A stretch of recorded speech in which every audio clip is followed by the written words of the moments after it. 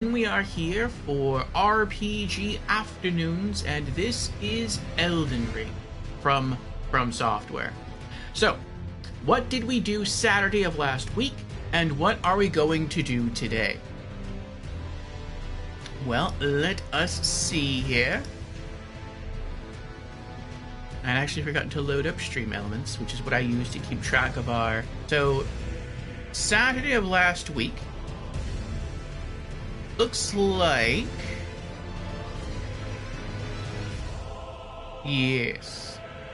It looks like we took out two boss beasts upon the Altus Plateau, and then we took out the Valiant Gargoyles within Nokrin. And that actually led us to discovering a new place called, I think it's called the Dark Root Depths, the Deep Root Depths. And we sort of left off there. And I said at the end of that stream that it would probably be our goal today to sort of pick up from there, and it will certainly be our next step. Most likely. Pardon me.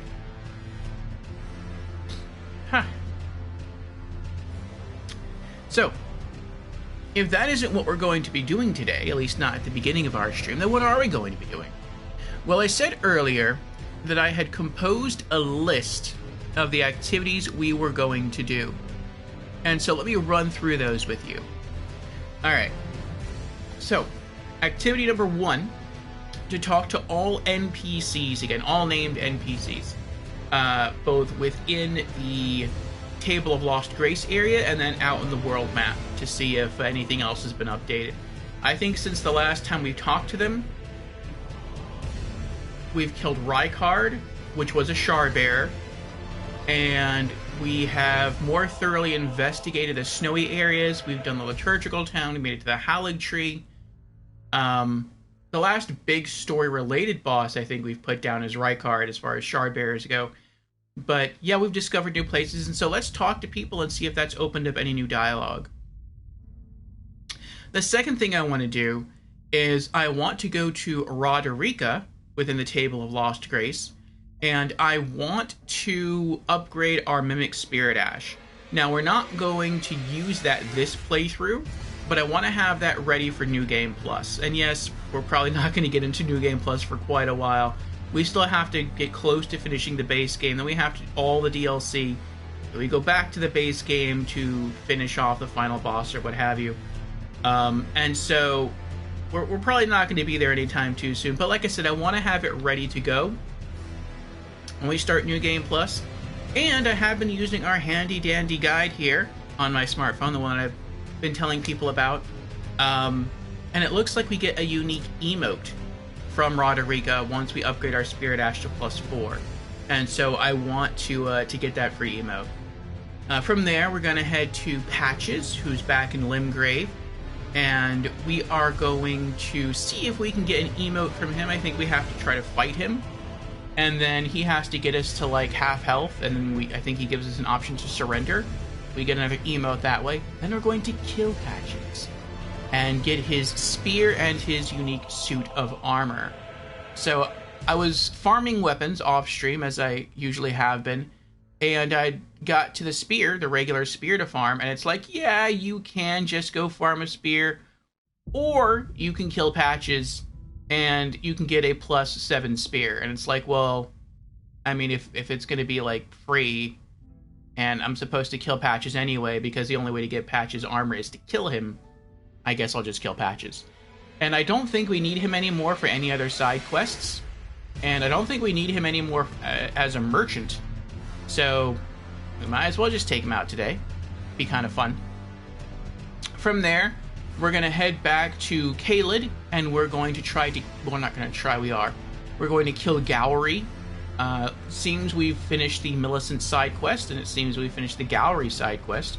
Those two sort of intertwine. So it looks like if we kill him, we get a unique... I think it's a unique incantation. No, I'm sorry, a unique talisman. I think it's a unique talisman. So we'll do that. From there, it's on to the Altus Plateau. There is a Knight's Cavalry that we can fight next to the Altus Highway Junction.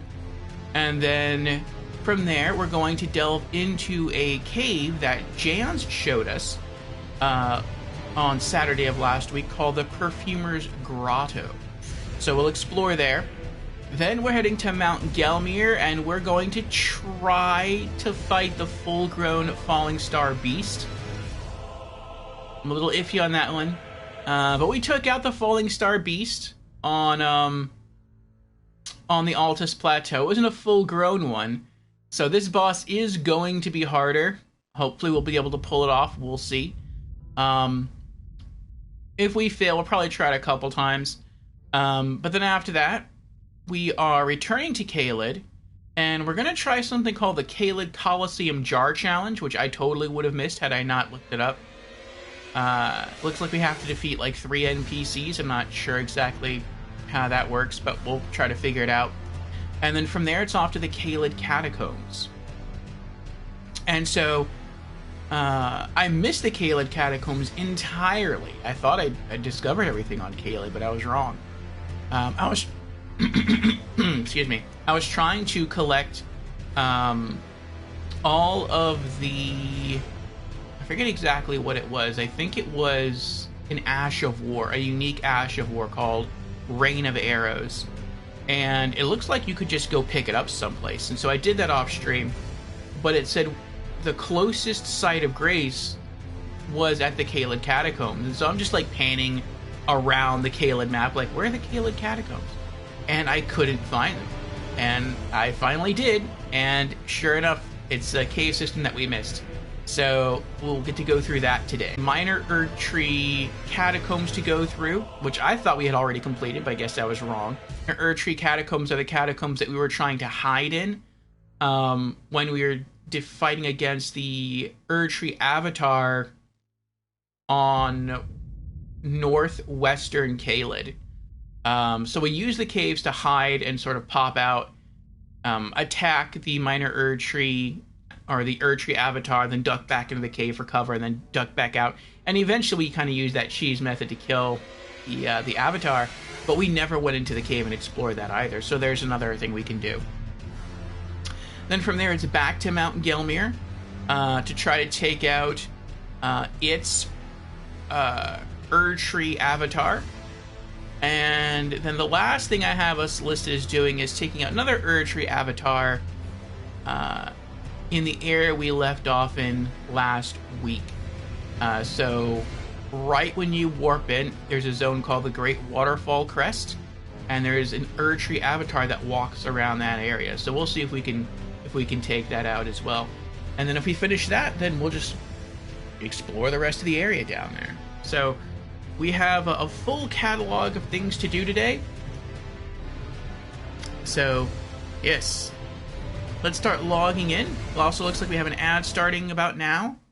Should last about 3 minutes, and then we'll have about an hour of uninterrupted gameplay. So that'll give me some time to log in, look through my inventory, refresh my memory on the build, what's going on, and then once that ends, we'll start talking to all the NPCs. So, yes, pull yourselves up, get yourself something to drink, maybe a snack, maybe breakfast, lunch, or dinner, depending on your time, and we'll start diving into things. Oh, there's something else, too. I took off the white mask. I couldn't do it. I tried. I really did. I just didn't like the way it looks, so I'm not going to wear it. I know I'm sacrificing some damage. I think someone said it's like 10% damage when we proc bleed. I'm going to sacrifice it. Because fashion souls.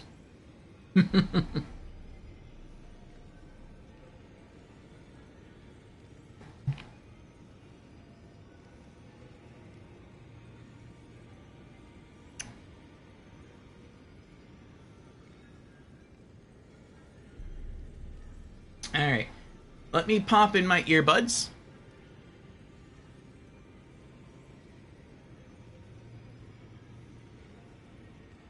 But yeah, I asked around in other people's soul streams, like, would you ever sacrifice power for looks, power for fashion and souls? Some were very quick to say no. They always go with power. Others were kind of like, maybe, you know, if the power upgrade isn't that strong and you really don't like the way you look, then, you know, play the game to where you enjoy it. It depends what you enjoy most. do you enjoy your character looking cool, or do you enjoy power? And I was like, yeah, that makes sense too. And, you know, thinking about it now, what sort of reinforces my decision is a friend of mine named Guns of the Helghast. I'm sorry. Named Sixth Axis. And he and I used to do some co-op in a multiplayer game. And he used to wear outfits that were not necessarily... that were not necessarily composed of the best armor pieces. And I and other people would ask him why he wore that as opposed to wearing armor with stronger defense. And his opinion, I think, was a really, really solid opinion. And it was something like this. It was, well, I can either wear something that works, and I think this is regarding Monster Hunter, Freedom Unite specifically. He was like, I can either wear something that works, but I don't like the look of, and I'm not going to like seeing my character in. Or I can wear something that is visually appealing to me, but I'll be weaker. But if I'm weaker, that means I have to get better. And so by wearing armor that isn't as good as it could be, that's going to force me to become a better player. Because I have to be a better player in order to survive. And I'm like, you know what? That's true. You are going to have to be a better player. Now, not everyone can pull that off. At least not easily. But if you have that kind of dedication to get better at a game despite your choices, rock it, you know, congrats to you. And there's no sarcasm there, like, really congrats. You know, I think a lot of people would go for the sort of the easy way. But to kind of stick to your guns and to say, you know what, I'm going to rock my fashion, and if that means I have to deal more damage than normal, or if that means I'm going to take hits harder than I normally would, I'll roll with it. And I'll adapt. Like, I'll adapt my combat tactics. Like, I think that's really cool. And so, yeah, no white mask for us. We're just sticking with the full, I think it's called a Knight Assassin set. Is it Knight Assassin or Knight Assailant? I think it's Assassin. It's neither. It's Black Knife. So we're sticking with the full Black Knife set, at least for now. If we come across something that I think looks cooler, then eventually we'll go on ahead and we'll change into that. But for now, full Black Knife suit. So, something else I wanted to check on while I was here.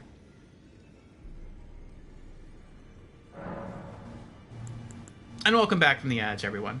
Something I wanted to check on while I was here is the Great Knife. I have a suspicion of something. There it is. And I could be wrong about this. It looks like maybe I am wrong about this. Okay. So it looks like the scaling on the Great Knife scales Dex with a B, Strength with an E, whereas Scorpion Stinger scales Dex with a B as well, but Strength at the D level. So it scales better than the Great Knife, but Scorpion Stinger is maxed out. The Great Knife is not. I want to pull that out right now and see if I can upgrade it anymore. And I wonder also if when I infuse it with the poison, if it starts to scale off Arcane as well. So let me try that. Like, I have this suspicion that a fully upgraded Great Knife may actually outperform a Scorpion Stinger in the long run. And when I say long run, what I mean by that is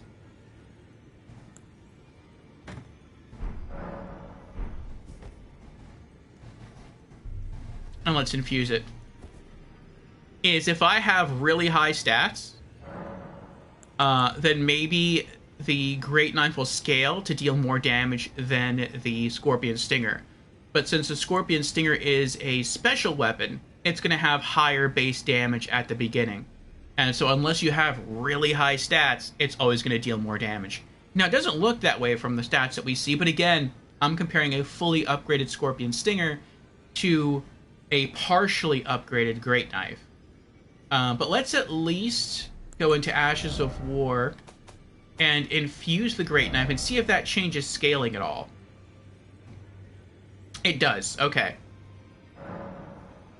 So if we go Poison, it now scales with Arcane at the D level. Actually, one last thing I want to try, because I think someone said this to me, is I want to try putting the other poisoned ash on it and see what happens. Because I think someone said that the poison that I had on it was like the weakest poison. In terms, and I don't know what they meant by that. I don't know if they meant like because of its ability, like its unique Ash of War ability. I don't know if they meant due to its scaling. I'm not sure. But let's give that a try and see what happens when we try to swap.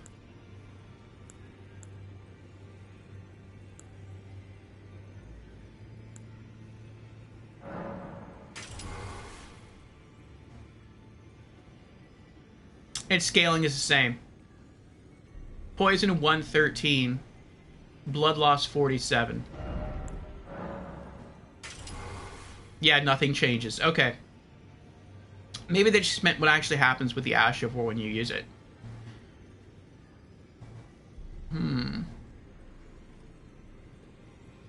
See, I don't know. I don't know. Let's take this off.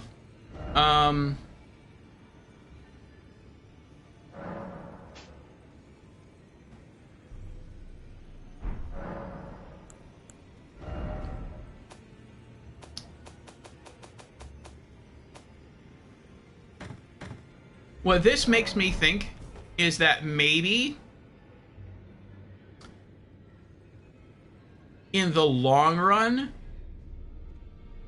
the stats of the Great Knife can catch up to the Scorpion Stinger. Because they both scale off the same things. It's just when I infuse the Great Knife with poison, its scaling goes up. Or not goes up, but it gains like descaling in Arcane. And I am focusing on Arcane as one of my main stats. And Scorpion Stinger does not scale off Arcane. It only scales really off Dex. He rolled through. I guess at some point those doors open. And, excuse me. And so, maybe if I have really high Arcane, eventually the damage of the Great Knife can catch up to the Scorpion Stinger. Well, where have you been hiding? That's my guess now. Dead. No matter, it's all the same. Lay out your arms then. But I did say I would fully level up the Great Knife, and so if that's something I can do, I want to stick to that. Okay, so we can upgrade it from Great Knife plus 21 to plus 22. Base attack power goes up by 4, and scaling attack goes up by 4. Alright. And it looks like we can do it again. Plus 22 to plus 23. Base attack goes up by 5. Scaling attack goes up by 5. And it looks like it ends there. We need another 3 smithing stone 8s. Okay, so we need 6 in total. But we're getting there.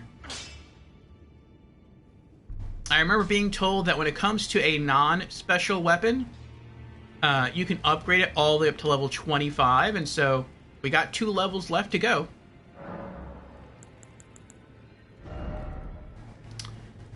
And I think we already have a stone that you would need to fully upgrade a normal weapon. I think that's it there. Ancient Dragon Smithing Stone. We have 2 of them.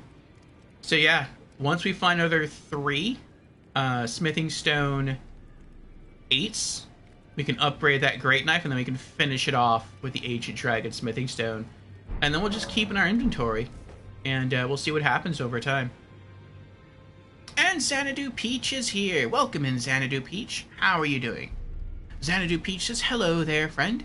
Today is our 26th wedding anniversary. Congratulations, Xanadu. Big congratulations to you and Amadeo. Big, big, big congratulations. 26 years is indeed a feat. So, yes, big congratulations again. I'm very happy for the both of you. It's great to have found someone and to be there to help support each other in your lives for 26 years. You are a lucky couple. Lucky to have each other. Just congratulations, Xanadu. Big congratulations. Well, if you want to hang out here, I don't know what your plans are for the day, but you are always welcome here. That's God working in our lives, my friend. I believe so, Xanadu. Maybe I'll one day find someone like you have and be able to share a great relationship, or to have a great relationship with for such a lengthy period of time, should those seek it out or want or wish for it. But yes, we are here playing some Elden Ring. We're just about to get started today. And we're just going to go around right now and talk to some NPCs and see if they have any new dialogue for us. So let's start with our friend here in the weird armor. Ah, hello there. What can I do for you? No new incantations. Nothing new there. Alright. And well, I guess we'll start here.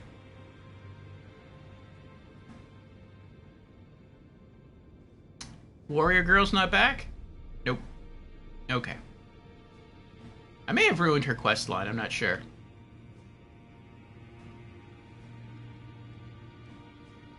Nobody's in here. Okay.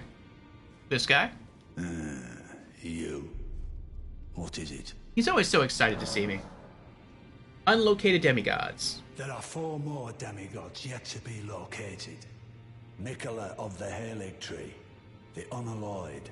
We found her. His twin, Melania, the undefeated swordswoman. Oh no, it's her we found. Luna Princess Rani, daughter to Renala. We found her. And the one only known as the Lord of Blood. We found him. Rani is said to have cast aside her great rune. So here at the Hold, we seek the whereabouts of the remaining 3 shard bearers. If you should learn anything of these matters, I'll trade your findings for a hidden treasure or a long-lost right, known only to me. We both desire to stand before the Elden Ring and become Elden Lord. As such, I hope we are compelled to work together. Secret medallions. Ah, so the secret medallions led you to the land of the Caelid Tree. That's new. I'd expect to find Melania there. She who fought Radahn to a standstill. Well, if the Scarlet Rot hasn't eaten her away completely. But with the Caelid Tree as it is, I suppose Miquella must already be. Ah, my apologies. Lost myself for a moment there. The information you shared is of great value. As promised, your reward. A secret right, known only to me. You are a true fellow. All I ask is that you remain constant. Black Flames Protection. Ooh. Well, now will this change? There are 4 more demigods. Miquella of his twin, Luna Princess, and Rani is said to have so here at the Hold. If you should learn anything, I'll trade you find. We both desire as such.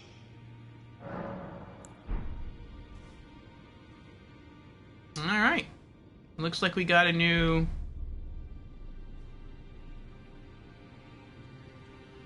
Incantation, maybe? Let's see.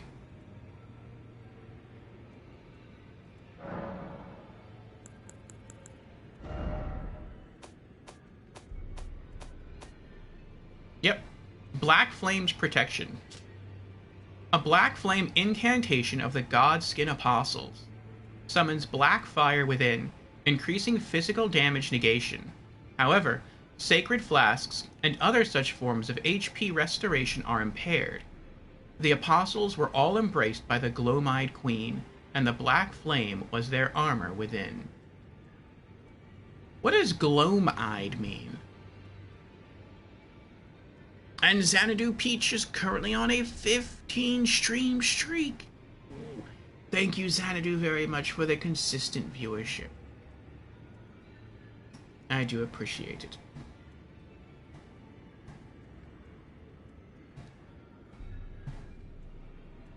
What is gloam? Gloam means twilight. So I guess dark eyes, like black eyes. Okay.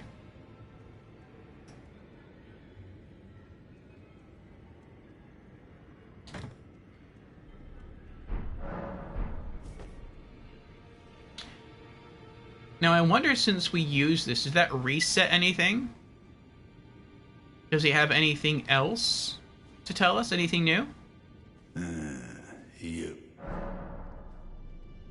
There are 4 more. Nicola of the Caelid Tree, the Unalloyed. His twin, Melania, the undefeated swordswoman. Luna Princess Rani, daughter to... And the one Rani is said to have cast saw here at the Hole. If you should learn any, I'll trade you for. We both desire as such. Alright, maybe I have to beat one of those shard bears and then come talk to him again. For something else. But that's cool, though. Do we have any bell bearings to turn in? No. Okay.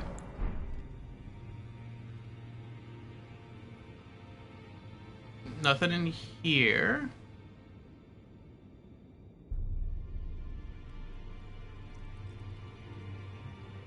I don't think there's any NPCs in the middle room. Not since Rogier died. No, okay.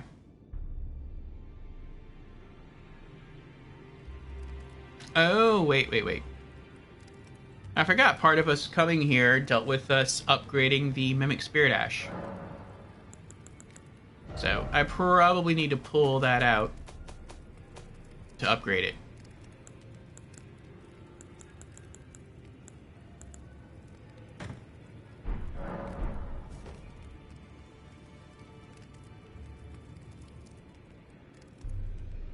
This way.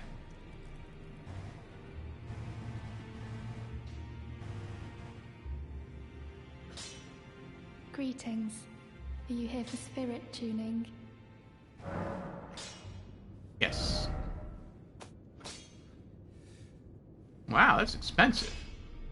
2,000 runes and a ghost glovewort.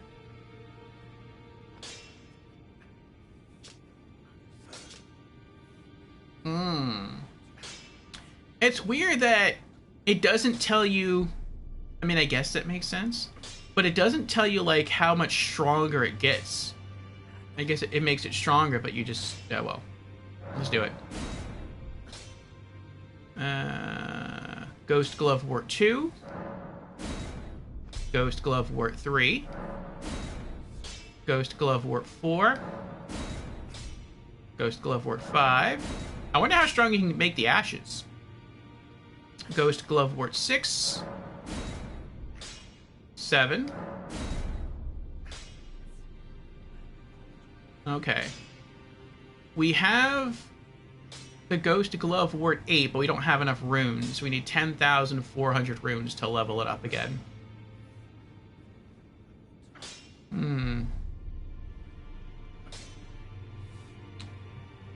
Okay. Well, we'll just remember that. 10,400. Let me type that into my calculator. Okay. So we'll just keep this in our inventory. I feel like I'm really coming to grips with spirit tuning of late. I can see how and why immortal essence exists. A spirit under the Golden Order. I can understand their yearnings, what they become drawn to. Master Hugh said it himself, actually, that I'm no mere apprentice any longer. Once again, I'm pleased to make your acquaintance. Roderica, the certified spirit tuner. Curtsy. Yay! New emote. What does that look like?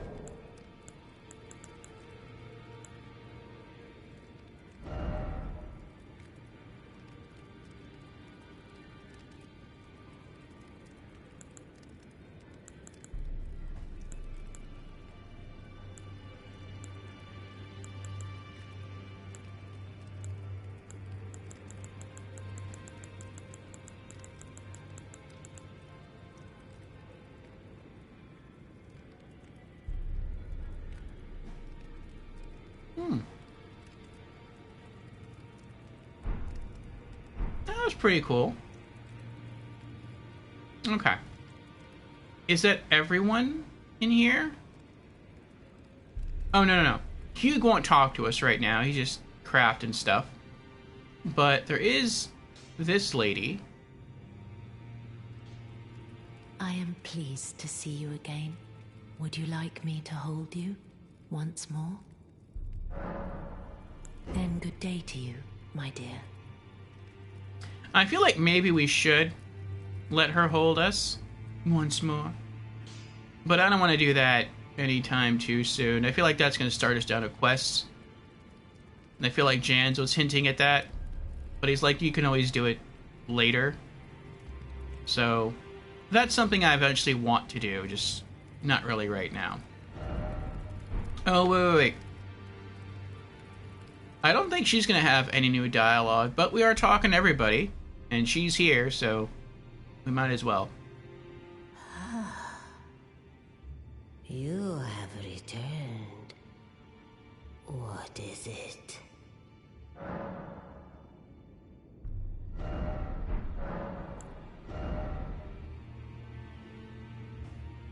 Nah, she's got nothing.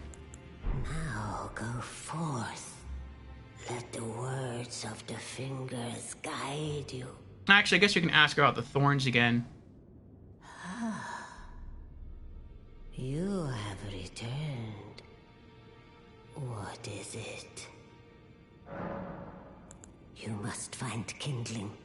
Only the smoldering flame in the great forge of the giants on the highest peak in the lands between can burn the Erdtree. But special kindling is required to reignite the flame. For the flame to burn the Erdtree, a sacrifice is needed of one who envisions the flame and can lead you to the rune of death. Now go forth. Let the words of the fingers guide you.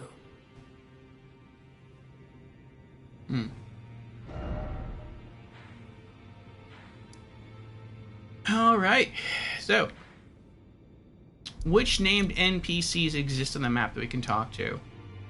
There would be Merchant Caelid. That's the first one I know of.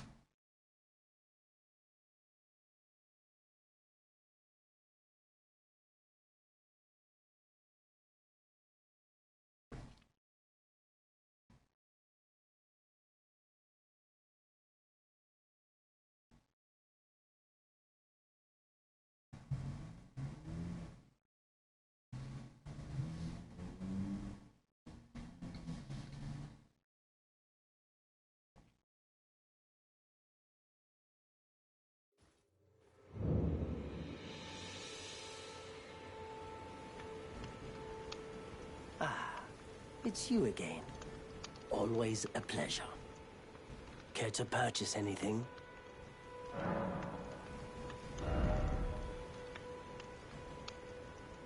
No, nothing new. I don't have anything to sell, do I?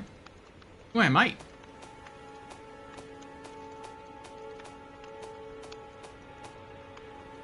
Yeah.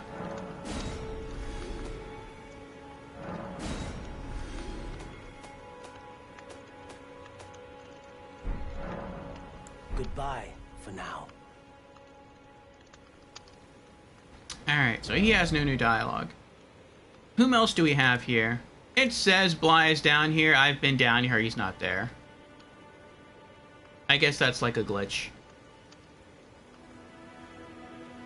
We have Kenneth Height, Limgrave Heir.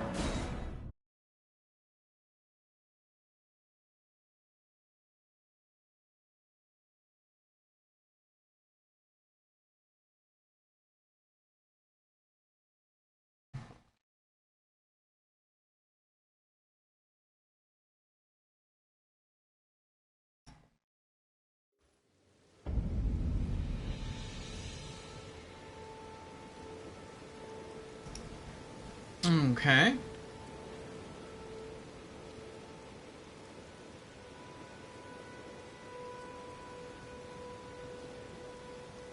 Oh, that was spooky. That phantom right there. It looked like he was just looking at me.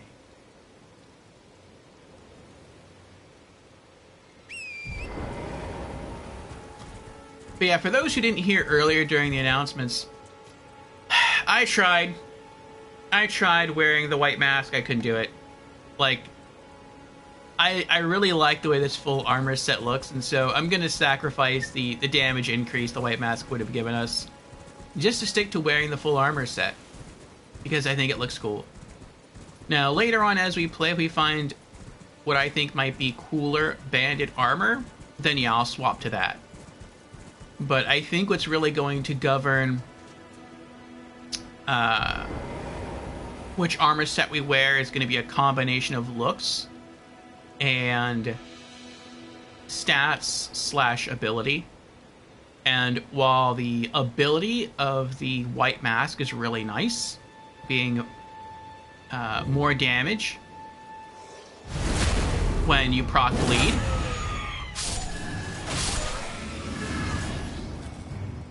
I really don't like the way it looks. And so because of that, I'm not going to wear it.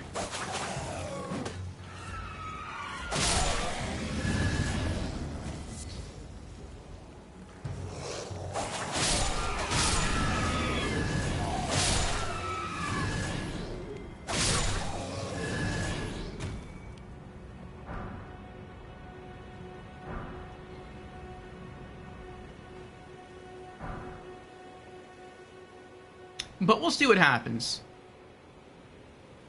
as we continue to play the game.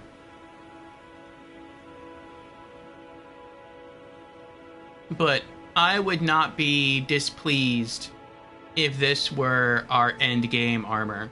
Like, I love this. Is so pretty. Like, I love the color scheme. I love how shiny it is. I love that you kind of have this like weird phantom cloak and hood over our regular cloak and hood. I think it's a cool visual detail. And I like the fact that it silences all of our footsteps and rolls. So not only is it literally like assassin armor, which kind of works with our bandit class, but even its ability to be able to run it behind enemies silently, like, thematically works with our class. So this is perfect for us. I must begin my search post-haste for a true and stalwart lord of the proper lineage to take the reins of Limgrave. Okay. So that's done. Is there anyone else on Limgrave?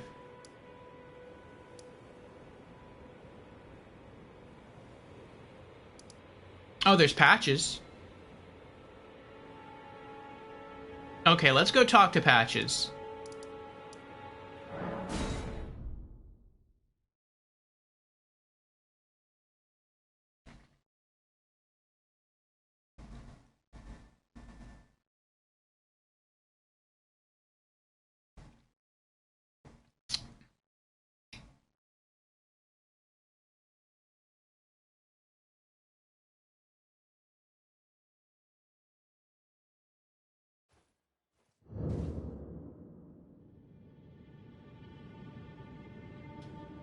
Okay. So I think we have to try to fight him. And then allow him to get our health halfway down and then surrender. Look at all those bloodstains.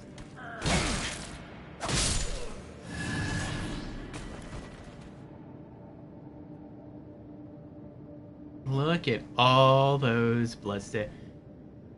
That's pretty cool. That means a new player must have been here. Ran through, tried to kill the soldiers, rang the bells, triggered the trap. The room got flooded with enemies, and they died pretty quickly. Ooh, I almost triggered that one right there. Come on. Come on. There you go.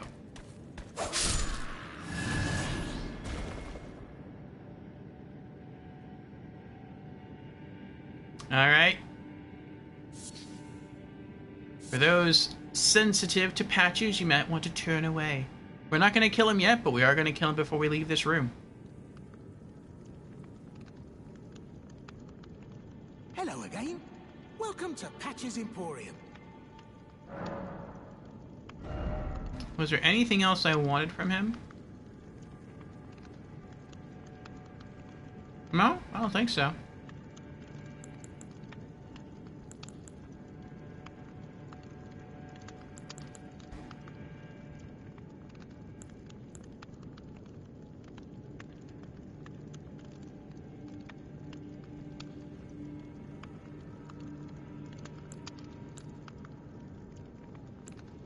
No.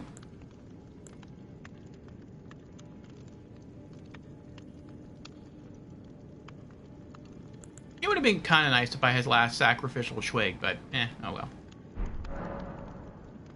Cheers for that.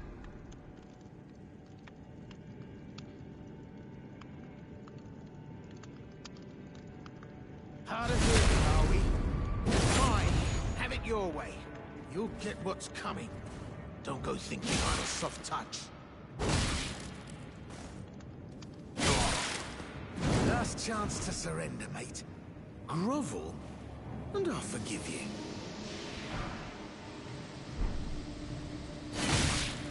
Okay, we got it. We got the emote. Now we kill him.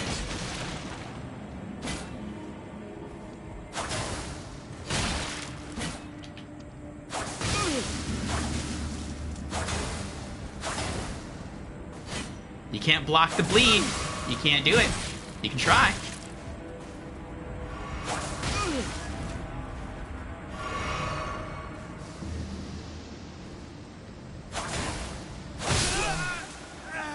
It was bound to happen someday. What a shit show.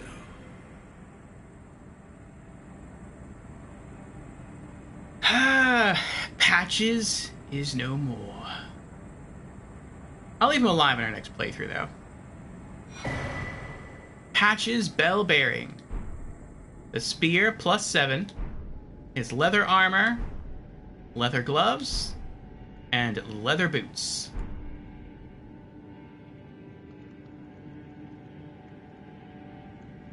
All right.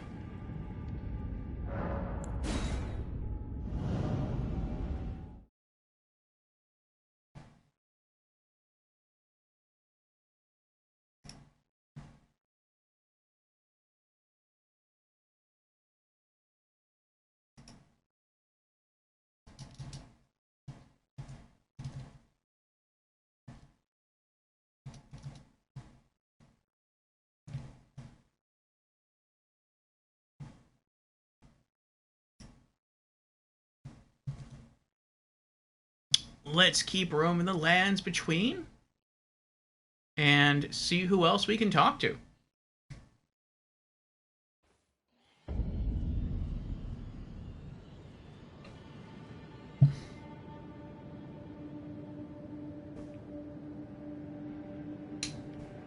You know, I'm tempted right before we start New Game Plus, because I think Jan says that you keep all the bell bearings from one playthrough to the next. I'd be tempted just to go through the game and kill all of the merchants, just to get all their bell bearings, so that when I start New Game Plus, like, I have access to all of the merchants' inventories. from within the hold, instead of having to like wait till I unlock different regions to regain access to that merchant. Though, what would I buy from the merchants that they sell that I wouldn't gain access to naturally? Just, I don't know. Maybe I won't do that. Because I'm buying everything I want from all the merchants, and it's like, would I buy... I can't think of anything else I would buy additionally. Okay. Rainbow stone, glowstone... We'll turn in the bell bearing later.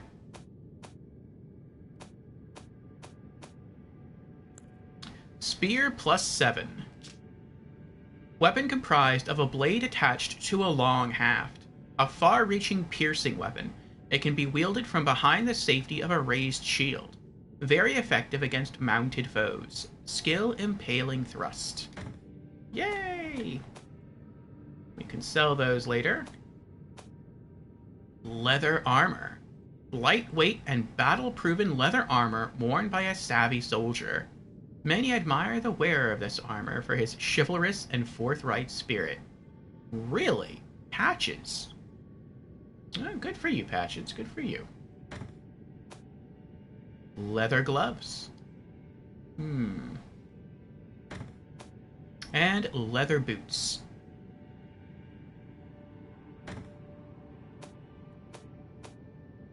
Okay. Where else can we go?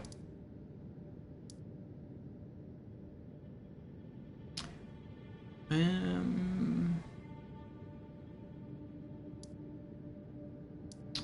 mean, you can correct me if I'm wrong, but I think we're done with Limgrave.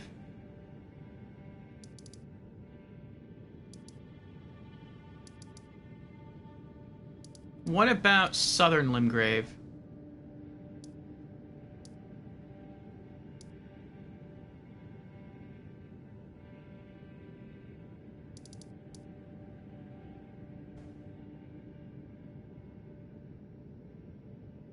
No, I think we're done. Alright, the next NPC I know of is this guy up here, Gatekeeper Gostock. So I guess let's go talk to him. I don't think he's going to have any new dialogue, though. I think he's just very focused on Godric. And that's really, like, his only concern with the world.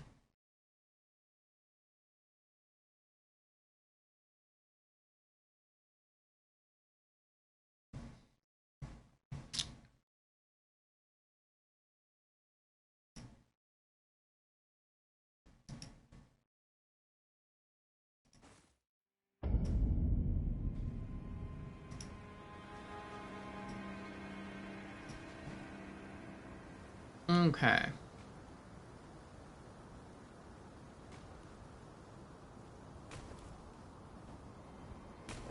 Now, I suppose I'm free. I can do whatever takes my fancy. Can I, mate?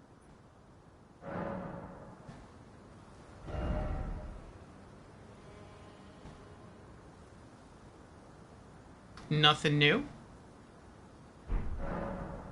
Alright.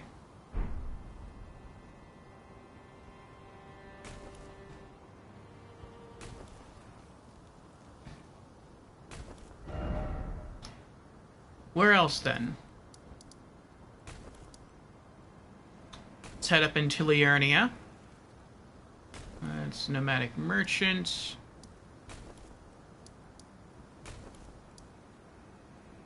Maybe we have to... I mean, I've already killed a boss since we last spoke to her. I think we killed Rykard. And if she has no new dialogue, maybe we actually have to tell her that she's been eating human eyes to advance her quest.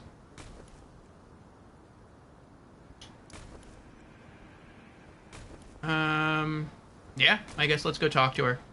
Gatetown Bridge.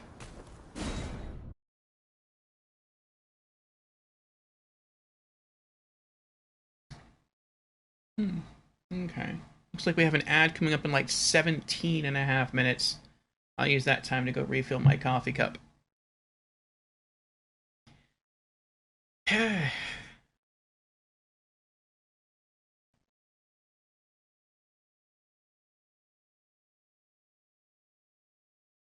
think something else we'll do in New Game Plus is we'll set up a group password. That'd be cool for everyone who's playing Elden Ring. I think we can use that feature to, like, heal each other specifically and maybe to gain XP. Get notifications of taking down rune bearers. I think that thing's kind of cool.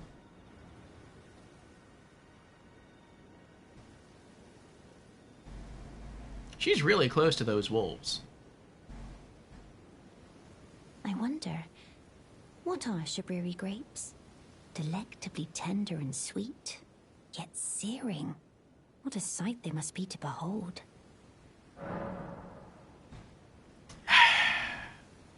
They're human eyes. Sorry. No. That's not possible. Not all of those people. Their own... So those noises I heard were...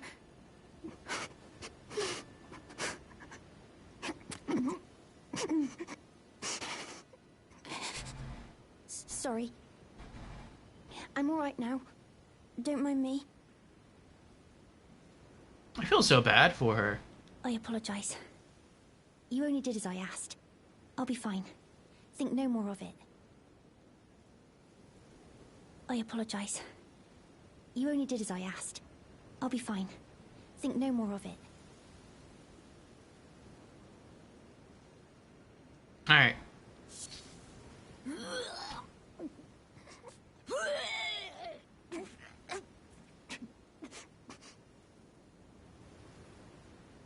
Sure you're okay?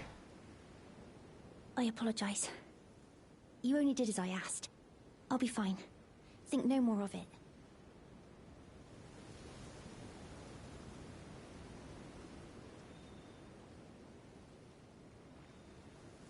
Okay. I have one more grape to give her. I don't know if she's going to want to eat it now. But let's rest here, and I guess this will reset the world. Then I'll try talking to her again.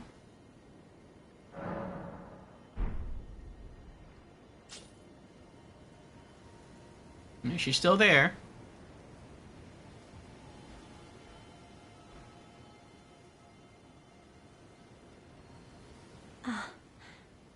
Is that you over there? I've gleaned something very important indeed, thanks to you. The reason why it was eyes I had to eat. The distant light is far and frail, so faint it can't be seen by the naked eye. But with everyone's eyes together, it appears. Finally, it all makes sense. I'm certain now. I will be a finger maiden. I feel like her needing eyes to ingest them, to put them essentially on the inside of her. I feel like that's sort of like an homage to Bloodborne. Eyes is a very strong theme in Bloodborne. I've gleaned something very important indeed, thanks to you. I'm certain now. I will be a finger maiden. Alright, but don't you want the last grape that I have for you? It's tasty, yet searing. Let's try to reset it one more time.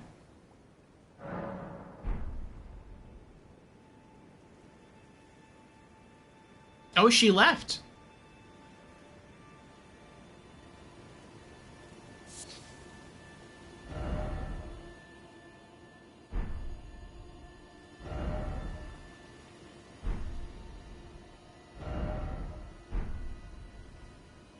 So I guess I have to find her again. I hope I did the right thing.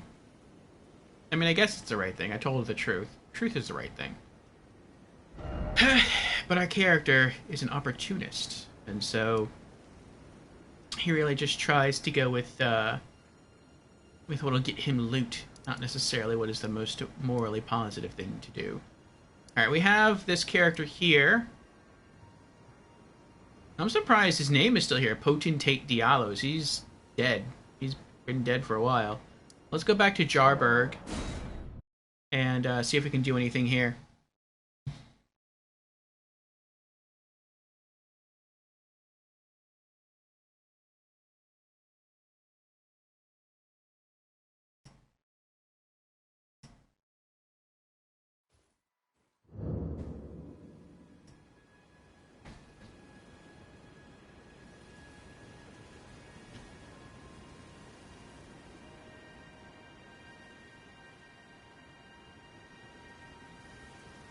Oh, I see item.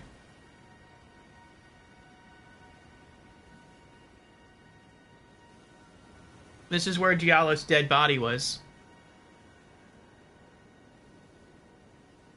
Oh, I guess that little guy finished picking him to pieces and stuffing him inside himself. Diallo's mask. Oh, I guess that was the only new thing.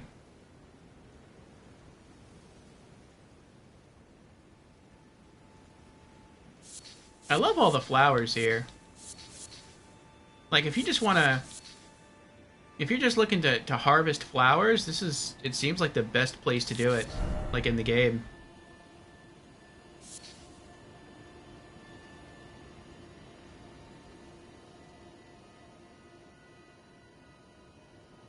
Thanks for coming back, cuz. I've been thinking... It's time for me to set out on a journey. As a warrior jar. Upon the path of champions. I'm about to go on a journey. As a warrior jar. In search of glory. I'm about to go on as a warrior.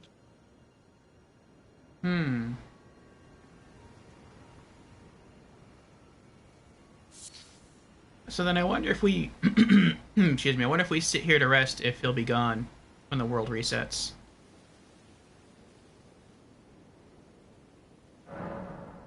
No, he's still there. Well, let's do some inventory management here. What is this? A Newman's Rune? Oh, we can pop that. That'll work. We can use that to help upgrade our Spirit Ash. And let's see what else we got. Hoslow's Petal Whip. I'm gonna have to keep this. I know I said before, like... I'm only looking to collect 2 of each dagger, and everything else I just want 1 of. But we fought against Hoslow's Petal Whip, and it's so cool that I just want a second one. I mean, there's also the fact that I used whips primarily in Dark Souls 2, and that sort of made me fall in love with whips. And that's sort of another reason why I want to keep both of them. Where are they? There they are. We gained 1 by killing his brother, and then we gained 1 by looting it off what remained, I guess, of his dead body. So, that's pretty cool. Okay. Sell those. Diallos Mask. Replica of a twin-tailed silver helm with flowery adornments. Only without the twin tails. Diallos Hoslow had an older brother who was a stern, self-possessed man of few words. His achievements made him seem out of reach. And so the younger aspired to be like the older. Oh, I thought Diallos was the older. Yearning for the day that he would tell the tale of House Hoslow in blood, knowing full well that it would break his brother's heart.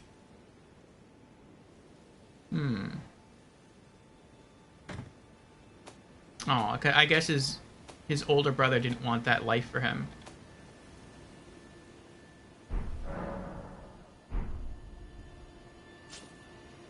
Alright. I'm gonna go talk to little guy again. And then we're probably gonna head back to the stronghold area, the table. Oh, hello again, cuz. No, I haven't changed my mind. I'll begin my journey once I'm ready to go. As a warrior jar, in search of glory. Okay, so I guess something else has to happen then, in order to get him ready to send him on his way. Maybe we just have to progress an event in the world, maybe like beat another boss, or I don't know. But, something to keep in mind there. Okay. Was there any other NPC? There's Turtle Pope guy. But, we'll go to him next. I want to hit the Table of Lost Grace, turn in the Bell Bearing, and then, upgrade our Spirit Ash some more.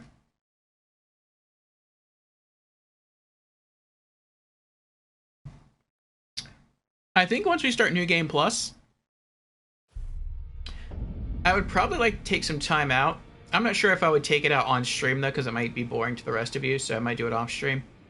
Maybe I'll ask when that time comes, or when that time draws near. Because I would like to pull out all of these spirit ashes and just kind of like play around with them, see what happens when I use them. Just to see kind of what they look like. But yeah, we're not going to use any other spirit ash except for the mimic when the time comes.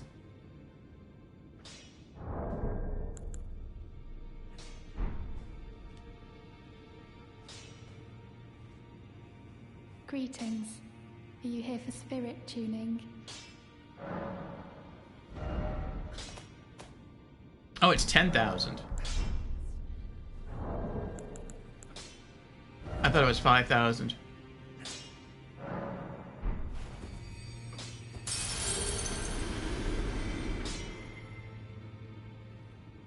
Greetings. Are you here for spirit tuning?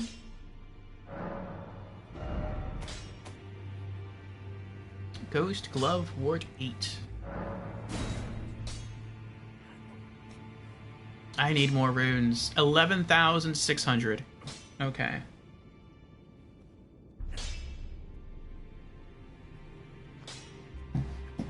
I like that I actually have, at least so far it seems like I have all of the Ghost Glove Ward that I need. It's just I'm only missing runes.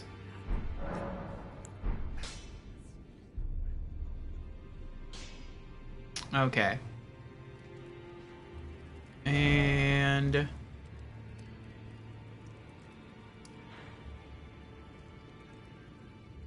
let's go back to Merchant Kale. Sell some of those duplicate rickety shields, and then we'll hit Turtle Pope in Liurnia. Because I don't think you can sell him anything. I think all you do is just buy spell scrolls from him.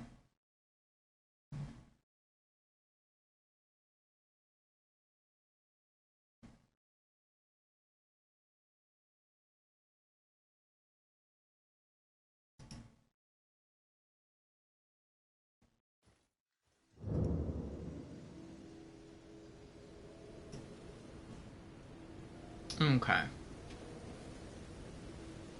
Oh, I forgot to turn in the bell bearing. Ah, it's you again. Always a pleasure. Care to purchase anything?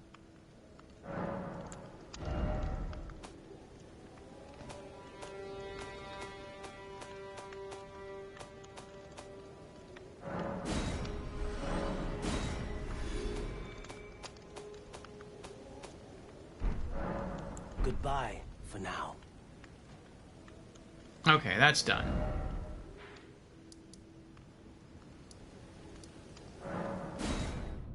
Go turn in Patch's bell bearing.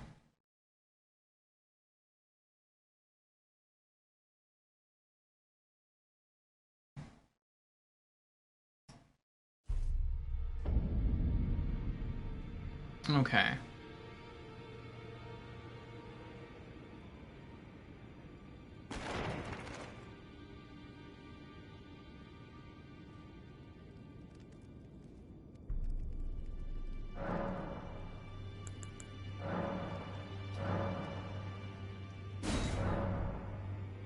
Oh.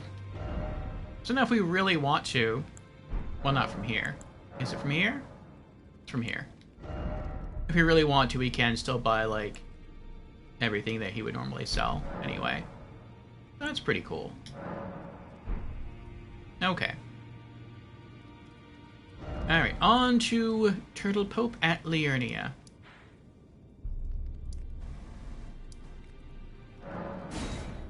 The Church of Vows.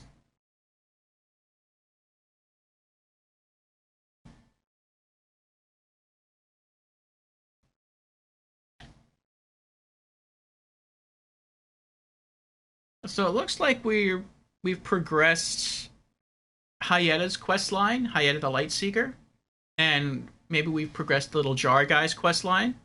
So that's good.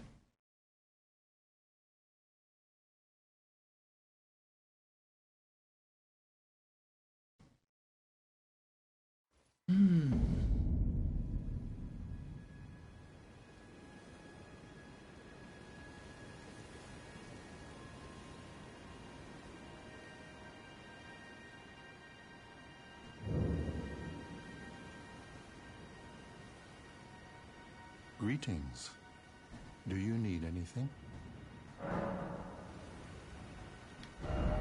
No new sorceries. No new incantations. Radagon? You know, it's said that Lord Radagon harbored a secret.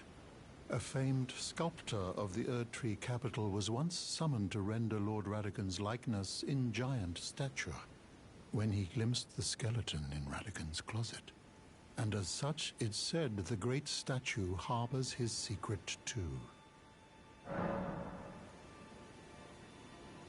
I don't know where there's a statue of Radagon.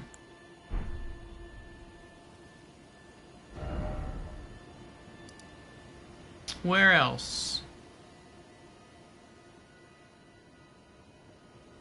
Who's this? Merchant.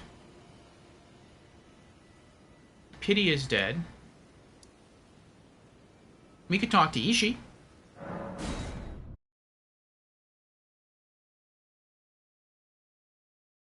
I don't feel like Ishii's gonna have any new dialogue, though. Just because the last time we went to talk to him was right after we completed the latest part of Ronnie's quest, and he's very much attached to Ronnie. But I could be wrong. Also, it looks like we have an ad starting in about 10 seconds. I'm gonna use that time to get myself another full cup of coffee. And I think I'm going to try to recenter the camera. So, the screen might blue screen a bit.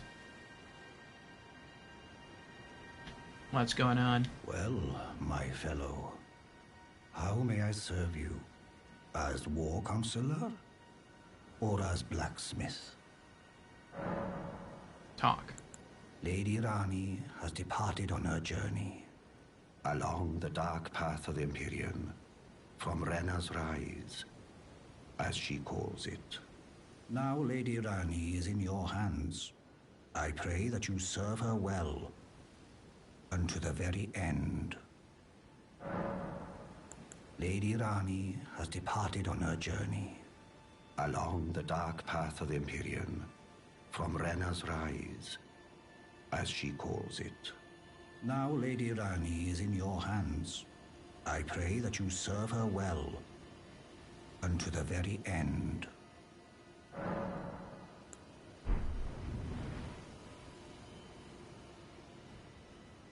Rena's Rise, huh?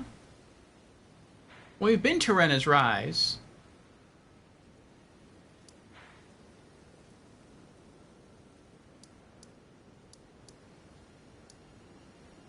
Yeah, that's what teleported her to Nokran. But we've done everything there. Where else can we go?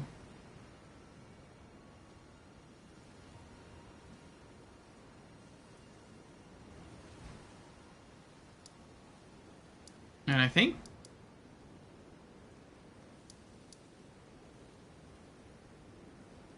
that's it for Liurnia. The only other NPCs that I know of would be Renala and Sorceress Selim, but I don't think they're going to have any new dialogue. But let us be thorough and check. While that screen is loading, I'm going to go get myself a cup of coffee. I see the ad rolling now.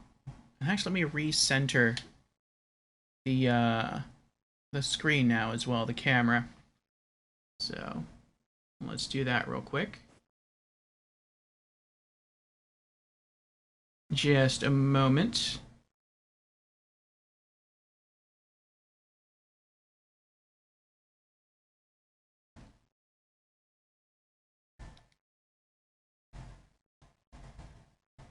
There we go, that's much better.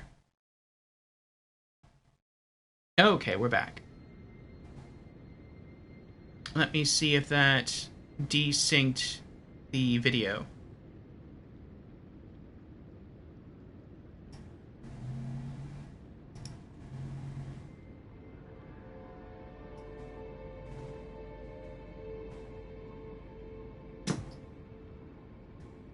Audio check.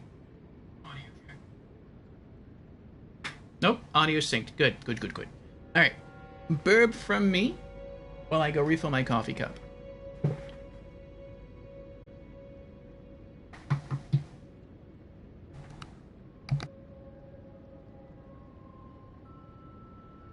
And we're back. Thank you for your patience. Have a nice, full, hot cup of coffee, and we are ready to return to it. And for those just joining us and wondering what we're doing in Elden Ring, we are running around and talking to all of the named NPCs, which I guess is really all the NPCs, because all the NPCs have names. Well, not necessarily. We're not going back and talking to all the nomadic merchants, but if the NPC has a unique name, we're going back and talking to them. Thou art thou now assured of thy want to be born anew?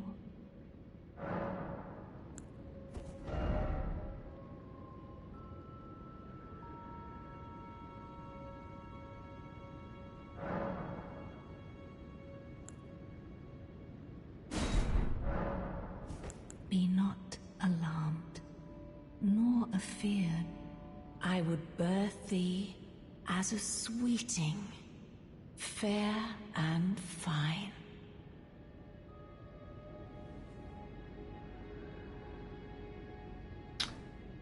I think you have to have something done in order to get a unique emote from her.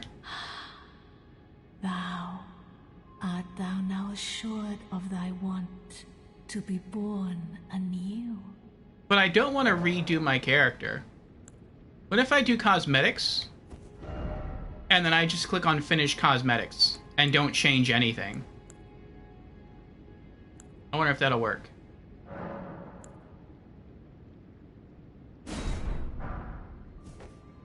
Yeah, we got it! Balled up. Cool. Be not alarmed, nor afeared. I would birth thee as a sweeting, fair and fine. Nice. Okay. And what about the tragic figure that is Sorceress Caelid? My friend.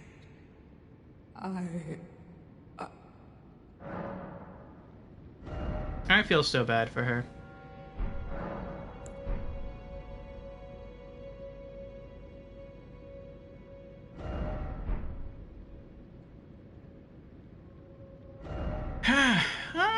Lady Nilafar is here, and Jans is here. Welcoming you two. How you doing today? Jan says, I see Orfeo found there was a gesture related to Renala. You are correct, and we have it now. And Lady says, hello, Orfeo. How are you, sir? Doing well, doing well.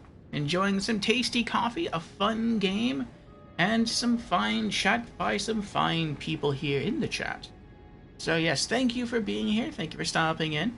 I hope you two are doing well. Jan says, ironically, by betraying Caelid, you spare her from a much worse fate. And a Titanite slab. That might be something we do. Well, it will be something we do in either New Game Plus or New Game Plus Plus.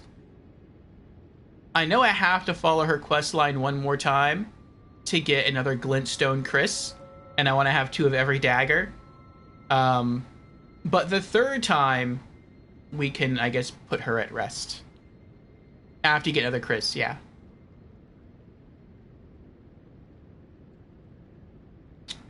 Ooh, that is hot.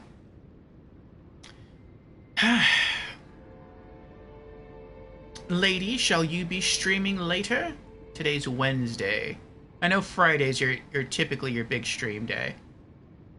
But sometimes you stream on other days. So far what we've been doing is we've been going around talking to all the NPCs again.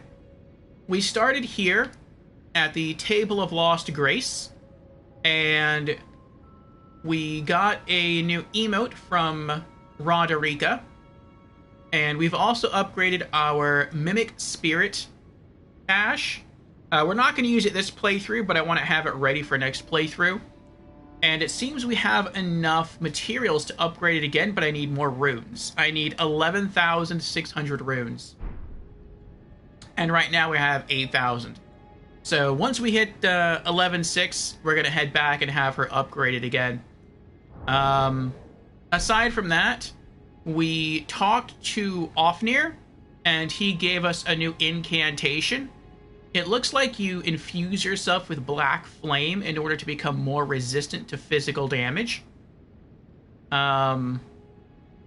also went back to speak to Hayeta, and we finally told her that she was eating human eyes. And she seemed kind of grossed out by that, which, I mean, I would kind of expect that reaction. Then she apologized, and then she left. So we have to find her again. And then we went to Patches, and we attacked him. We got the new emote from him. And then we killed Patches, and we got his loot, the +7 spear, his unique armor set, and his bell bearing. And then from there, we just tried bouncing around and talking to all the other named NPCs. And so far, we have finished doing that for everyone in Limgrave that I'm aware of, and now everyone in Liurnia. So we're about to go to Caelid and check out what's going there.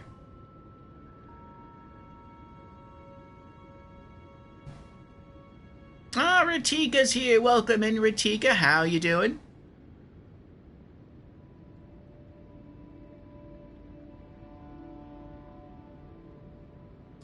Jan says, betraying Selen is like a much darker twist of being mean to Laurentius in Dark Souls 1 to stop him from going hollow.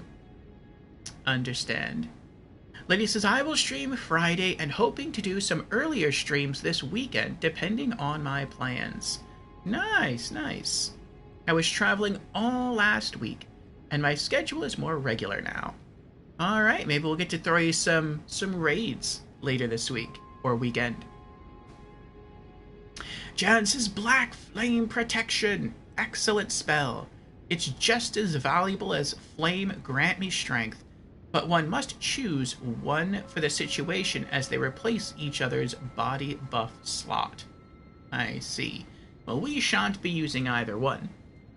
But it is cool just to add another spell scroll to the collection.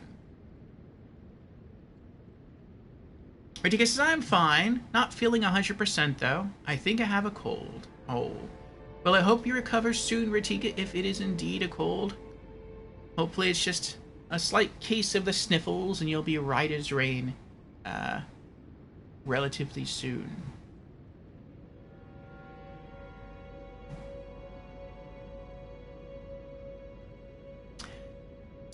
Okay.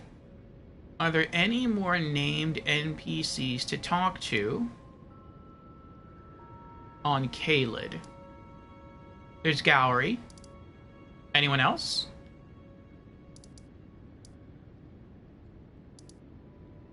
I don't have any more death roots, so I feel like going back and talking to Garang would be pointless.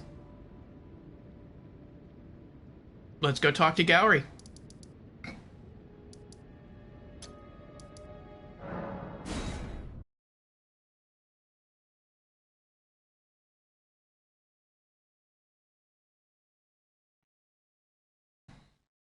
But last night, I went through and I composed a list of activities for us to do today in Elden Ring.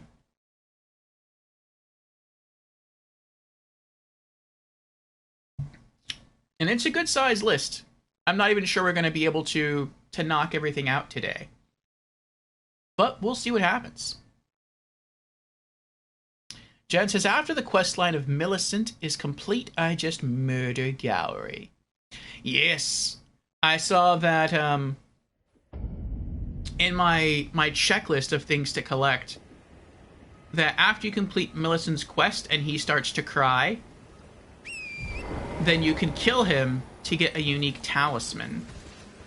And so that is what we are going to do right now. We will try talking to him again, though, first. See if he has any last words before we put him to the assassin's dagger.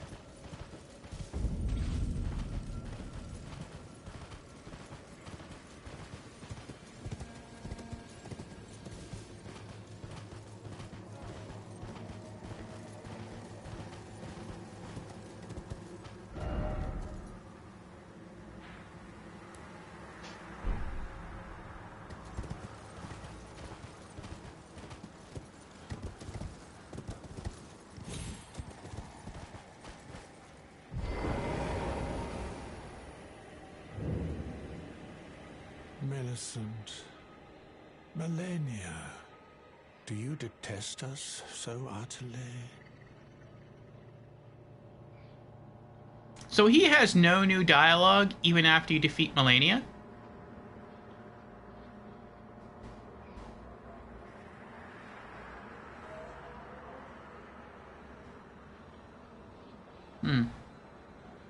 No new dialogue? Then die!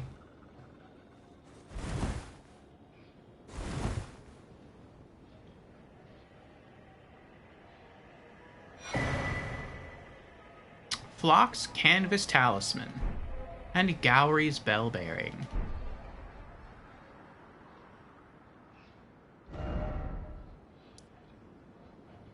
Okay. Let's head back to the Table of Lost Grace to turn in the Bell Bearing, do some inventory management, and then it's off to the Altus Plateau.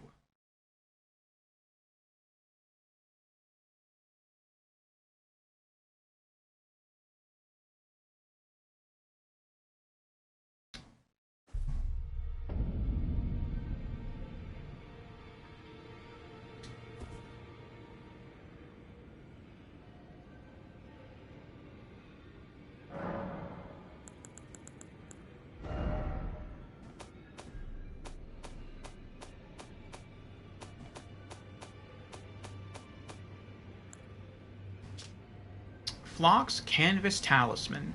A talisman bearing an icon that depicts a mass of masked figures. Greatly raises potency of incantations.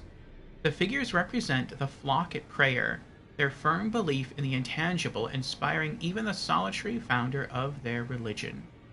What is faith if not an affirmation?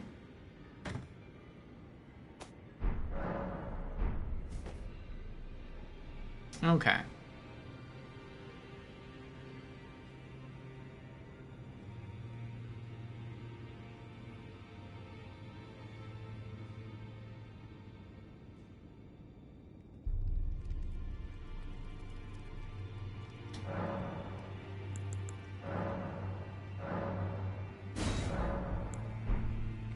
Good. Alright. Up we go to Altus Plateau.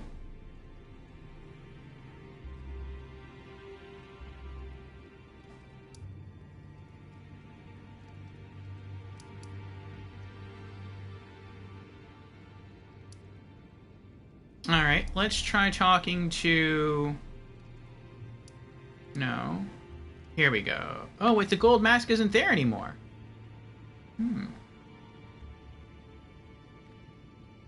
Or is he? I mean, the icon's not here anymore, but we can... I guess we can just go check.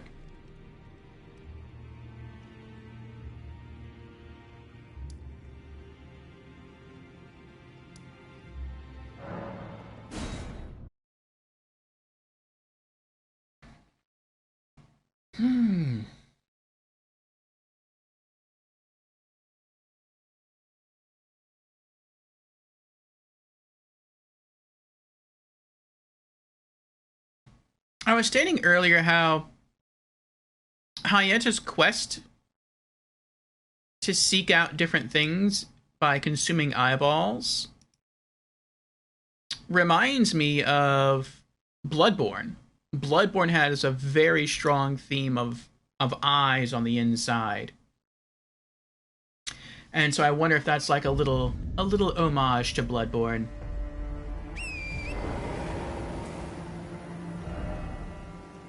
Alright. Now, where's that... I think it's over here? The poof of... Ooh! That was nice.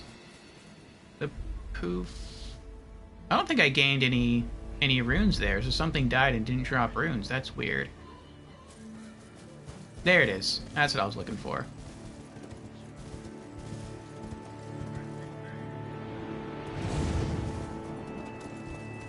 Okay.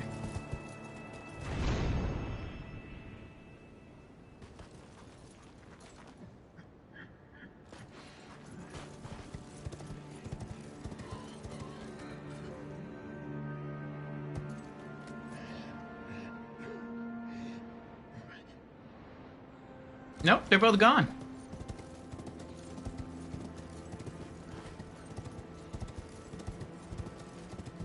The gold mask guy and the cleric guy from the round table.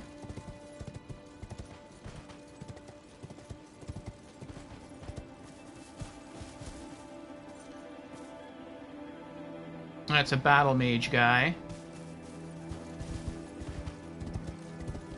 Huh. Yep. Alright then. Where else can we go? I don't think there's anyone left at Volcano Manor. No. There's Alexander.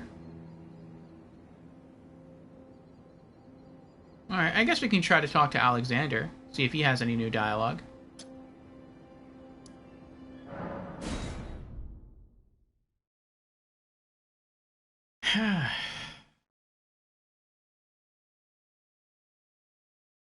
And then from there, I guess it's off to the snowy fields.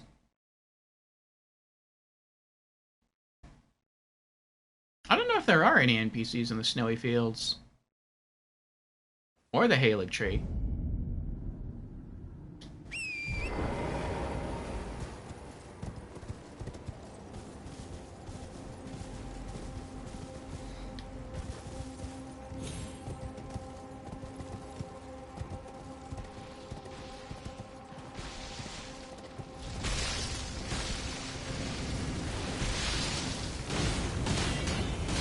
Some crazy magic there.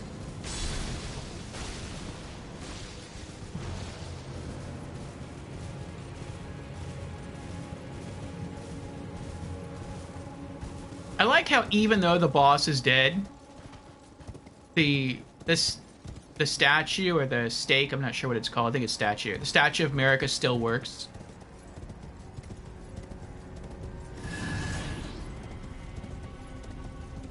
Yay, free runes! Yep, he's still there. Oh, hot! Hot! Hot! Oh, ho, ho, ho, ho.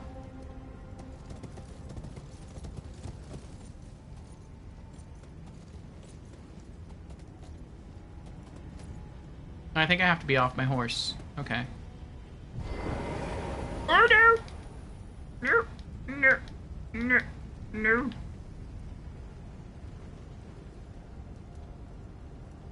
Perhaps I'll head eastward. There's an old saying I've caught wind of. Above the lofty clouds, the icy giant's peak doth soar. Here lieth the flame of ruin, which ever burning roars. Oh, so I'm supposed to meet him again in the snowy north area near the... Okay, near the big burning pot.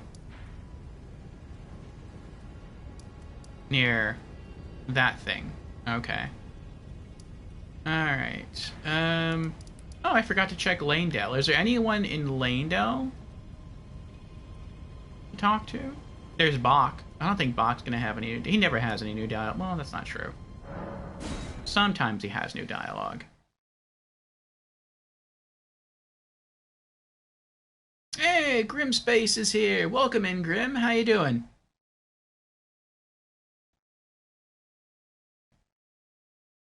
Orfeo, what's up, dude? What's up, Grim? And Grim has just subscribed. Oh, thank you for that, Grim. I appreciate it. Grim, just like a hero finding the ultimate loot in an RPG, you've leveled up your support with a Twitch sub. Orfeo, looks like you've got a new legendary ally in the quest for ad-free viewing and epic emotes. Thanks for joining the party with your sub, Grimspace. Yes, thank you again, Grim. Thank you. Cheers.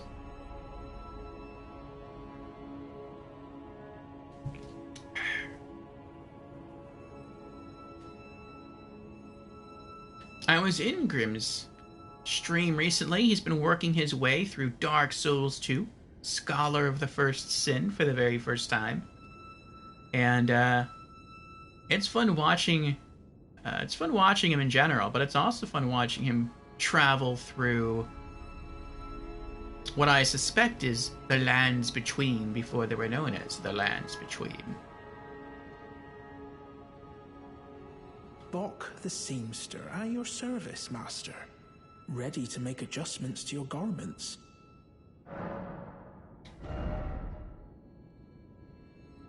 Oh, he can alter something. Finally. Grim says, doing great. Stopping by and saying hi. I'm working right now, but I will lurk in the background. Alright, Grim, I appreciate the lurk. I appreciate the sub. I appreciate you stopping in to say hi. And I hope the rest of your work shift goes well. Take care, my friend. And I will see you again. Perhaps later in my stream or in yours. So it looks like I can have him alter this by removing the hood. I don't want him to remove the hood, though. I like the hood. So I'm going to ignore that.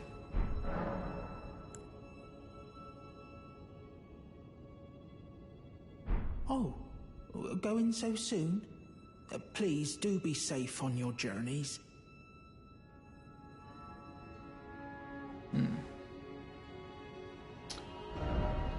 Okay. And Bra's here. What's up, Bra? One Pokemon disappears, another one appears. Yes, welcome in, Bra. How you doing?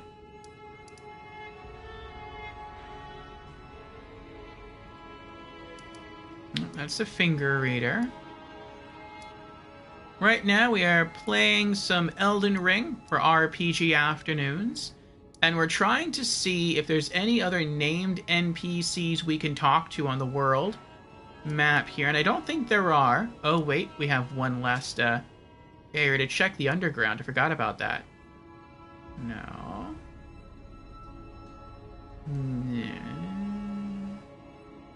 No.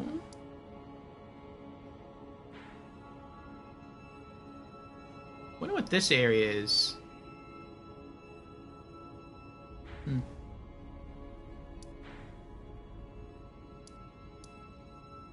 Merchant. I guess we can go back and talk to the D guy. Maybe I'll have new dialogue after we beat the gargoyles. Actually, I think we tried that already. Maybe I'll have new dialogue after we went to the other area, though. To the Deep Root Depths, or whatever they're called. That's a merchant. I guess we can try that.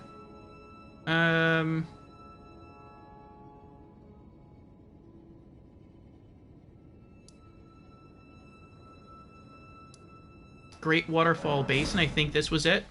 We could just turn around and run backwards. And this would be the last named NPC. After that, we'll move on to our next objective. Russ is pretty sweet. Just got off work. Nice. Can't believe how far you've gotten. Missed a lot. Yeah, we've been knocking out a lot.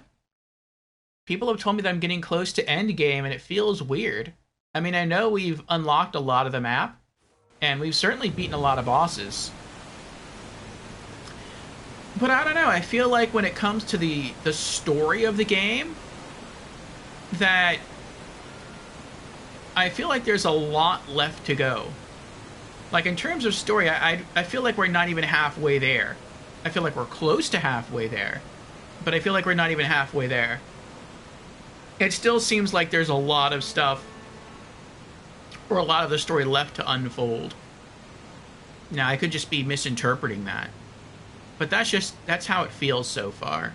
So maybe something's going to throw me for a loop.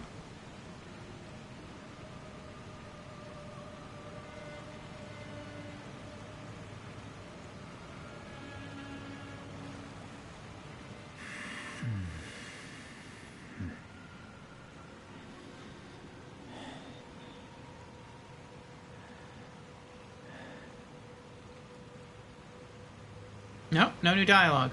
Okay. Russ says, I suppose so. As far as understanding the story, I'm still at square one.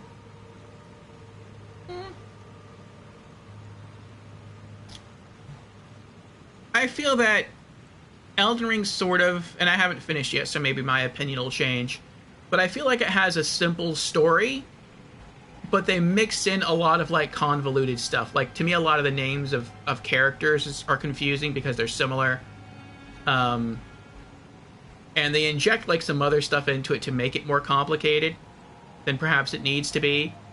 Like, a lot of the characters have their own goals, their own, not only their own motives, but different things that they want to ultimately do. Like, some characters want to become Elden Lord. Some people just want to destroy the world. Some people don't care about it seems like they don't care about the Erdtree at all, and they just want to do their own thing. And that's cool. But it feels like a lot of those are side stories. And that's kind of what I mean by they're unnecessary if you just want to stick to the main plot. It's like main plot, go in, you kill the big baddies, which are the rune holders, or the holders of the great runes. You gain their power, you go to the Erdtree, and then you become Elden Lord. Like, that's sort of the big story. And that's sort of the big story of Dark Souls 1. And Demon Souls. And Dark Souls 2. Kind of Dark Souls 3. Not so much Bloodborne. Kind of Bloodborne, but not so much. So...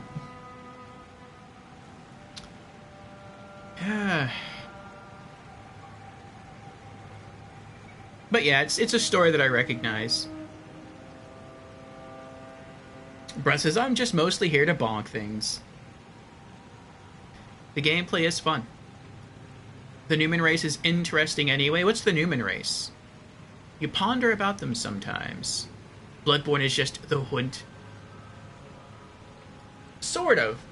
Bloodborne is kind of like Dark Souls, in a sense, in this story. It's just you're not there to necessarily or specifically gather the souls of, like, the 4 great ones and then go fight the final baddie to become the Lord, or to sacrifice yourself to restart the cycle. You're really only there for one creature. It's just after the blood transfusion in Bloodborne at the very beginning, your memory gets wiped, and so you don't know why you're there. And so you're just trying to, like, fumble your way through until you eventually happen across the big baddie that you were looking for before the blood transfusion, if you're lucky enough to find it. And then that's sort of how the game concludes. So it's a bit weirder in that way. Okay. Let's go to our next goal here. So we talked to all NPCs again. We're still working on leveling up our Mimic Spirit Ash, which we're going to use in New Game Plus and beyond, but not this playthrough. I just wanted to do it early, just to have it done.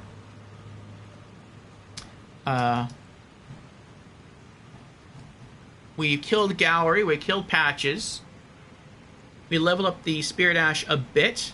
We talked to all NPCs. Okay, the next thing we're set to do is to return to the Altus Plateau and fight a boss. So let's see here. Altus Highway Junction is where it is. Where is that? Altus High there, okay. So there should be... We've also, I think, progressed a couple of quest lines. We progressed Hyetas, the Light Seeker.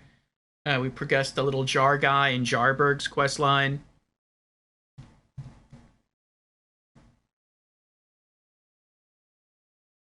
Russ says, I shan't tell you anything about the Newman race if you don't yet know. Not unless you insist. But I think somehow the game reveals it through item lore, if I recall. Or I just heard it from some FromSoft lore YouTuber. The only thing I know about Newman, and I don't even remember it, is that Newman has their own unique rune called the Newman rune that you can pop for like a lot of runes. But aside from that, I don't know anything about Newmans.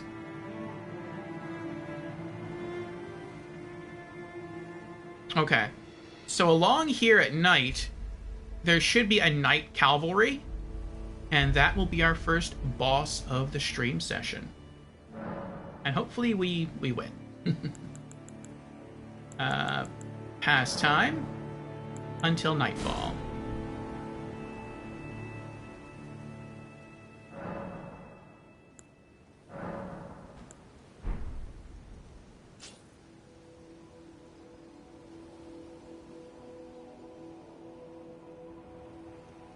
There he is.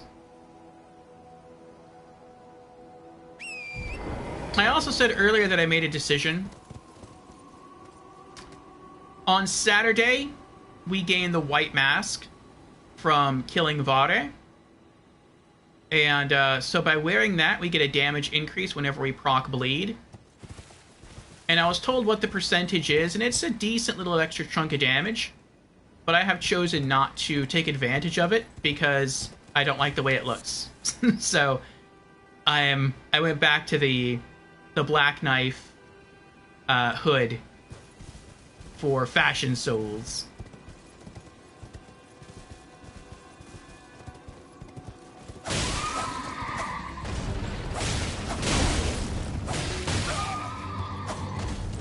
I should have buffed with this first since this is an actual boss fight.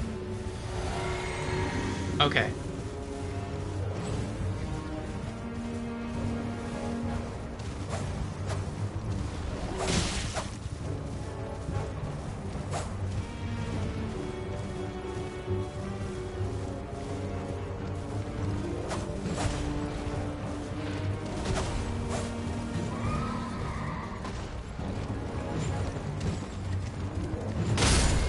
That was a good hit.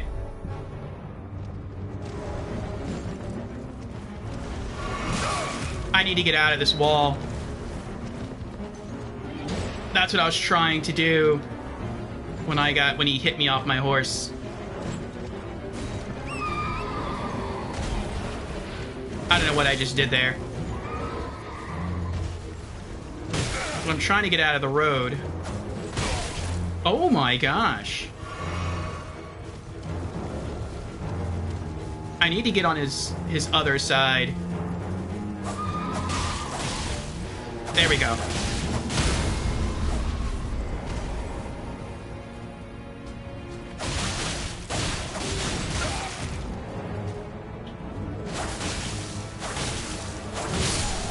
We did it! Enemy felled! Yes! Ash of War Sacred... Hey! Sacred Order. Oh my gosh. Alright, guy. Hold on. Wait your turn. I'm coming for you, don't worry. Where are you shooting at?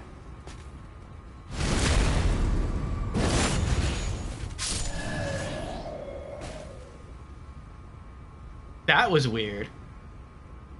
He shot his last arrow just like off into the distance. And it looked like he was just starting to ignore me. Laying down night gauntlets. Nice, new gloves.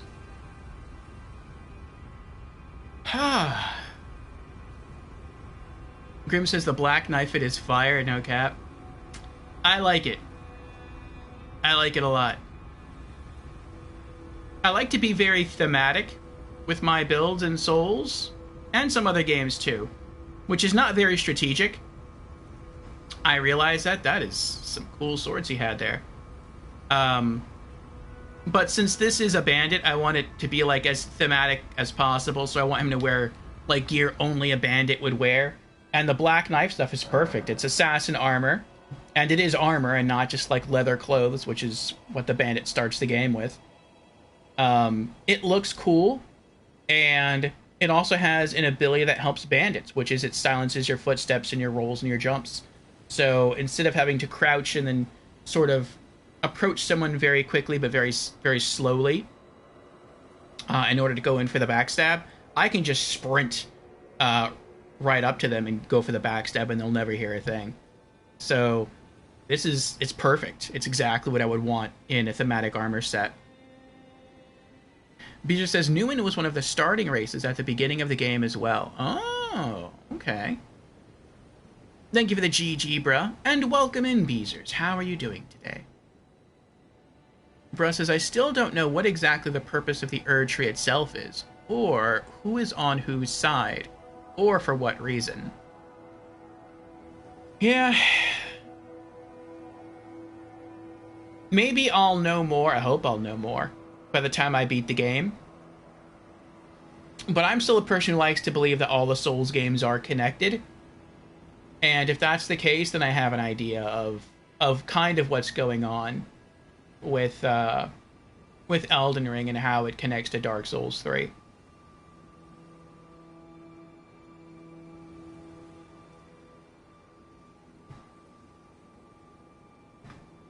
But there's enough vagary between Dark Souls 3 and Elden Ring, and really enough vagary between the installments of the Dark Souls trilogy, to the point where you really don't know for sure what's happened between each installment. But I kind of like that vagary. I like being able to sort of read into it. Alright, what did we get? Ash of War Shared Order. This Ash of War grants an armament the Sacred Affinity and the following skill. Shared Order. Skill of the Golden Order Fundamentalist Knights. Grant the armament and those of nearby allies Holy Essence. Highly effective against those who live in death. Usable on all melee armaments. Oh. So you can make your weapon and your party members' weapons holy for a brief time. That's pretty cool. And then we also got the Leyndell Knight Gauntlets. Gauntlets worn by knights sworn to defend the royal capital of Leyndell. Time has yet to dull their luster. Okay. Beezer says, doing good, just playing some Mortal Kombat 1? Cool, cool. Let's update our boss completion list. We continue our Elden Ring, what would you call it? Tradition? Custom? I guess tradition so far. Might be the closest fitting word. To beat at least one boss per stream session. Knight. Cavalry. Altus. Highway. Junction.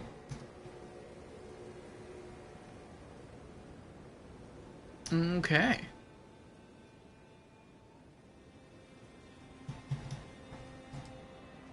Bosses 7. There we go. Brett says, Miyazaki said there is no immediate connection, but it honestly may as well be Dark Souls 4. It's very much in the same vein in almost every way. As far as the story goes, he also said everything is up to the player's own interpretation, and there is no absolute right or wrong speculations concerning canon. I think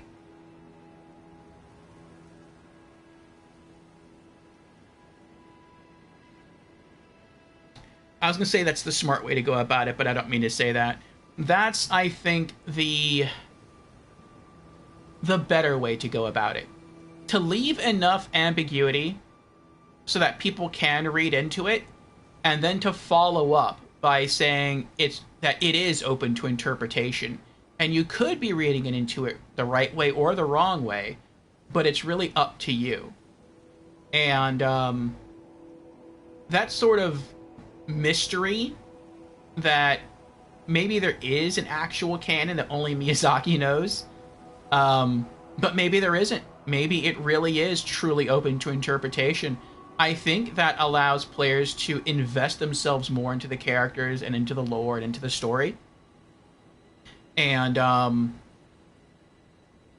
to sort of make it their own, make it more special, and make it more interesting. Because sometimes fans who get really obsessed with the story and the lore can sometimes come up with better stuff than the writers for the game can.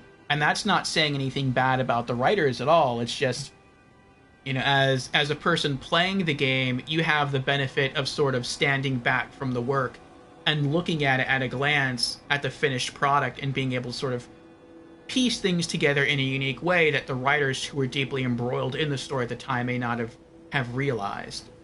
And so, yeah, I find that kind of gives it more of a legendary status to the story. Brett says, agreed, it really gives individual experience so much more value. Yeah, it's not just a story, it's your story. Okay, let me head back to our list of objectives here. That's done. Alright. We are going to head back to... Well, let me make sure how many runes we have here. Yeah, we have enough. We're going to head back to the Table of Lost Grace and see about upgrading our Spirit Ash again. And then from there, we are returning to Altus Plateau to explore a cave that Jans showed us on Saturday, which is the Perfumer's Grotto. And that probably contains another boss.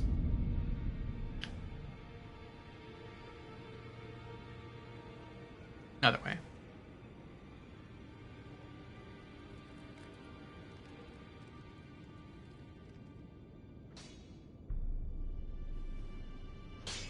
Greetings. Are you here for spirit tuning?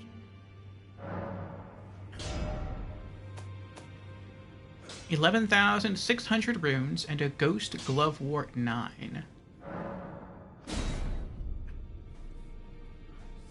Is 10 the highest you can go for ashes?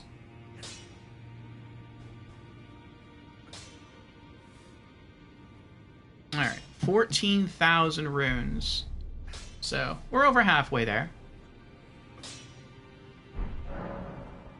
Wait, what else did we need? A Great Ghost Glovewort. If it's great, then I'm guessing 10 is probably the highest you can bump it up. Okay. Alright, let's return to the Altus Plateau.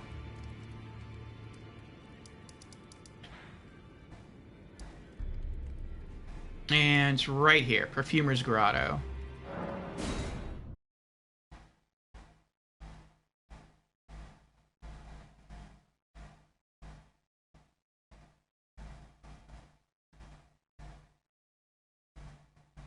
So hopefully we'll be able to go down there, beat the boss, get some runes, and then use those to finish upgrading our Spirit Ash.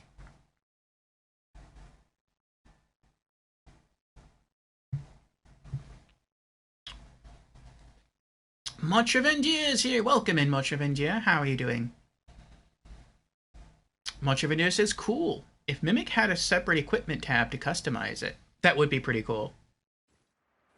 It'd probably be kind of broken, though, because people would probably make the Ash as a complete complement to their build. So if they were like a tank, maybe they would create the... What is that? Oh, that's the big flower behind me. Maybe they would create like a healer or a caster as a backup.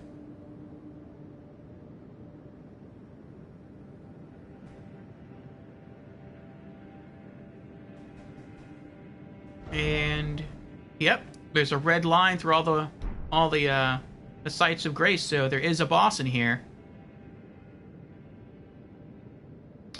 Bruh says, I think so. There are two different kinds of Ash, much like the weapon classes.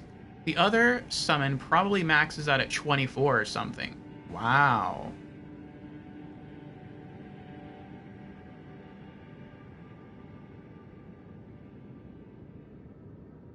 Much of it says diversity makes it more unique. Yes. Maybe they were worried that if they allow the character to do that, that it would potentially make the ash too strong. Like, if you can make the ash through equipable gear kind of whatever you want it to be, then it may feel like there's no reason to use any other ash. Which most of the time when I see people using ash, they're using the Mimic anyway. Which to me kind of suggests that it may be either the best or at least one of the best choices that you can choose. But I guess FromSoft didn't want it to be the absolute best.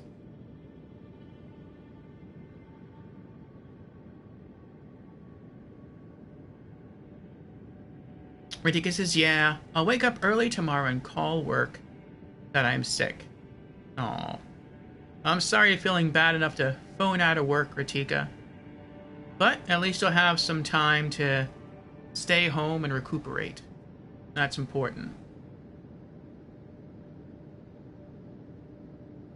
Bruh says, so the summons that max out at likely 10 are the very special and somewhat better ashes. Okay, so yeah, like you were saying, it is kind of like the weapon system. There's normal weapons to upgrade that I think you can upgrade all the way up to plus 25. And then there's special weapons that you can upgrade to plus 10. And I guess it's the same way with ashes. It's a long cave.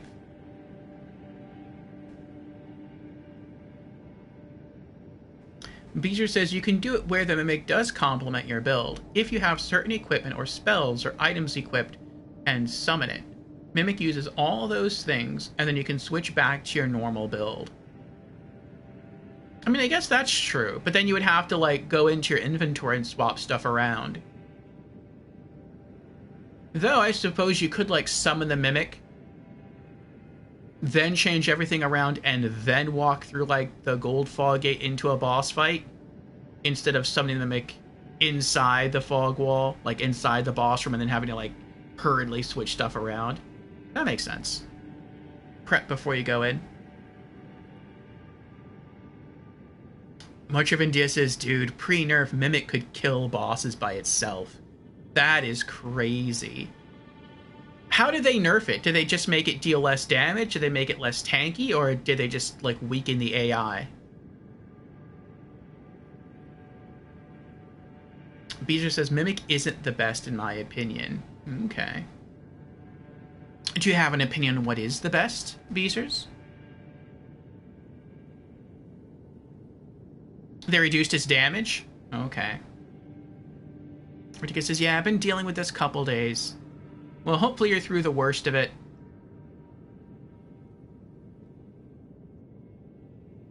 Oh, there's a perfumer.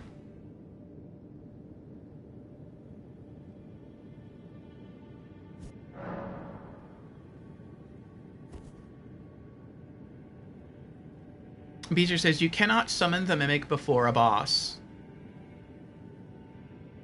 Oh, so you can't just, like, summon the Mimic and just run around with it across the world map? Black Knife Tiche is way better. I don't think I have that one yet.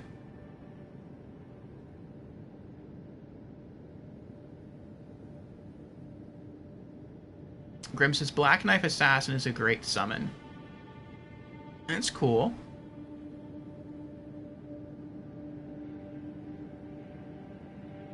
Oh, hello, Giga Wicket. Thank you for the follow. Welcome to our magic menagerie. I'm guessing you were an Elden Ring fan.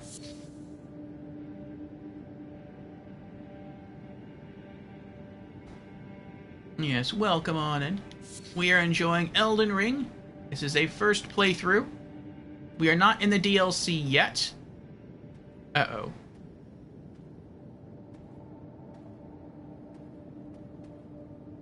Oh, I guess no one saw me. I thought they did because they were walking back and forth, but I guess that's not the case.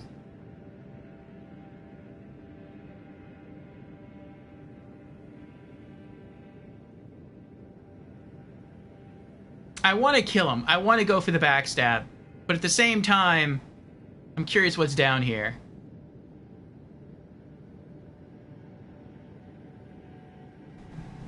Yeah, I think I'm just going to kill everyone. At least to start.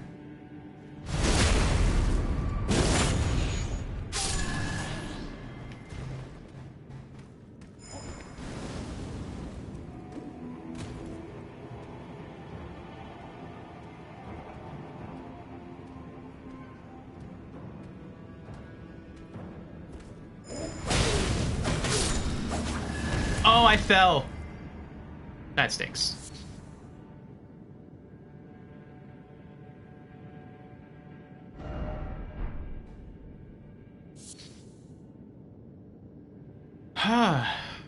Brett says, apparently the jellyfish ash is really good cannon fodder, since it seems to have high defense, making an excellent decoy. But that's just based on what I've seen. I've never actually used that ash. Okay. Poor jellies, much of a dear. Giga says, I'm 5 runs deep in the DLC. Won't spoil anything. How's the DLC treating you? Oh, lies.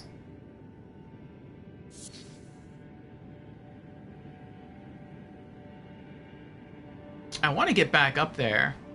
You probably can, but you have to kill that big flower. I don't really want to kill the big flowers. Ooh, maybe I don't have to. Also, that guy has mad ups. He jumped up there when he saw me. There's no way I could pull that off. I don't even think I could pull that off if I was riding the horse and did a double jump. Ahead. Okay. What else is in this room? Nothing. Is there anything else? I mean, there's a perfumer there. There's a big... oh, there's an item there. There's 2 perfumers in this room, though. I think I'm going to leave that alone. And after I beat the boss, I'll come back this way. And I'll just run in here, loot the item, and then try to run away. I might even die trying to get that item. But yeah, I'm going to leave that alone for now. Also, it looks like we have an ad starting about now. So I am going to step away for a quick restroom break. And then when the ad ends, we'll be back and continue exploring the cave. Boob. Giga says, final boss took me 100+ tries every single time. It's a whole thing. That is crazy. That is absolutely crazy. Oof. Well, I'm only doing single player the first playthrough. Once we get into New Game Plus and beyond, I'm opening things up to multiplayer. So if anyone wants to join me in fighting New Game Plus and eventually New Game Plus plus DLC final boss, they're welcome to. I encourage it, actually. Alright, Burb.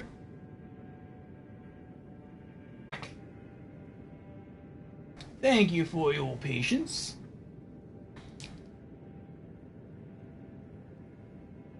Let's see.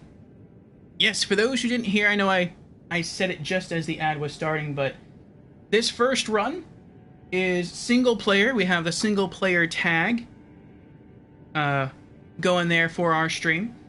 But New Game Plus and beyond is multiplayer. So if you're on PlayStation, whether it's PlayStation 5 or PlayStation 4, and you want to enter into some jolly co-op once we reach New Game Plus and beyond, you're more than welcome to join. We'll be doing the entire base campaign and DLC in New Game Plus and New Game Plus Plus.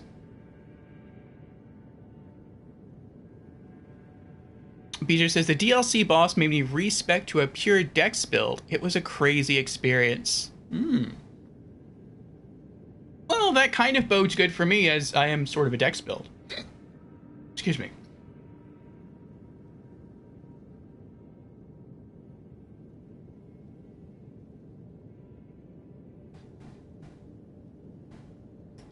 Okay.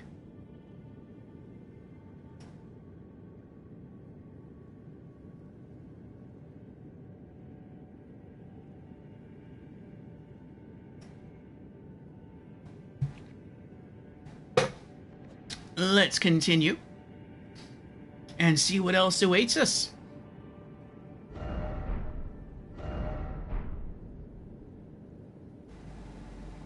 Oh, another big flower. Hmm.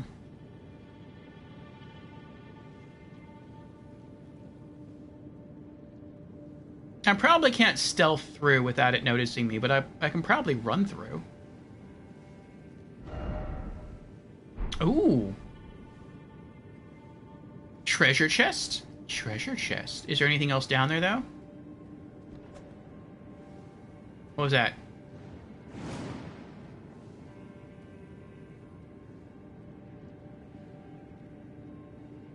It sounded like someone tried to throw a throwing knife. Oh, there's 2 chests down there. They can't lock on to anything here. Huh.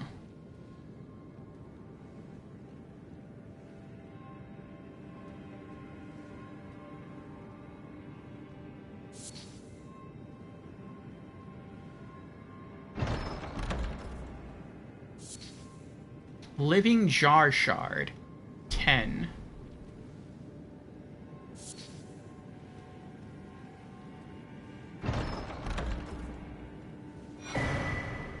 Perfume bottle.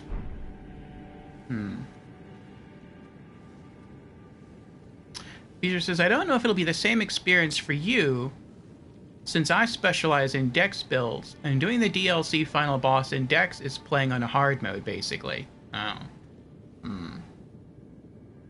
So you switched builds to make it harder on yourself. I don't know what's going on here. I hear this, like, huge swishing noise. It sounds like something is trying to attack me, but the plant thing isn't really moving.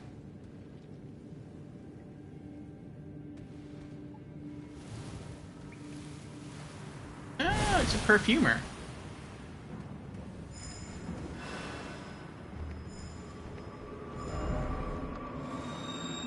Uh-oh.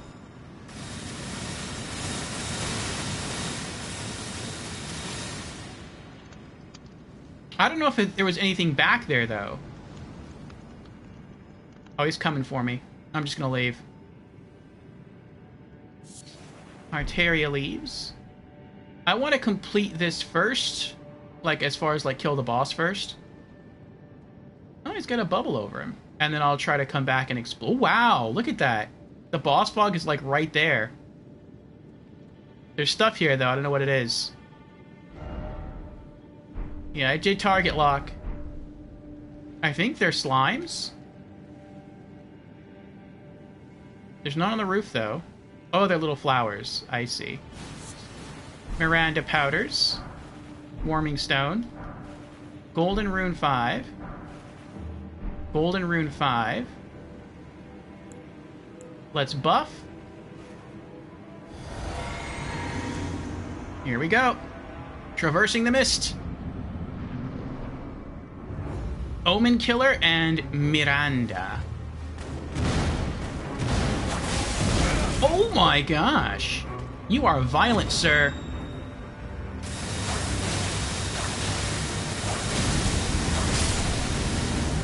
Omen Killer is down. Now for Miranda. I like that name, Miranda. Feels like it has passion to it. Can I hit you from here? I didn't think I could.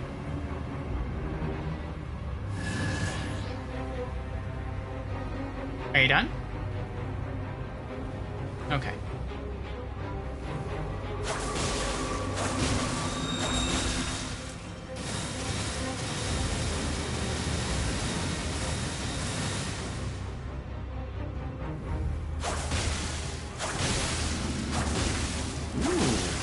This plant can bleed. I like it. Let's top up. I think this is going to be a first try victory.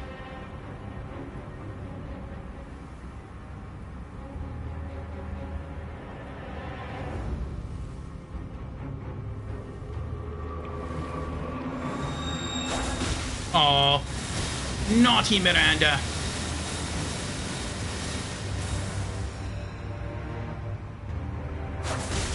Bye, Miranda. Oh, ho, ho, ho, ho.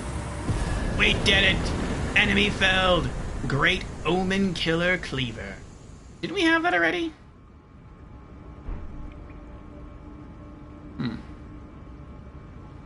Well, I guess we'll find out when I go to storage. Oh, what's back here? Oh, is that the way I came? I think that's the way I came. 17,000 runes? I need 14,000 runes to upgrade the Spirit Ash again.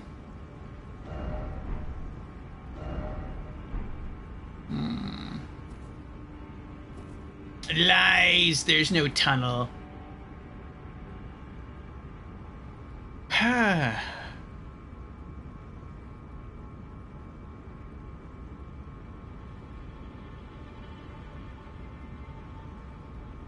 Yes, Beezers is pretty hardcore when it comes to Souls games.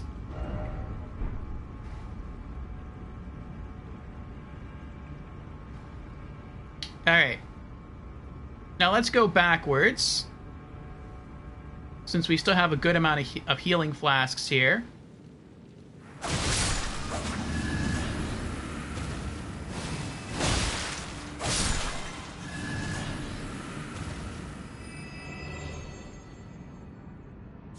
And see if we missed anything.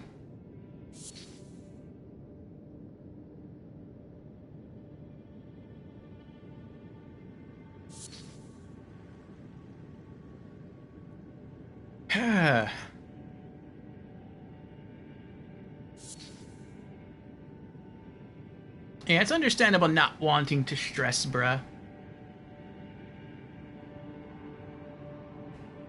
Some people like that absolutely harsh challenge that Souls games bring, and some people are like, nah, I'm not really big on I know where I am.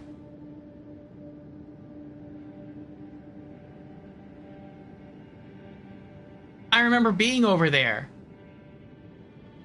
There's that snail. Yeah, they're both over there. And I was trying to figure out how to get over here, and I couldn't do it. And there was a huge insect hanging upside down from here. Oh, that's probably made this a lot harder. But I killed it when I was over there with bow and arrows. So now when I came through here, I didn't have to worry about it. But, that's really cool. So I guess that's not a merchant up here. That's just a fire.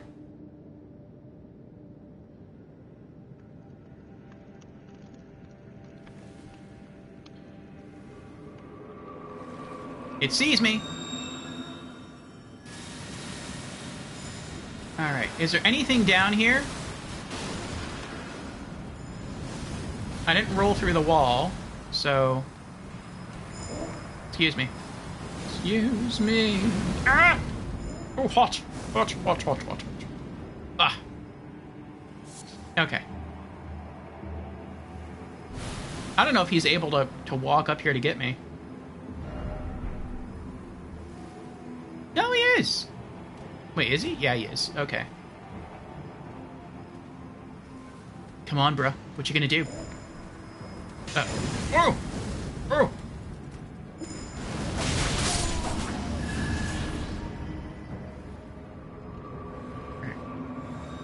Oh, boy.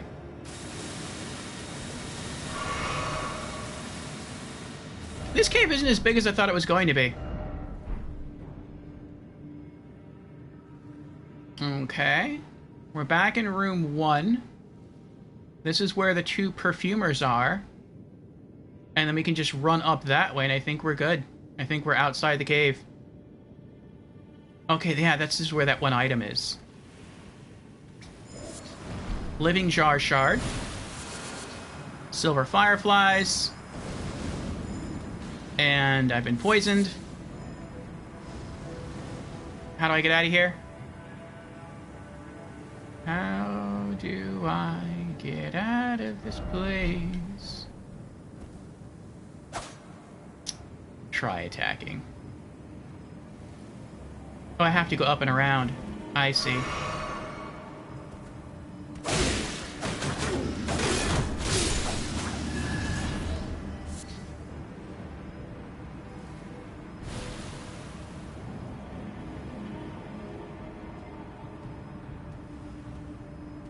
Is that an Erdsteel dagger he's holding? I got excited for a moment. I thought he was just gonna, like, turn around and go away.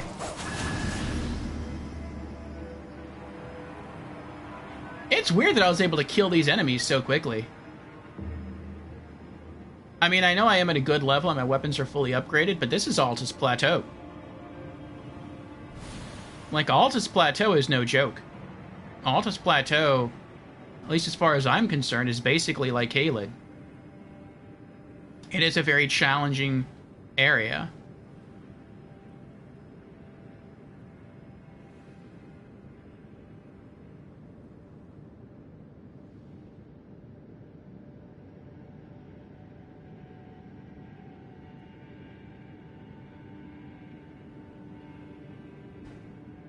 Alright, we made it. Let's go ahead and add on to our boss completion list.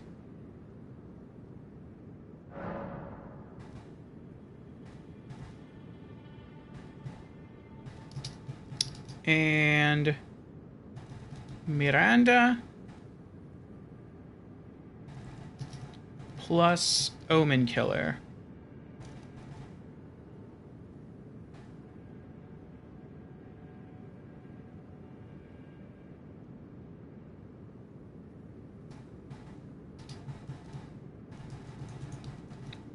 Perfumer's Grotto.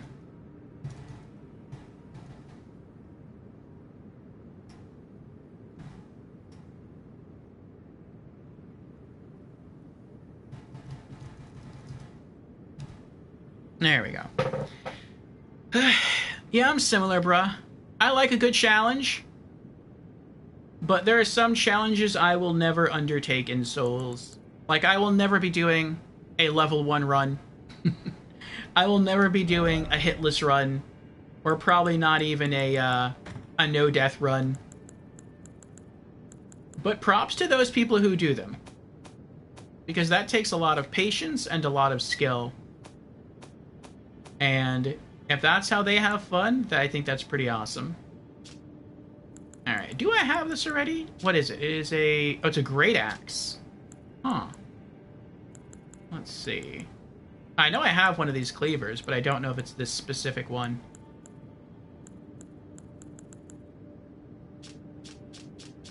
Yeah, it is. It's exactly the same. Interesting, interesting. I think this one I got randomly off an Omen Killer. I want to say it might have been an Omen Killer in Lanedale. Or maybe it was another Omen Killer boss. I don't remember. Okay, so I can sell this one then. Anything else? No? Okay. What is this one? Golden Rune 5. Alright. Let's head back to Table of Lost Grace and upgrade our Spirit Ash again.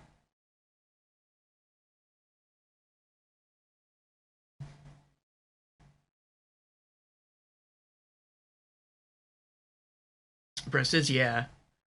Those just simply don't sound fun. That's more of an exclusive streamer thing to do for views and clout. Yes, and I will forego that clout. But again, props to those who do it. And that's something else I like about Souls. You can sort of set your own difficulty.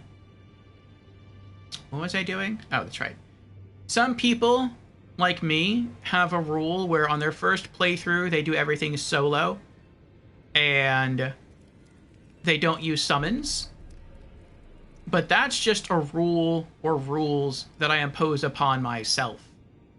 If other people choose not to play that way and they want to use summons the entire time, that's perfectly fine. That's perfectly valid. And I know by doing that it increases the difficulty, but I'm okay with sort of artificially increasing the difficulty for myself in that way. But there's a lot of flexibility, especially in Elden Ring. You can use ashes, you can use summons, you can do co-op, you can use a variety of weapons instead of sort of shoehorning yourself into a specific build like I do. You can use spells, you can use sorceries and incantations. There's a lot of items you can eat in order to help buff yourself up.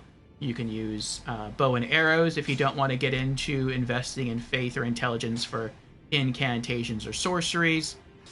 So the game has a lot of ways to sort of adjust difficulty on a sliding scale for the player, which I think is really cool and very convenient. Greetings. Are you here for spirit tuning? Alright. Plus 10, 14,000 runes, and a great ghost glovewort. And I guess that's it. We can't upgrade it anymore, so I guess it's at max level. Very cool. Now we can put it away.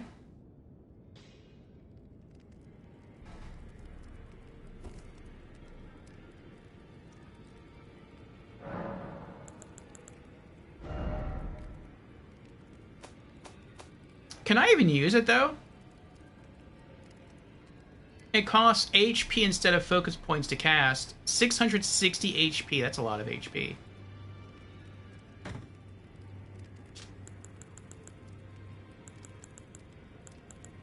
Mimic Tear Ashes plus 10.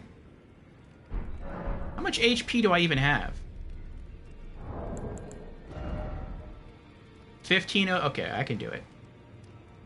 Also, we need 116,000 runes to level up again. You know, as I was farming weapons off stream, I was able to hit endurance level 50.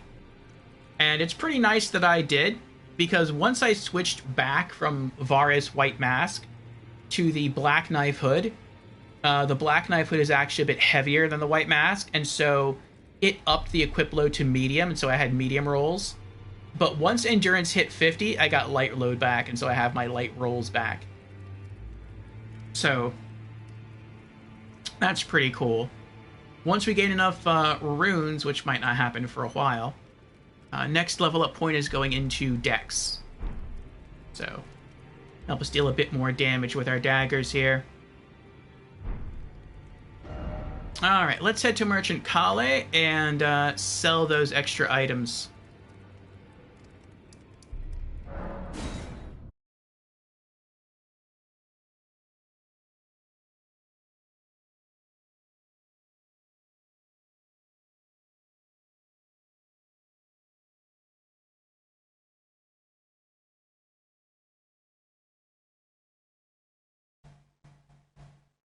Beezers has done level 1 runs. That's cool.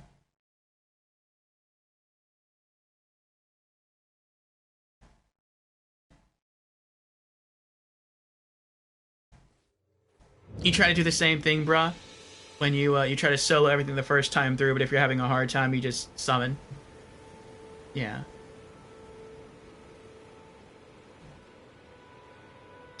Fusion says, don't really see it as a streamer thing to do. It's just a challenge. Adds to the replay value.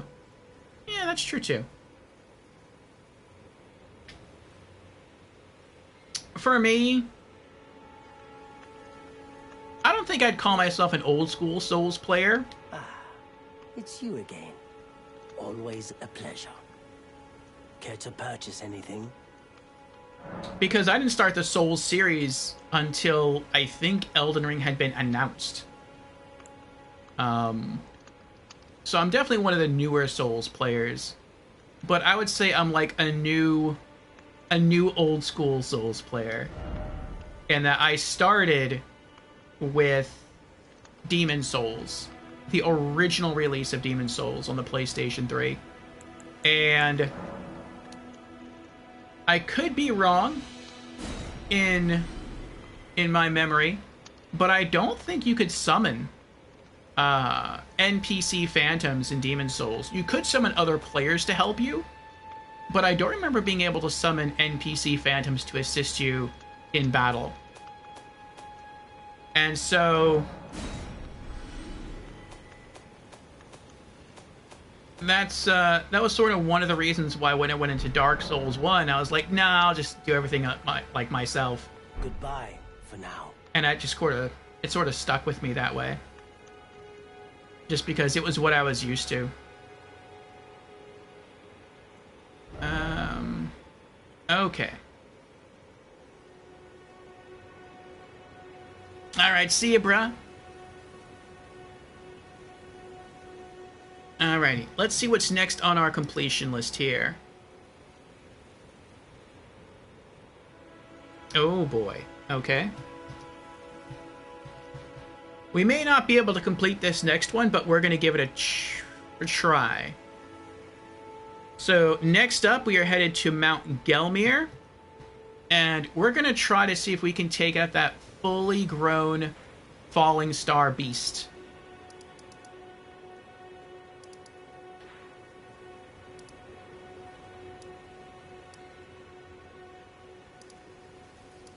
I don't remember where it is, though.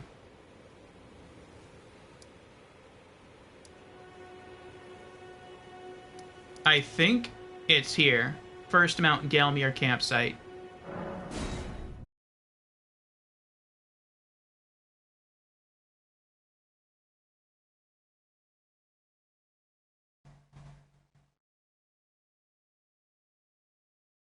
Peter says, not phantoms and demon souls, but there is once or twice an NPC helping you in a fight, like the NPC for the Penetrator fight, who later helps you with the Blue Dragon as well.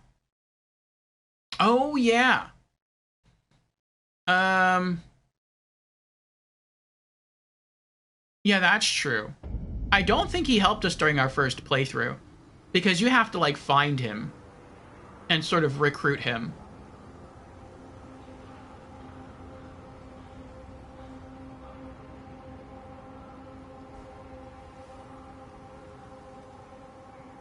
But yeah, he did help us in our New Game Plus playthroughs.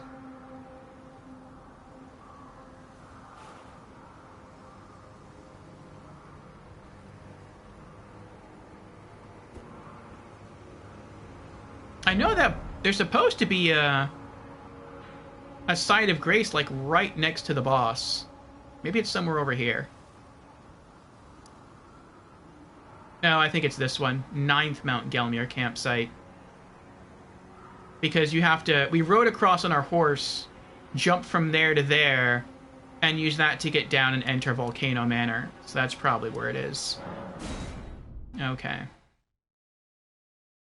Yeah, you gotta free him from his prison cell first. Yeah, I didn't know anything about that. Not in the first playthrough.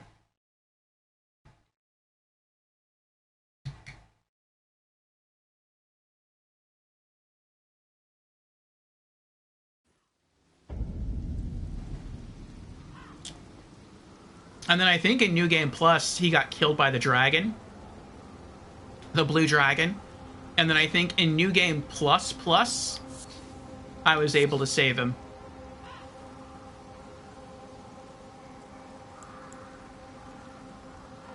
Alright, I'm not going to play with this thing.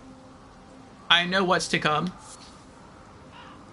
So, let's see if we can adjust our talismans now. We're not going to be using the Dagger Talisman or the Taker's Cameo. Maybe not even these either, really. Because my plan is just to go in with Reduvia. I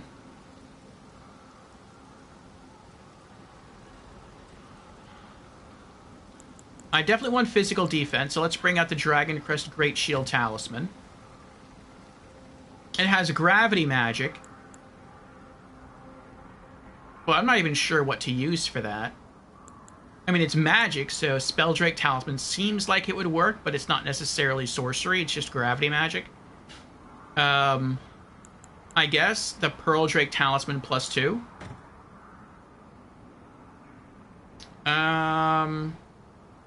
I may have to resort to L1. I might run out of magic, so let's just playtest with these two. Okay. That's a good boost. And then...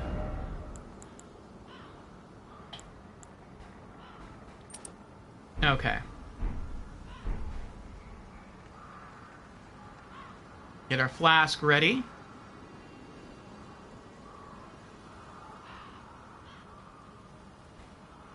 I know you can also try to fight this thing on your horse, but I don't feel I'm as good fighting this thing on a horse. I feel like I'm better fighting it on foot. This is a really long ladder, though. It takes a while to climb all the way up here. Can I drink my flask on the ladder? I'm gonna try that right before I get to the top.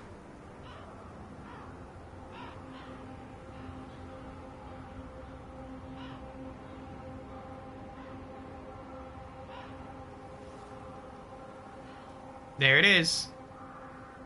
It's looking at me, too. It's looking at the ladder. That's messed up. Oh, you can drink while on the ladder. Nice. Okay. Here we go. Let's do this. Full-grown falling star beast. Yeah, this might take a while. Oh! Ow. I couldn't even get up there. Ole! Oh!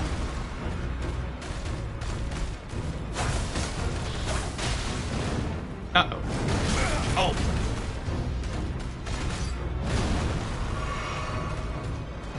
Maybe I should have saved that. Oh, no! Oh!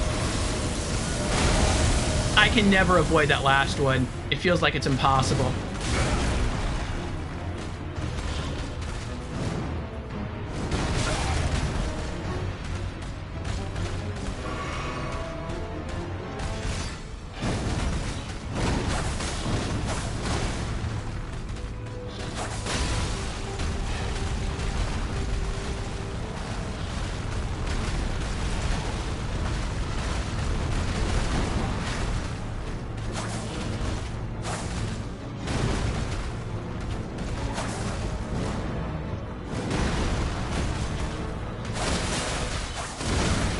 Ow.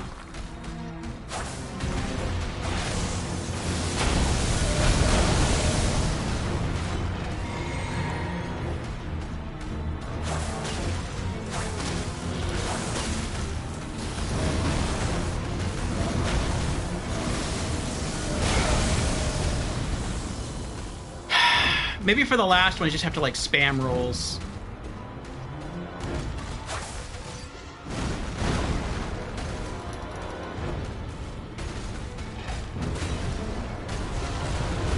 I may not be strong enough for this one yet.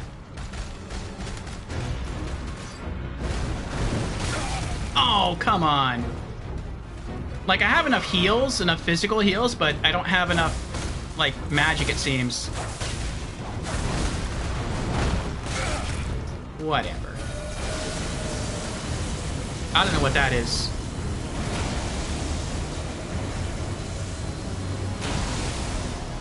Oh, I thought it was going to throw them all at me. It just... okay. Flings them all up in the air like Goku.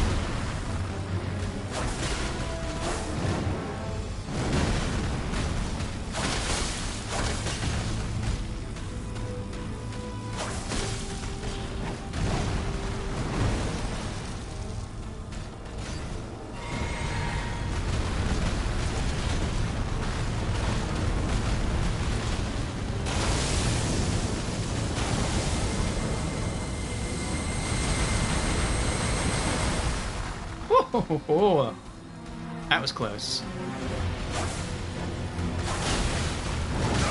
Ow!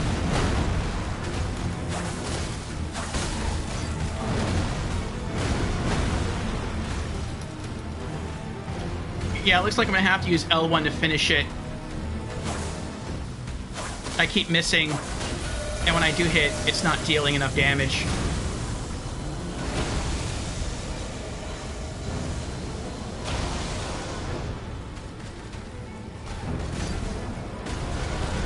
Have any more magic flasks after this one.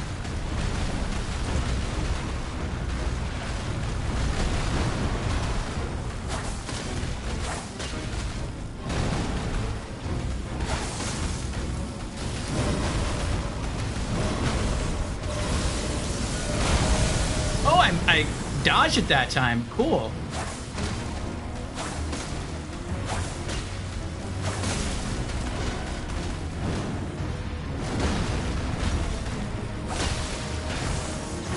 don't know why I did that. Alright. No more magic. We gotta earn it now.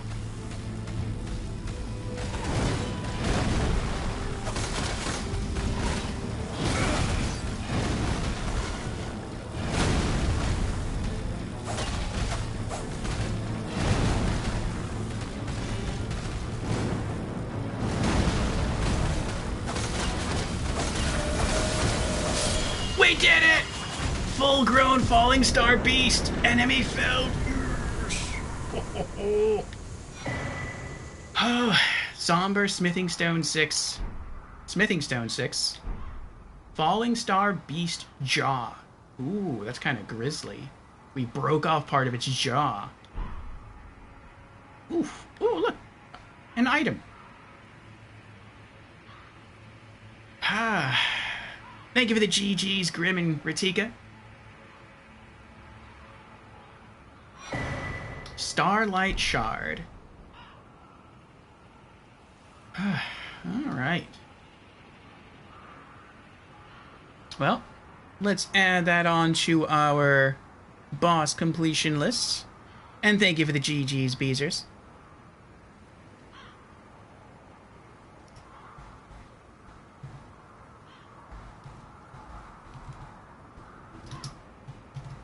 And full grown falling star beast.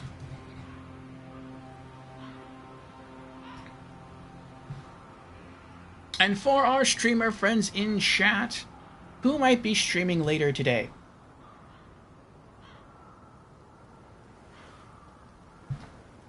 Is that an open doorway over there? No, it's a window. Boarded up window.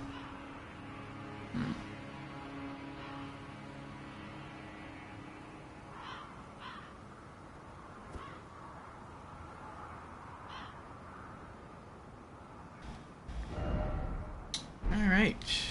We're at 29,000 runes. Yeah, we're getting there.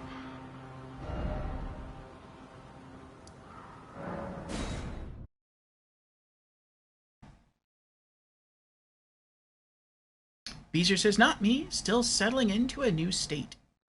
Oh, that's right. You moved, well, I don't know if you want me to stay on stream where you've moved to.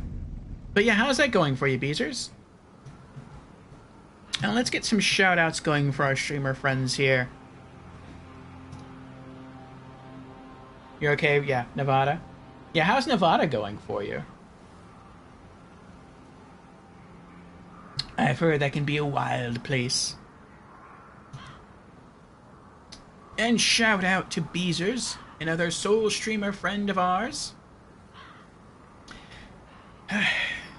He's helped us in our co-op playthroughs of Dark Souls 3 and Bloodborne, and perhaps in the future, Elden Ring. We shall see. But yes, he also streams a lot of games on his own, Sekiro, other Souls games, and other Souls-like games, and other games that are completely different from Souls. So if you're looking for another Souls streamer friend to follow, check out Beezers. Oh, congrats, Beezers! You got a job interview tomorrow. So that's the start. Good luck, Beezers. Good luck.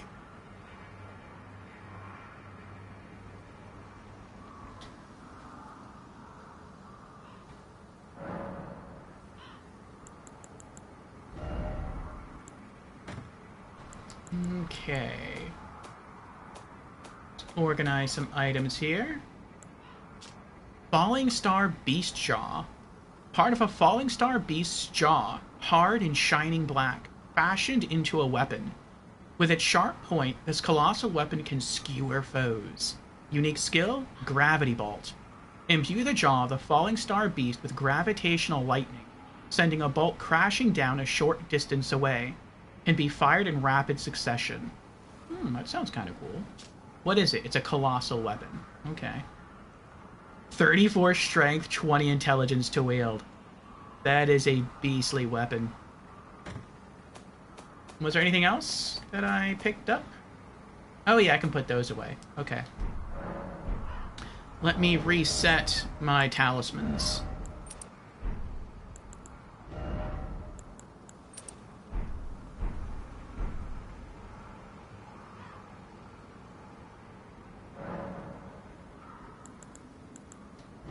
I'm really surprised I was able to pull that victory off. I didn't think I'd be able to. At least not first try like that.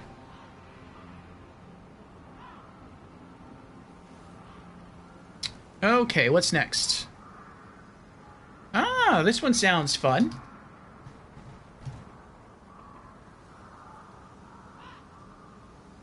So next, we're going to do something that I read about that I probably would have entirely missed. Except for maybe like New Game Plus and beyond. Apparently there's some sort of jar challenge over here at the Caelid Colosseum. So we'll see if we can activate that. Let's go to the deep sea for a well. And we'll give that a try.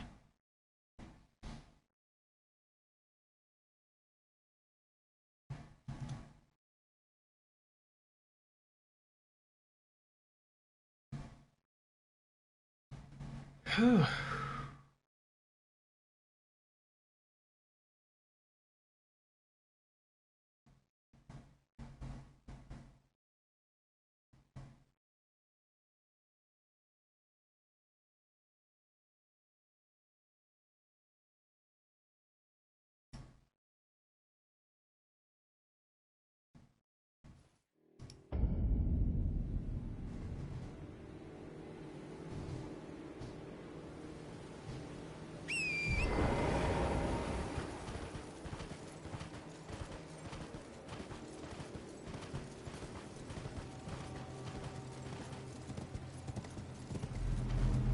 Oh, I forgot about that.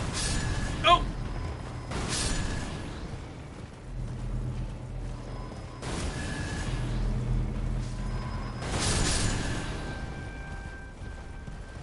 It's nice that I can get free heals that way, though.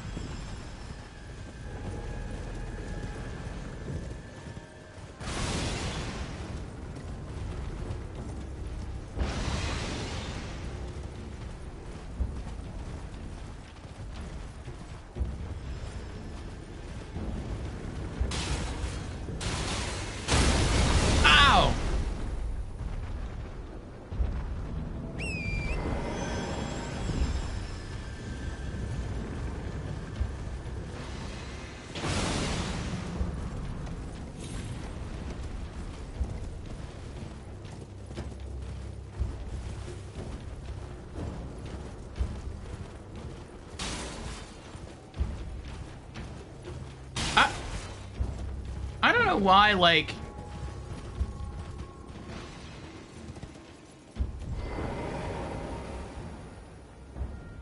I don't know why there's no, like, fast travel points near any of these Colosseums. It's like... Oh, I never noticed that skull over there. It's like if people want to engage in Colosseum PvP, they have to go through, like, a process just to get here, and I don't know why that... Like, I don't know why they would design it that way. It's weird to me. Is he still shooting at me? He's still shooting at me.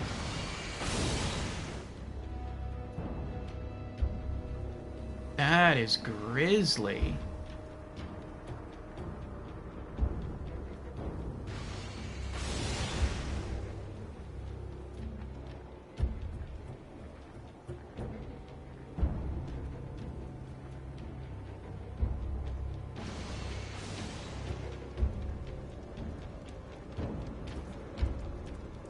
Is that illusory? No.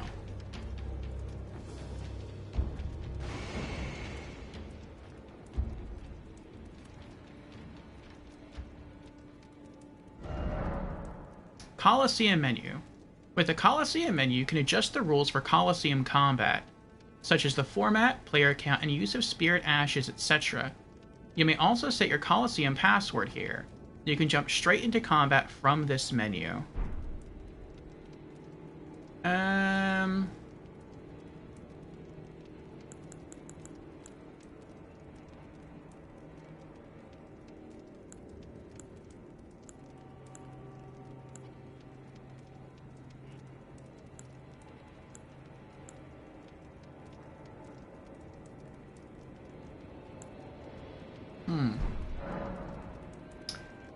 Marika's effigy at the Round Table.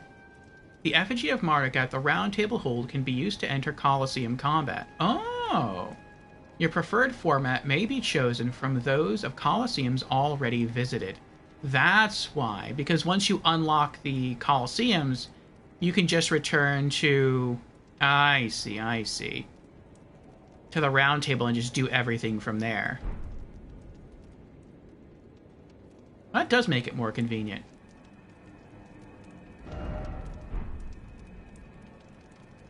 Alright, well now since these archers stopped shooting at me, maybe now I can go and talk to this big guy? Let's see.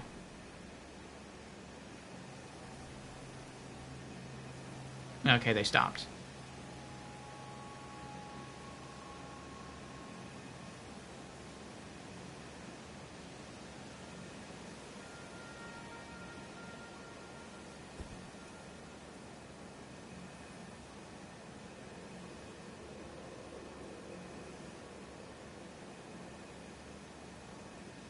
Looks like he's doing the same thing. He's trying to find like a sweet spot. There we go.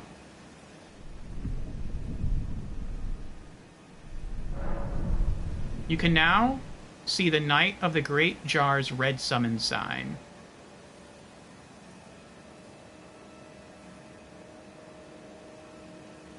Okay, so I think we're already at a disadvantage here, but we're going to do our best. So I believe we're supposed to kill all 3 of these summons in 1 life. We can't die. So we're going to be entering at partial health, thanks to the archers over here. But we're going to give it our best shot. Oh, wait, cancel. You can actually see who they are. That's cool. What is this?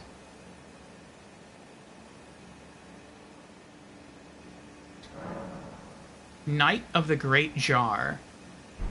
Alright, so it looks like we have a tank with a great sword and a shield and heavy armor.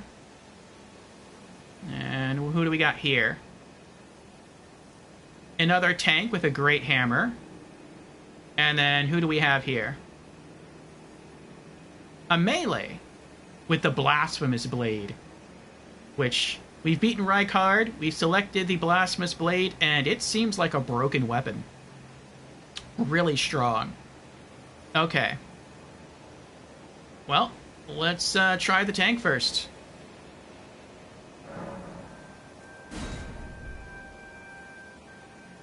Summoning adversary. Oh wait, summoning? So he invades us? He invades us. Okay then.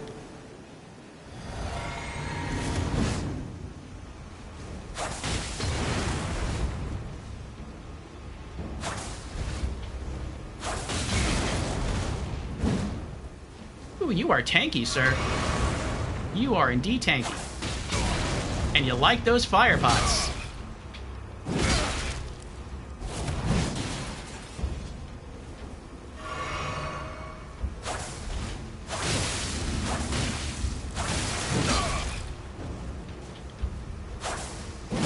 Oh!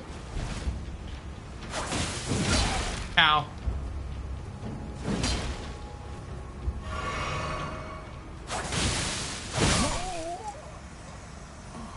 There's one. Duelist vanquished. Duelist Knight of the Great Jar has died.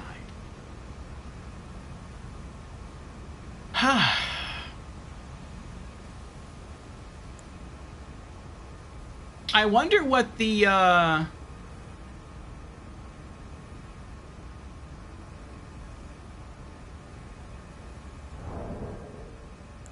what am I looking for?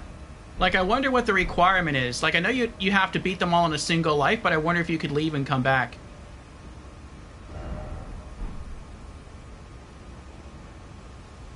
Beezer says, these are all actual people's builds, by the way. That's pretty cool. Alright, let's just roll into it.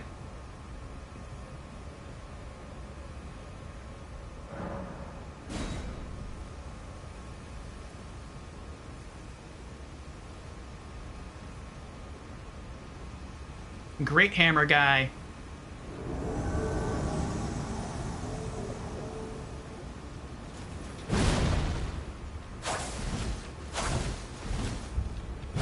Out of magic.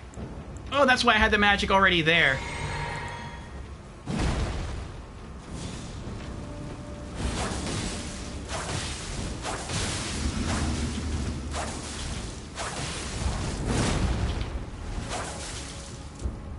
Oh, I ran out of stamina.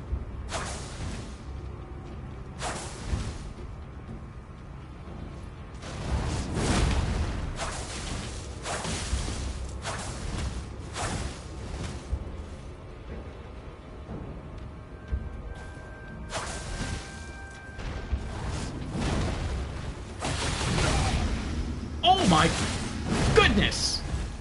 Wow, you hit hard.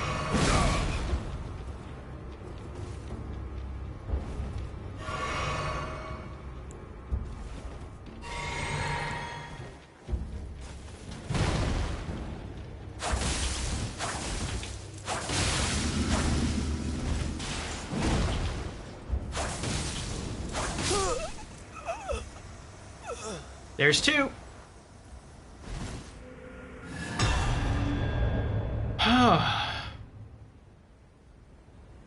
Now this is going to get interesting.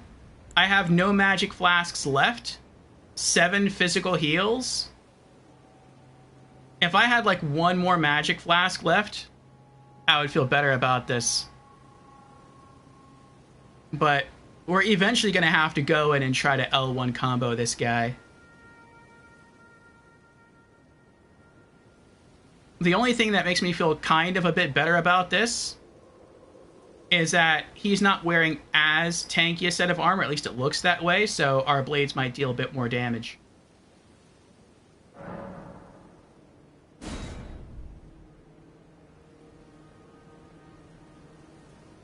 I wonder if I can backstab him as soon as he gets summoned. I mean, that's really cheap, but I am a bandit. That's, you know, kind of how we roll.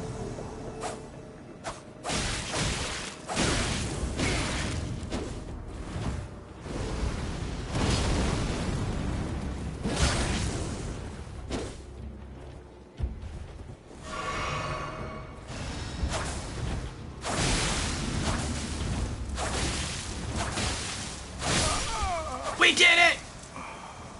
Oh, we did it! First try! Duelist vanquished! Duelist Knight of the Great Jars died. Ho, ho, ho. So now what happens? Thank you for the GG's, Beezers.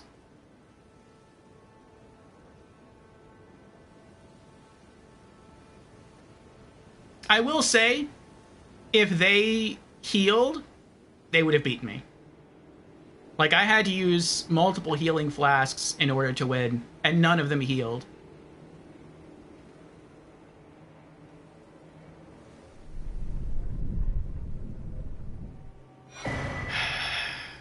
Great Jars Arsenal.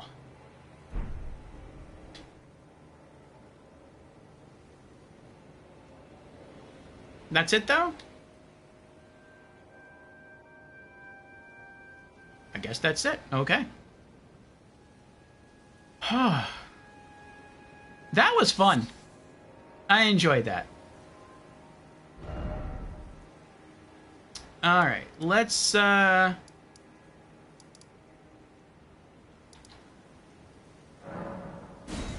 Church of Mardiga.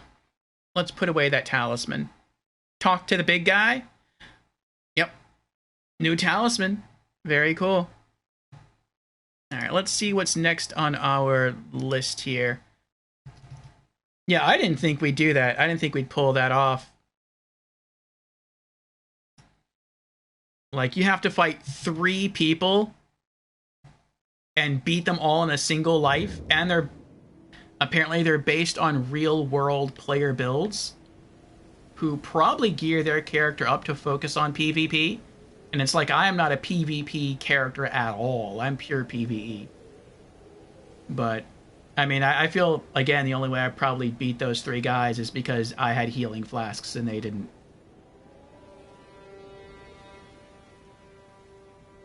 Oh. Okay.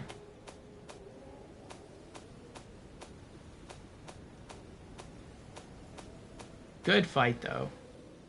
Great Jar's Arsenal. A charm that resembles a great jar overflowing with weaponry. Vastly boosts maximum equipment load.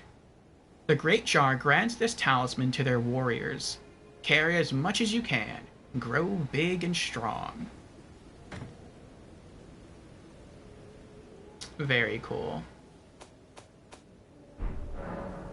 All right. Looks like... Oh, how many runes do we have on us now? Almost 36,000. All right. The next thing we're going to try is the... Here we go. The Caelid Catacombs. So this is a cave that I missed. In my first ride through of Caelid.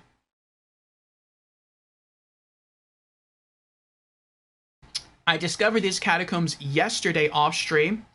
I was trying to farm ashes, or not farm, but find ashes that were unique that I had missed. And there's an Ash of War called Rain of Arrows. And it's like the closest travel point is from the Caelid Catacombs side of Grace. And I'm like, where are the Caelid Catacombs? And so I searched around, I'm like, oh, I guess I missed them. And then I found them. So here we are. It looks like we have an ad starting about now. That should last about 3 minutes. Then we'll have about an hour of uninterrupted gameplay. I'm going to go use the restroom real quick. And then when the ad ends, we'll be back and we'll explore these catacombs. So see you in 3.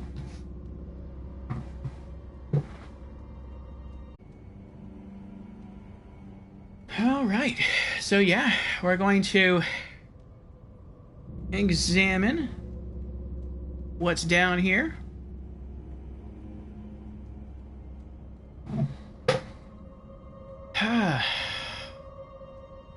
Let's see how we do.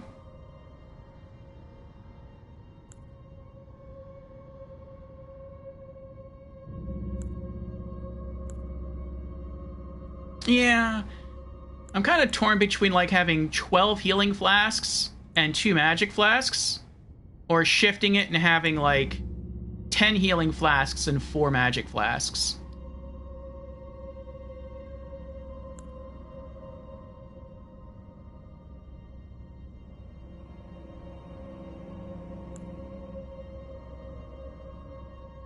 I guess we'll keep it this way for now. Oh, there's rot in this cave? That stinks.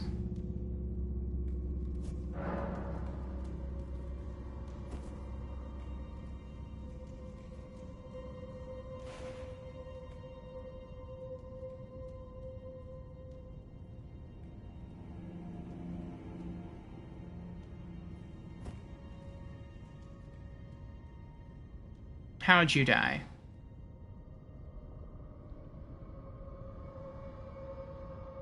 Oh, I think he died from the scarlet rot. Okay.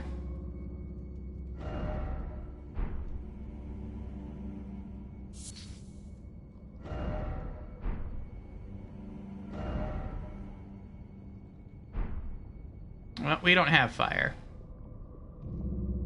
Yeah, that's a lot of rot.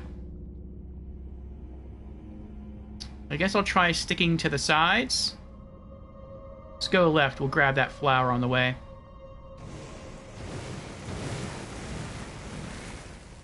Or we'll run through.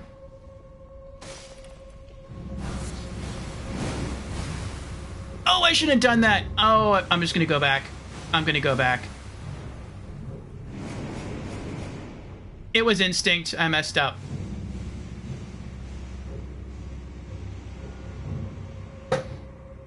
So for those who don't know, if you're running through poison or rot and you roll, it's still building.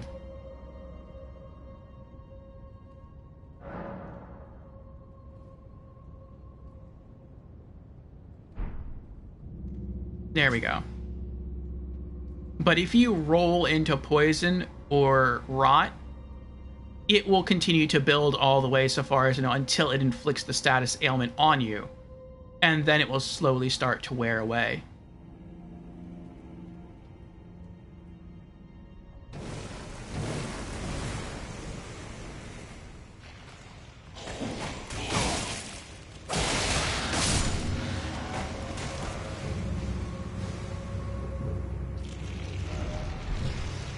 Oh, I forgot about that. You have to break its rib cage.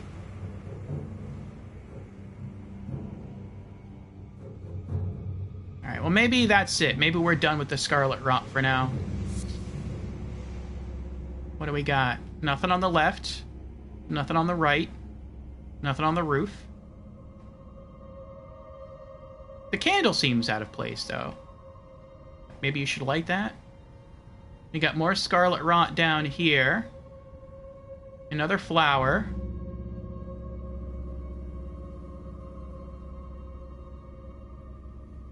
Hey, Noodle Dory. How you doing?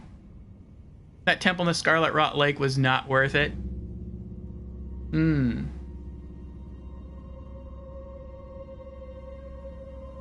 Which temple is that? Scarlet Rot. You're talking about the one where you get the dagger? The rot dagger? The Grand Cloister? A pocket knife? That's what I was fighting 20 beasts for? That's the one I'm using so far. But I agree it could be better. When fully upgraded, it has pretty good raw damage. And it has rot. But I feel like the best way to think of Scorpion Stinger is not as... oh boy. Is not as a rot dagger. It's just a good raw dagger that sometimes procs rot. Like, I wish you could proc rot more often. I wish you could do something in the game to make it proc more often. It just doesn't seem like it's possible. Ooh. Uh-oh.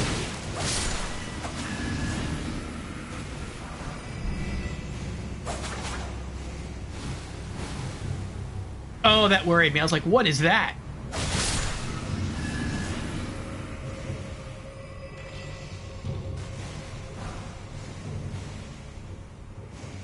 Excuse me.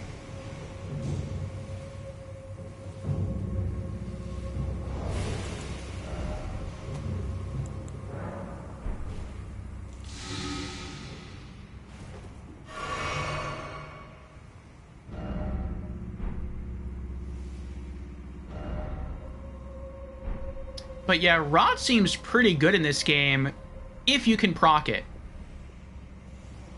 But proccing rot, at least with the Scorpion Stinger dagger, is not an easy thing to do. Honestly, you prefer Scarlet Rot incantations? I completely... like, I can see that. I really can. I don't think... like, after using the dagger as much as I have, Scorpion Stinger, I've decided that I am going to stay using it for the remainder of this playthrough, just because I don't have anything better. Let me get some more light going here.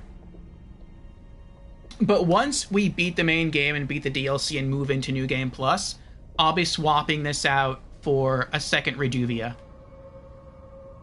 Then I'll be going pure bleed. But how you doing, Noodle? Nothing on the right. I can see a little plant right there. Nothing on the left. Let's go left.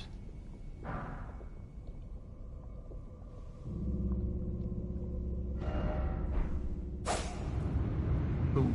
Oh. Somewhere a heavy door has opened. Oh, look at that. The boss door is right there. Very cool. Very cool.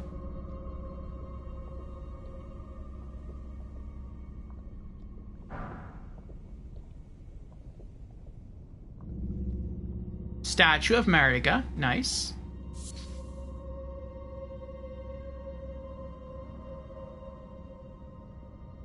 I guess we'll just go in and fight. I was thinking, like, maybe I should equip some anti-rot boluses in case I get inflicted with the rot status. And I wouldn't have to, like, jumble through my menu, but I think for now we'll leave it off because it's easier to toggle between everything else here. Noodle says, I'm at the Caelid tree right now. Ooh, good luck. I both like and dislike the Caelid tree at the same time. I like it because it feels like the regular human enemies there aren't too hard to kill if you get backstabs on them. And they are worth a lot of runes. So that's nice. It's a potential rune farm location. But I don't like how hard the area in general is, because there's some other beefier knights that are there. There's some other creatures that you'll encounter there if you haven't already that are, like, they can kill you in just, like, 2 or 3 hits from full health. Or at least they can to me. And it's a rough area. But let me know how it continues to shape up for you there. And it's about that time. Let's get another shout out going for another Souls streamer friend of ours. This time it is Ratika. So Ratika has currently been streaming God Eater Resurrection. He also has his own YouTube channel. He's been transferring the videos over there as well, so I want to check out his channel. But he's also streamed Souls games in the past, including Elden Ring. And so, yeah, you might want to check him out and drop him a follow. Okay, let's get into this boss fight. See how we do. Time for weak foe. I hope so. The last time I read that was as a precursor to the Melania boss fight. That was not a weak foe. I died pretty quickly. Multiple times. Okay. Let's buff. And here we go. Traversing the mist. Symmetry Shade. Uh-oh.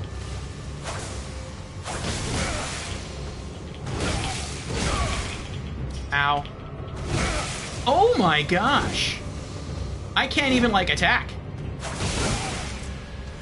I mean, he is weak defensively, but offensively, the guy is a beast. Oh! I couldn't roll through it. I guess when he does that, you have to, like, roll behind a pillar. So it's really like the obstruction that causes it to miss. We did it! Symmetry Shade. Enemy felled. Kindred of Rot Ashes. Plus 6,800 runes. Oh. Oh boy. That wasn't so bad. You are welcome, Ratika.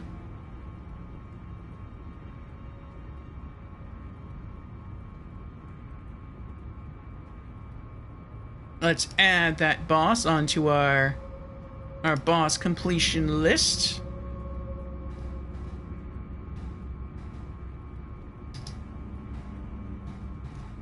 And Symmetry Shade.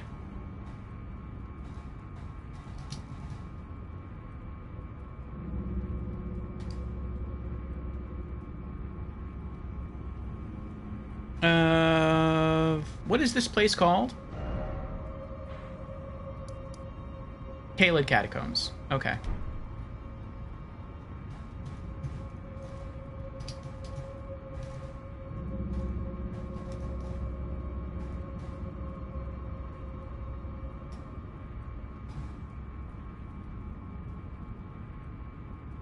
Okay. There we are. Building up these lists.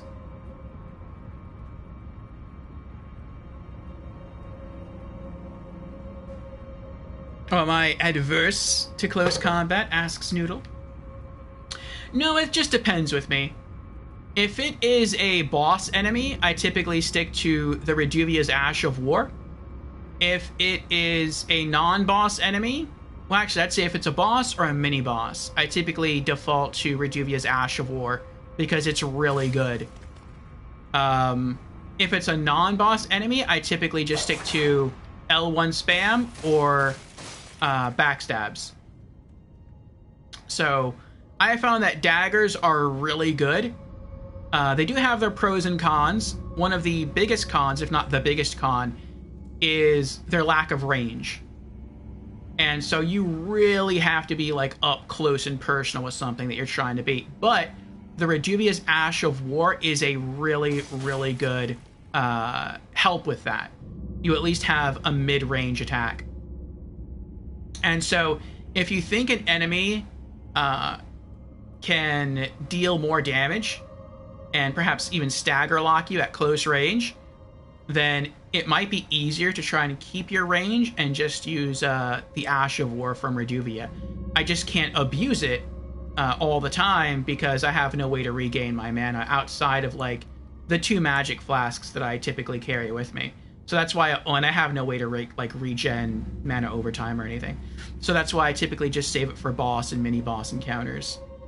But with daggers in general, there's like 3 ways to defeat enemies that I have found. I kind of went through those already, but backstabs are really good. And if I can, I'll take out every enemy in the game using backstabs. Usually that's not possible. Typically I can only take out like the first enemy with a backstab, and then all the other enemies notice the backstab kill, and then I have to work on them separately. Though if they're really slow enemies like Clayman, then I can typically just like walk around them and backstab them anyway. You can also do it with some humanoid knights and soldiers. So that works. But usually after the first backstab, it's just me rolling around and L1 spamming. I found that L1 spam is also really good in that if you're fighting a humanoid enemy that's your size or smaller, you can usually stagger lock them with the L1 dagger combo. Not stagger as in like you knock them down and then you can go in for like a visceral attack, not that kind of stagger, but like they'll raise their weapon to hit you and then I'll L1 spam, and instead of them lowering, like completing the swing of the weapon, they'll like get pushed back, and then it's like they hesitate, and then they'll try to like swing the weapon down on you again. But I can L1 spam faster than they can reset to do that, and so I just keep L1 spamming until they're dead. And so that works really, really well as well. But then there are some enemies, like mini bosses and bosses, where you can't backstab them. They could be too big. You can't stagger them with L1 combos, and so the only thing that's sort of left to do is the Reduvia Ash of War. And so because of how I have the character built, it seems like it's really, really nice to have these 3 different options of how to inflict damage on enemies. And I've made it this far sort of pulling off those different techniques. And it's been really fun.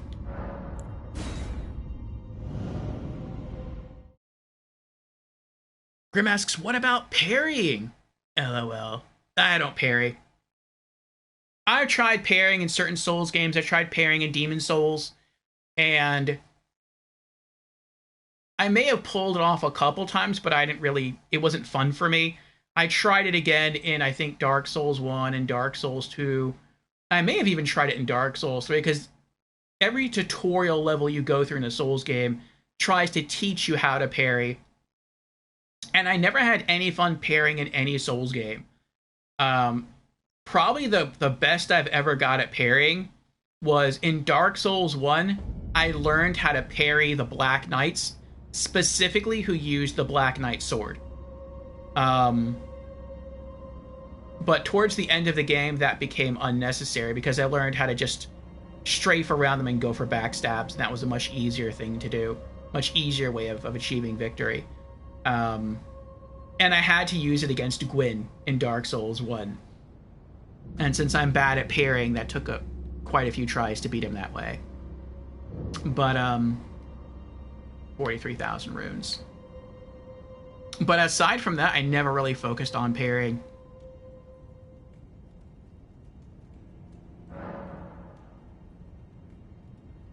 Parrying is stuff for you too? Yeah.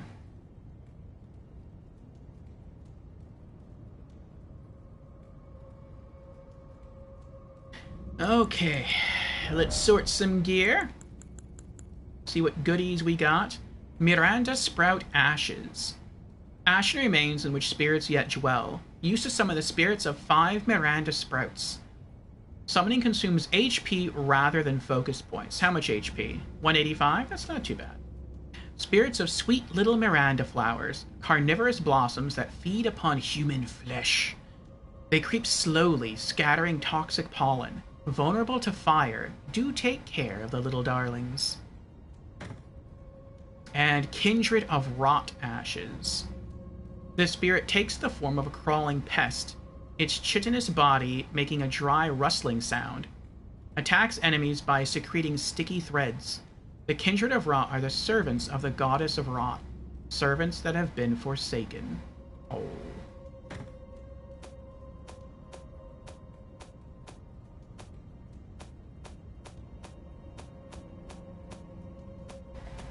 Okay, I think that was it. Alright, what's next?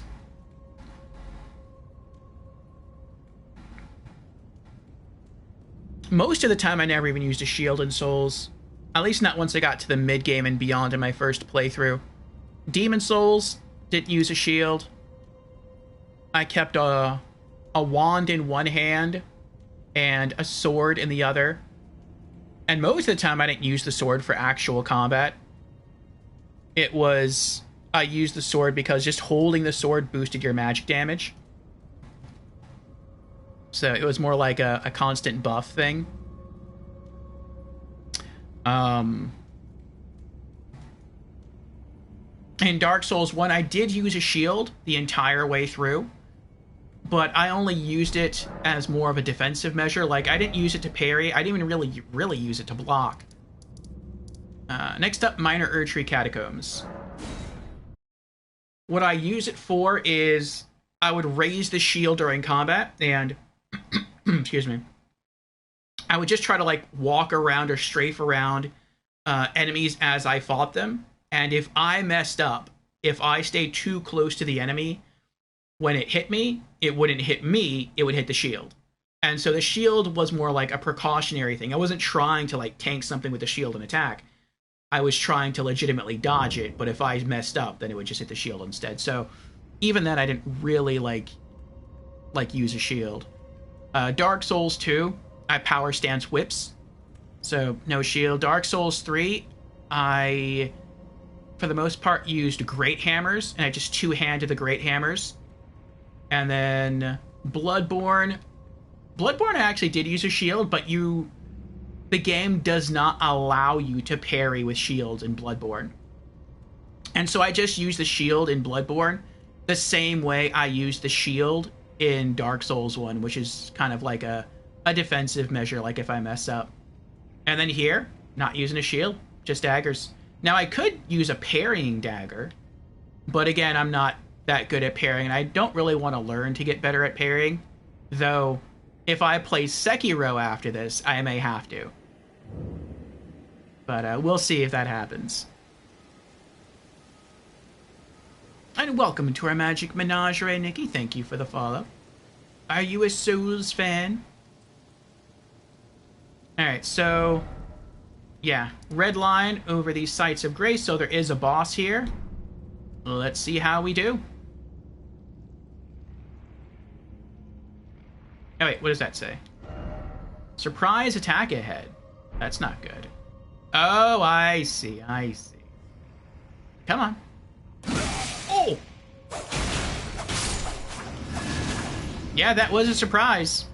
I thought it would drop down and then have to, like, stand all the way back up before it could attack me. Trap ahead, yep. You know, I'm just going to reset that.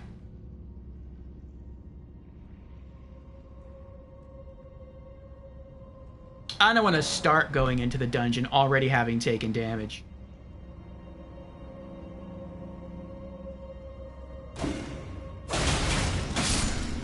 There we go. Alright, well that first kill made me feel kind of confident there. It wasn't that hard to beat.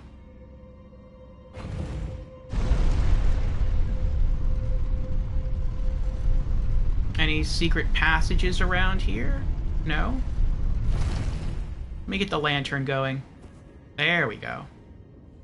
Alright, we got a path behind us. We got a path in front of us. What about underneath us? We have a path underneath us. I don't know how far down that is, though.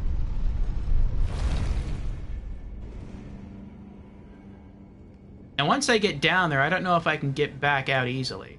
Oh, and there's an imp down there, too.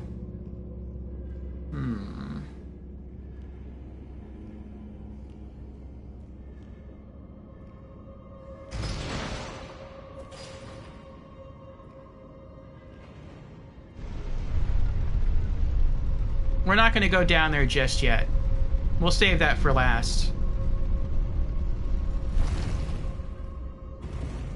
So, I want to lower this back down to make sure that I have an escape route. Bad things happen. Beecher says, Squirmy is pretty far in Sekiro. She's about 4 bosses from beating the game. Very cool. I wish her well. So for those who don't know, that is my my qualifier for whether or not we will be going into Sekiro. So another Soul streamer friend of ours is Squirmy Duck. We'll get a shout out for her.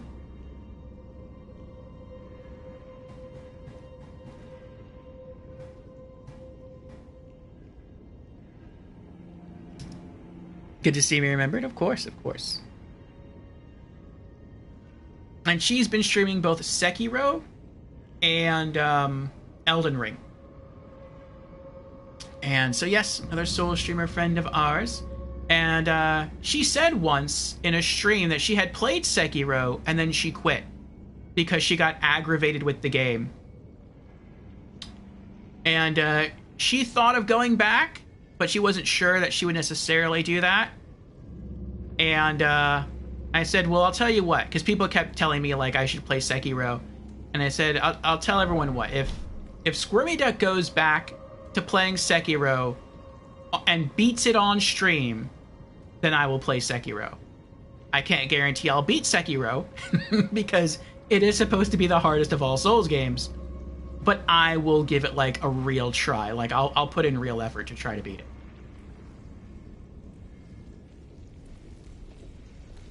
Okay, we got rot here. I see flowers. And there's nothing else here. Okay. So this is potentially just an exit. Alright, so let's go this way. I see you there.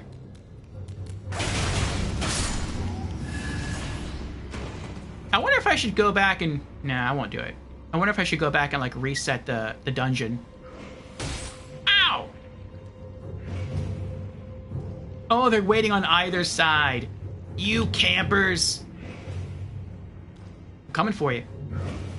Coming for you. Come here. All right. You're up.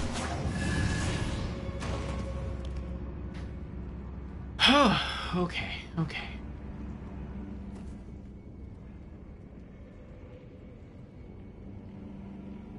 Beezer says, Sekiro is not a Souls game. It's a FromSoft game. Well, it has like a Souls formula thing to it, I would guess. Sort of like Bloodborne. There's the lever. I haven't seen the boss door, though. It does make me feel good that we came this way instead of dropping all the way down.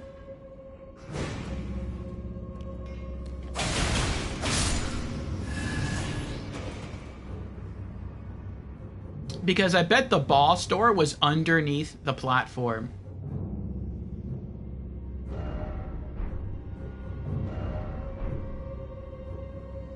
So we would have totally missed the lever. Oh, I see him.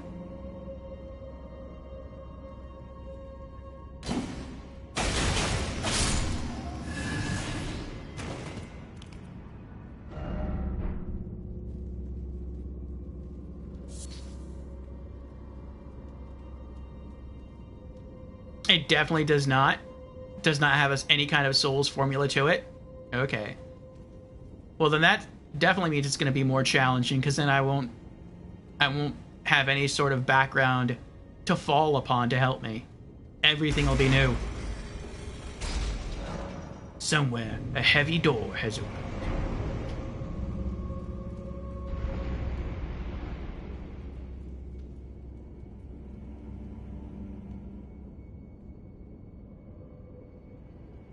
I really haven't taken that much damage here. I hope those slimes haven't, like... Oh, I can hear them. I hope they haven't made their way to the elevator. Oh, they didn't. Very nice.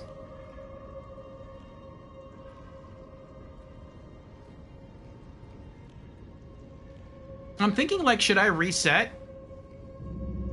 Nah, we'll roll with it. Like, I've only taken a little bit of damage. It's not that bad.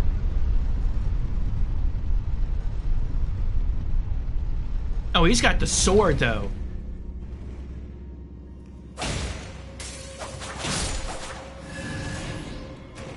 That sword is no joke. I've learned that. That sword can proc bleed on me incredibly quickly.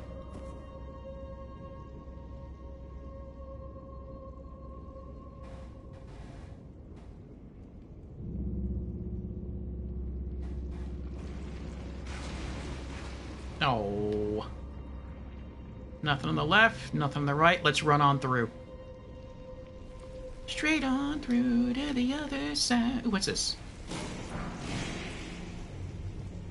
Oh, I bet this takes you up and around to that corpse hanging over the side.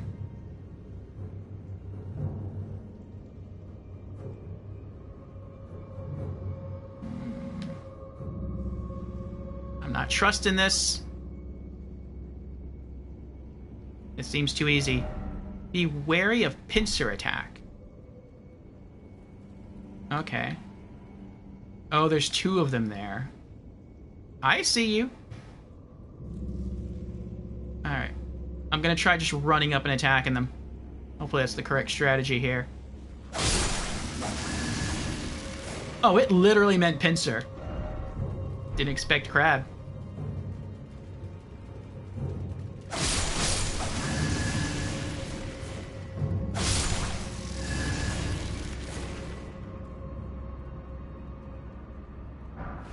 Golden Rune 4. I thought it meant, like, there would be an imp on the left and an imp on the right, and they would both rush at me. Ah, welcome back, Jans. How has been our journey? Well, we've accomplished quite a bit so far. Once I finish climbing this ladder, I'll fill you in. But we've felled some bosses. We've completed some quests. I see an imp there. Nothing there. Nothing up there that I see. Oh, I got an imp on the left of me. Let me take out these imps in this room first. I don't trust this.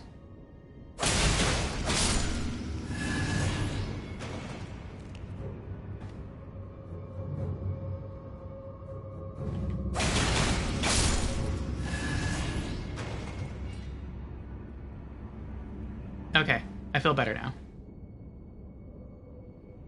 I was worried that I put down the controller and then they would just choose to come alive randomly.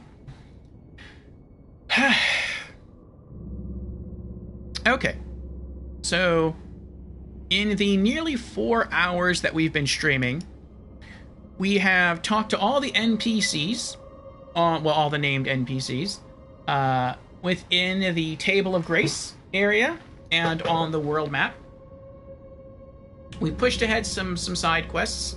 Hayeta the Lightbringer, the little jar guy in Jarburg, We've collected some loot. We also completely leveled up our Mimic Spirit Ash, so that's all ready to go for New Game Plus. We put that back in storage.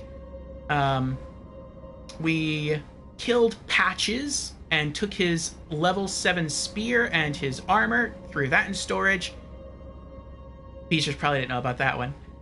We also killed Gowry for his talisman. We went to the Altus Highway Junction upon the Altus Plateau, and we beat the Knight's Cavalry boss. Then we went to the Perfumer's Grotto area that you showed us Saturday, and we beat the boss there.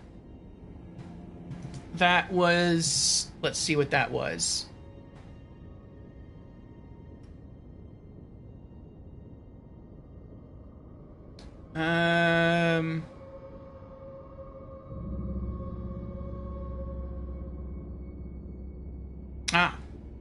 That was 2 bosses in one location. Miranda, a large poison flower, along with an omen killer. We beat them first try. Then we went to fight the full-grown Falling Star Beast upon Mount Gelmir and beat him first try. Then we did the Caelid Colosseum Jar Challenge, which was pretty fun, where we had to summon 3 NPC invaders, and we beat all of them in 1 life, first try. Then we went to the Caelid Catacombs, which I missed, and we beat the boss there, which was a Symmetry Shade on our first try. And now here we are in the minor Erdtree Catacombs, and we're trying to make our way through to the boss. We've already pulled the lever to open the boss door. I think this route is just more loot, and then we have to go back to the elevator. Actually, no, we already did that already. I think we just have to go back the way we came, back to the rot swamp area, and just run down a different hallway, and that probably takes us directly to the boss. So we've been making some good progress this stream so far.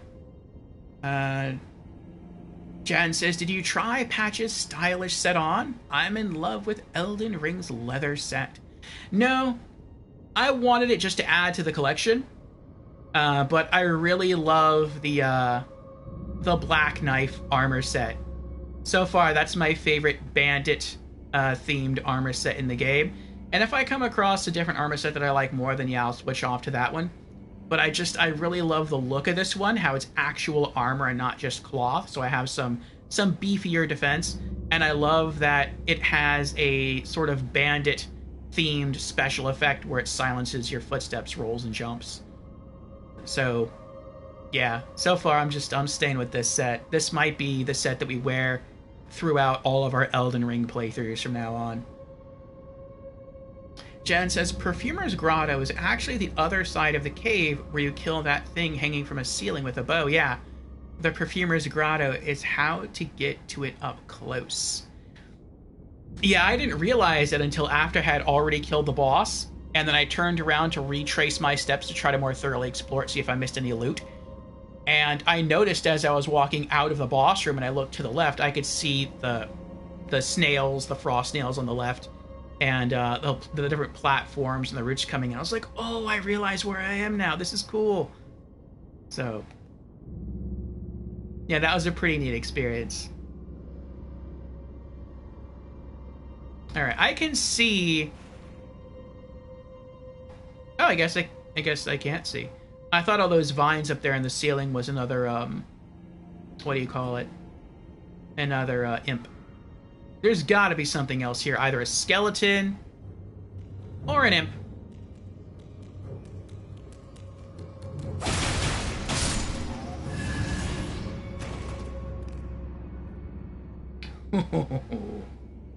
Hopefully that was the only one in here.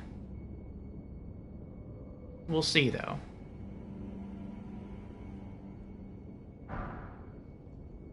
How'd you die? You fought something behind you. Interesting. Is there anything on the wall up here? No. Okay. Oh, I wonder if you go down far enough in this cave, something, like, jumps down at you through the open hole there.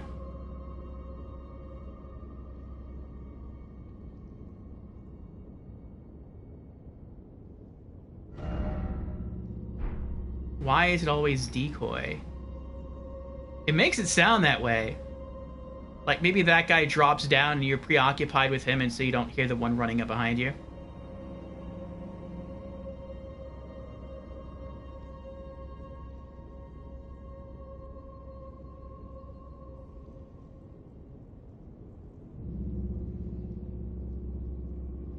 Nothing behind us. Nothing to the left. We have a passageway to the right. Alright. Let's check. Nothing up there. Huh. Try Elden Ring. Imphead Wolf. I think we have that one already. I think I came... I don't remember where. It was in one of the caves. And I was farming specifically for the Imp Sword, the one that procs a lot of bleed damage. And I think while I was doing that, I got that head.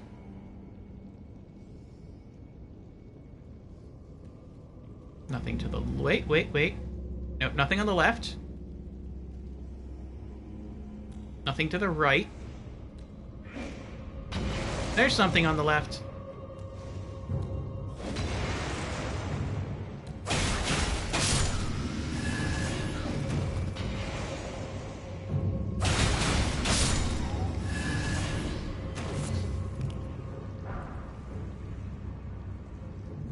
Okay. Now, what did you have? Sacramental Buds. And what does this say? Liar ahead.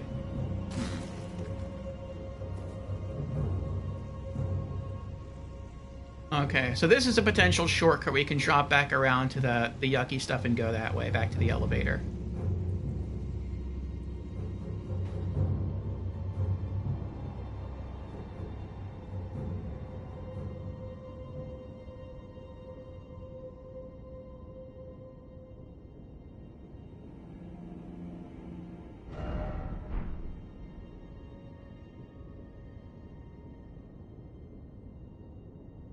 The yucky stuff. That's right. That's the official name.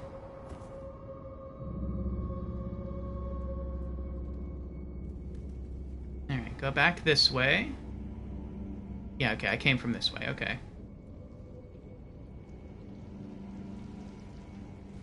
Oh.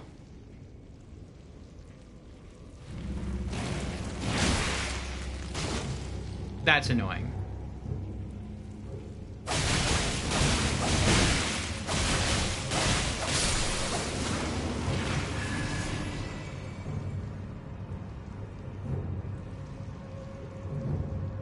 That is so annoying. Can I... Okay, good. Oh, I rolled in it! Oh, I can't believe I did that.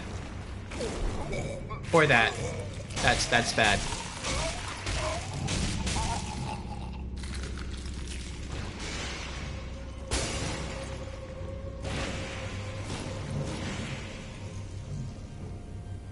I don't know where I came from. I came from this way.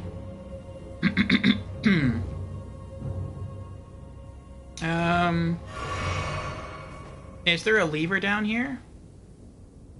There's no lever down here. Okay.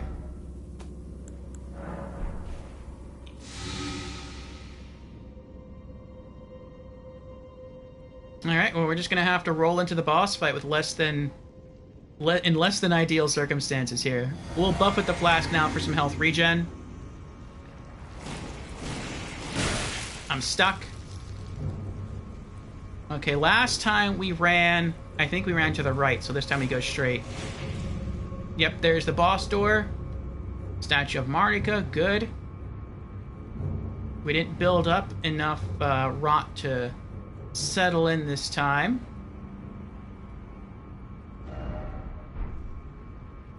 Bug ahead. Alright. I want to wait until we are at full health, and then we'll go through.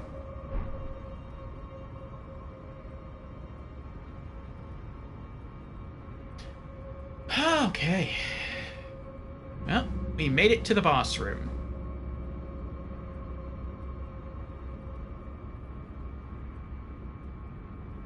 Yeah, so long as you don't roll in the rot, it won't build up afterwards. Yeah, I made that mistake earlier, too.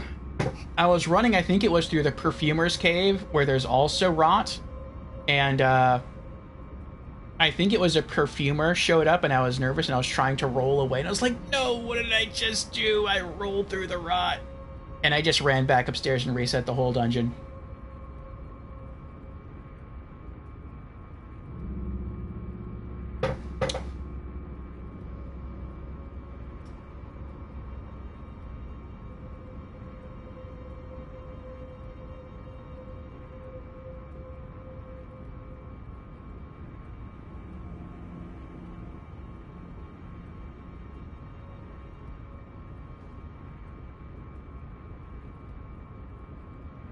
Okay.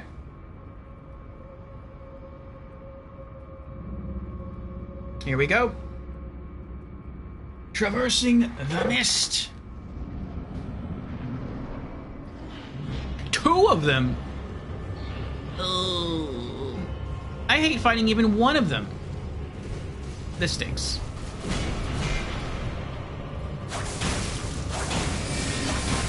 Uh-oh.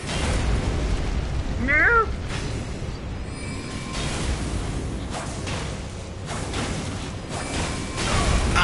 At least they're not that tanky. They're probably at, like, the difficulty level of, like, the very first one I've ever fought. Which is nice. Ow!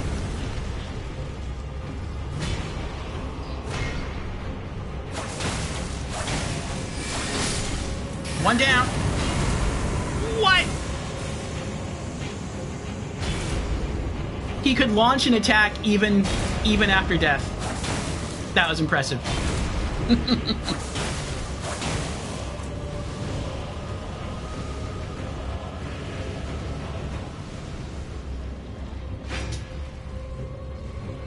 That was weird.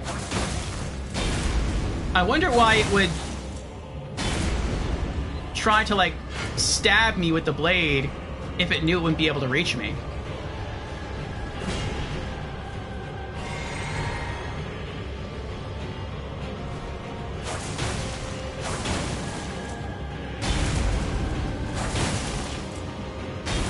Goodbye. Oh, we did it! Enemy felled. Mad pumpkin head ashes. And 7,400 runes. Another boss down.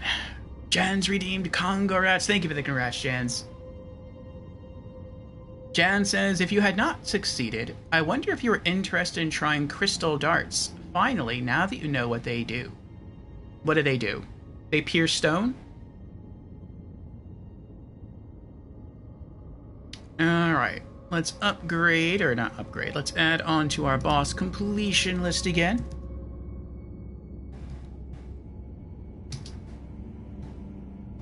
And we'll put Watchdog Duo.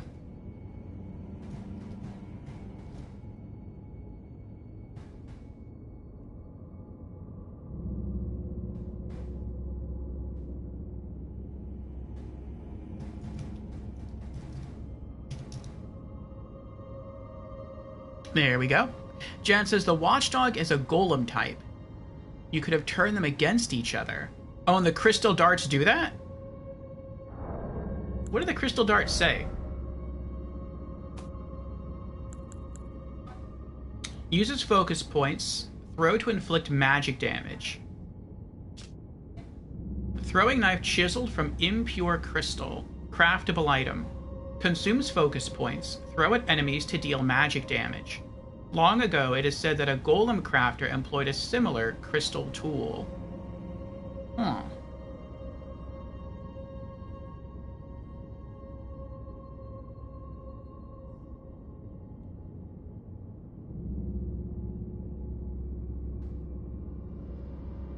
I wonder if that last sentence is a callback to any crafter in a Dark Souls game.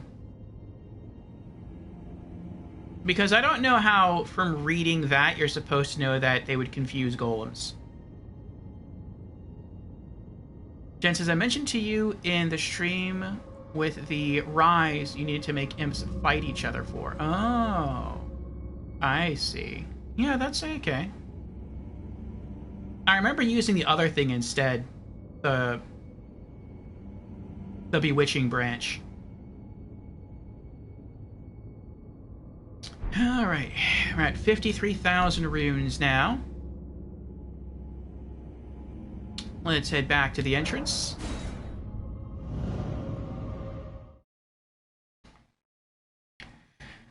Alright. And let us give out another shout out to a Souls streamer friend of ours.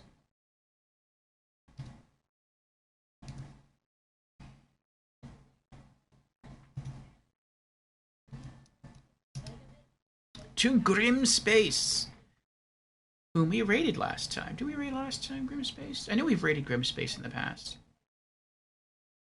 But yes, Grim Space is another relatively new Soul streamer friend I've come across. I came across his channel when he was streaming, I believe it was Dark Souls Remastered. And now he's on his first playthrough of Dark Souls 2. Scholar of the First Sin, and it's been fun watching him plow through. He's doing very well, and also he has just become a Twitch affiliate, so congratulations again, Grim, on your success. So yes, if you're looking for another Soul streamer friend to follow, check out Grim. Oh, welcome on in there, buddy. I was gonna wave, it's too late now.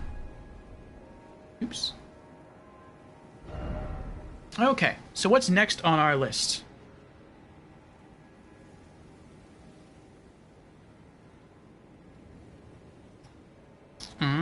Okay.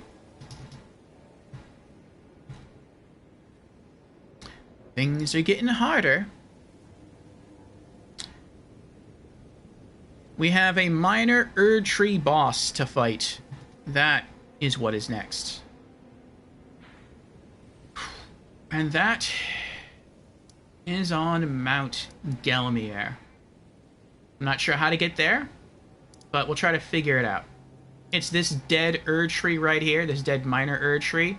That's where we need to go.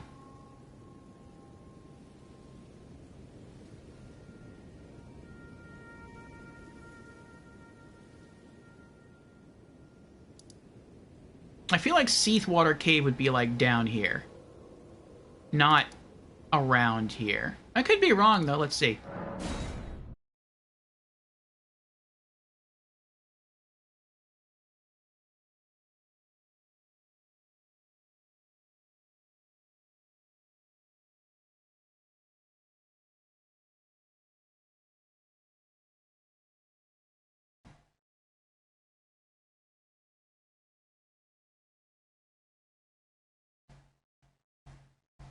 So how many bosses have we taken out today so far? Night Cavalry, Miranda plus Omen Killer, just counting that as one there because it's a single boss encounter. Full Grown Falling Star Beast, Cemetery Shade, and the Watchdog Duo. So 5 bosses today. 5 bosses in just over 4 hours. Not bad. Not bad. That's an interesting armor set. Huh. I like the shoes. How the toes curl up there. It's cute. I don't remember how to get out of here. Is it this way?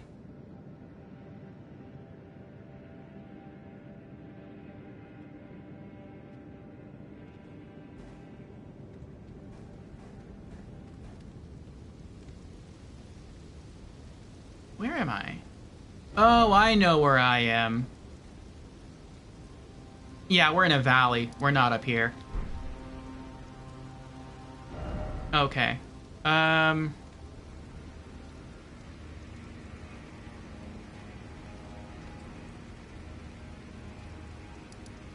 try going back here.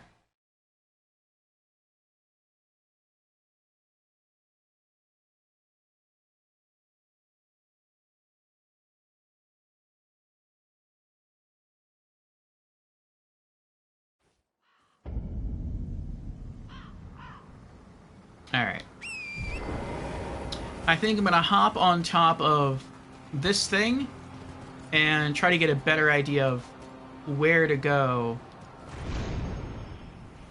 on how to reach the minor Erdtree. So it is like over here. Okay.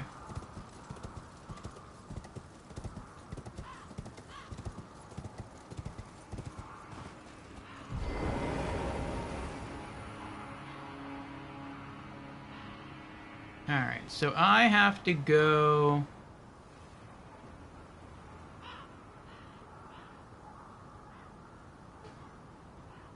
It's hard to see with all this fog. I don't think that's positioned correctly either. It's more like right there. Is that really it? Is it really right there? Alright, well, I know how to get there. That's the hero's grave. That is... That's super close.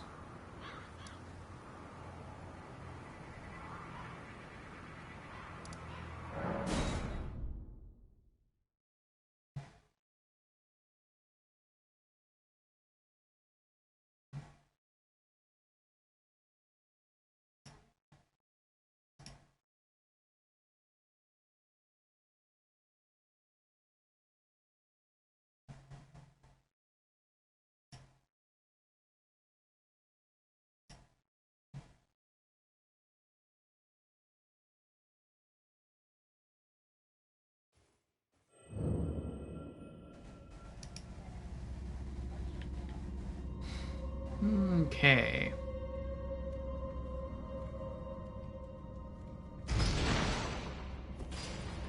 I think this is the fastest way, at least to the crossing point here.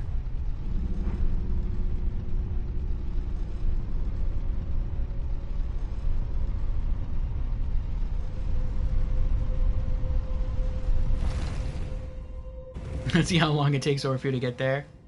Yeah.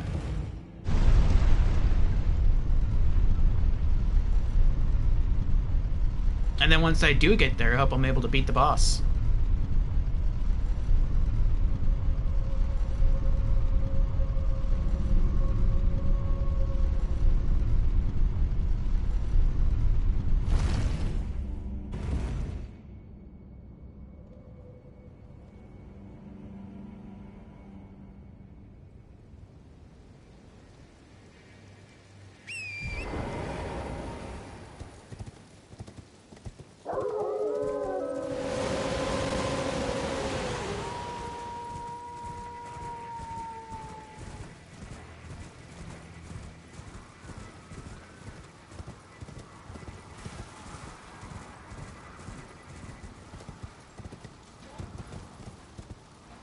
Uh-oh.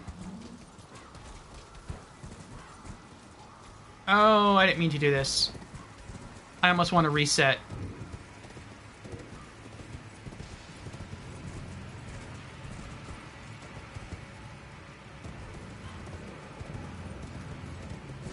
I could have done that, I think, without getting him, like, aggro.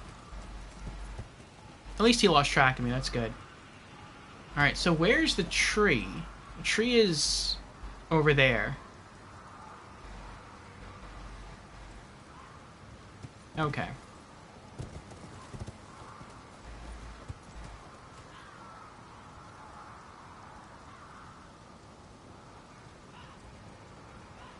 Oh, I think I know how to get there. I think there's a side of grace right there. I feel like there is.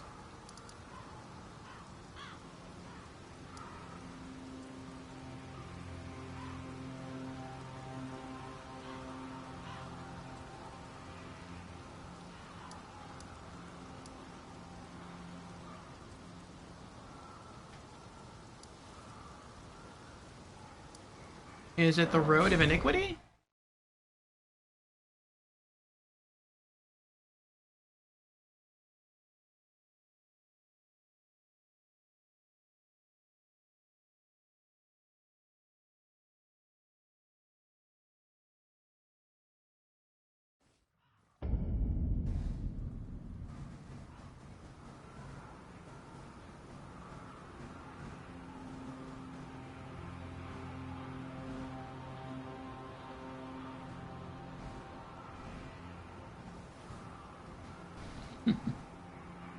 All right. I see a sparkle in the distance. Is that a beetle? Oh, no, it's just embers of fire. Okay. Never mind.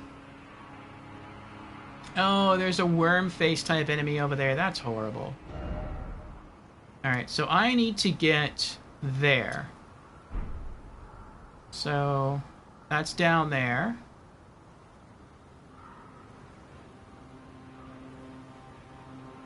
Alright, I know there's hands here, so I have to go back that way. Right around here. Go down there. Bypass the worm face enemy. Hope he doesn't continue to chase me. And then make my way down to the tree. Alright.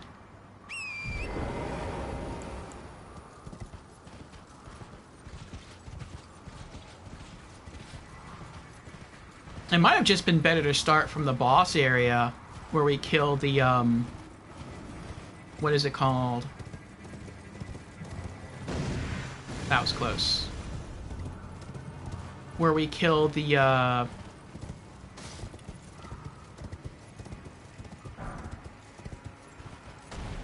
Falling Star Beast.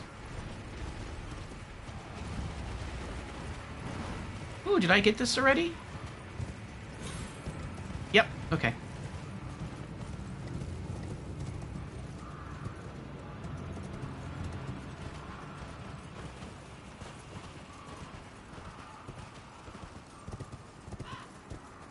Ooh, item. Uh-oh.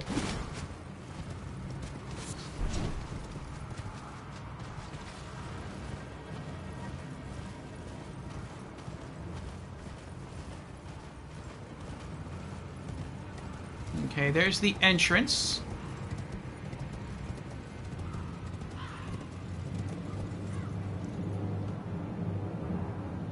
I really don't want to mess with them unless I have to.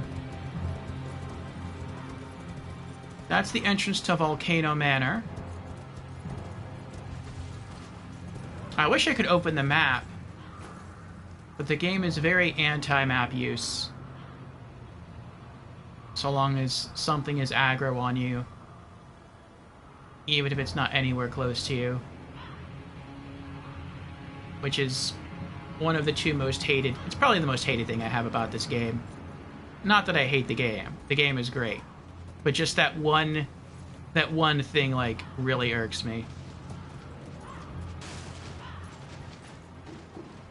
It's been trying to come over here and get me the whole time.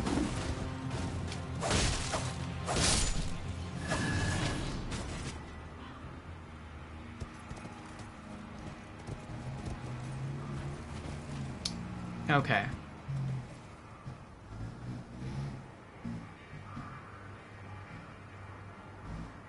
What? It's broken off from everything else. Or it looks like it anyway.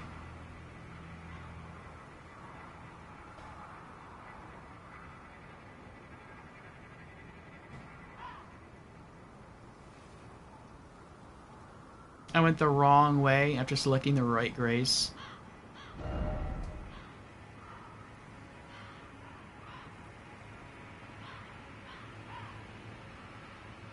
It looks like maybe I have to go that way.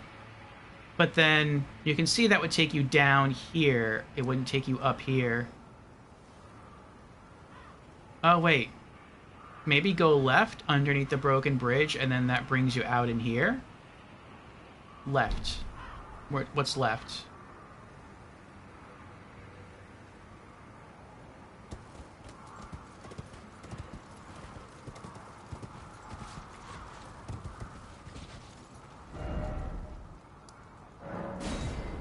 That way I don't have to ride back through everything.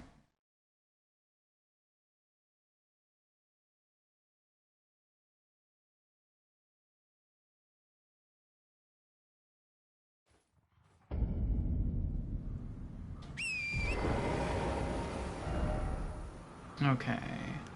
So yeah, it looks like straight ahead, if I can, and then right through here. Okay. I guess that's why this thing is here.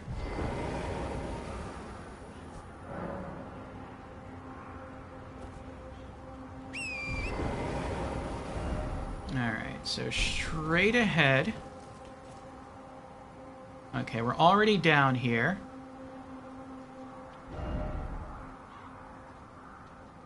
Okay, so ignore that. Go that way.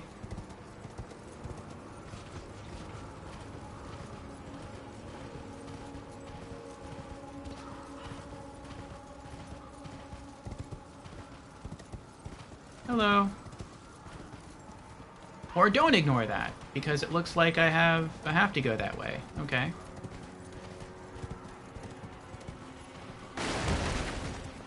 Oh, it looks like he's cold.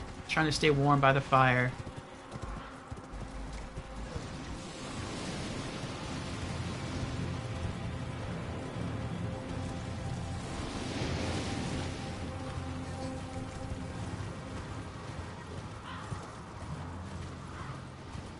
I hope there's a statue of Marika down here.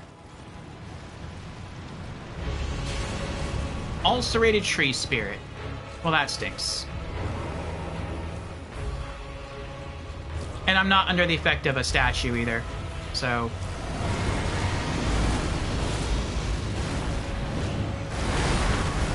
It got me. It took so long to lunge at me. I didn't know when to, like, try to dodge. It just kept spamming dodge roll over and over again.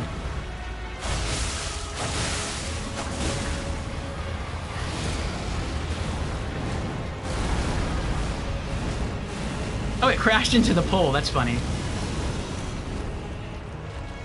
I guess it can't break those poles.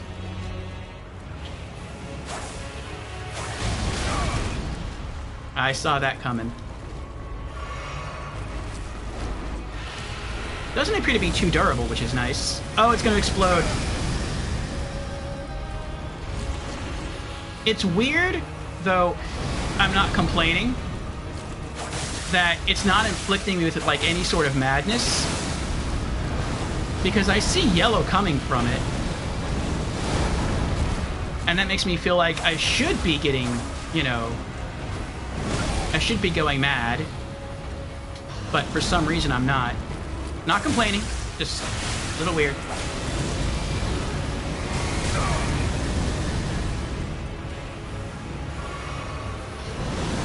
Oh!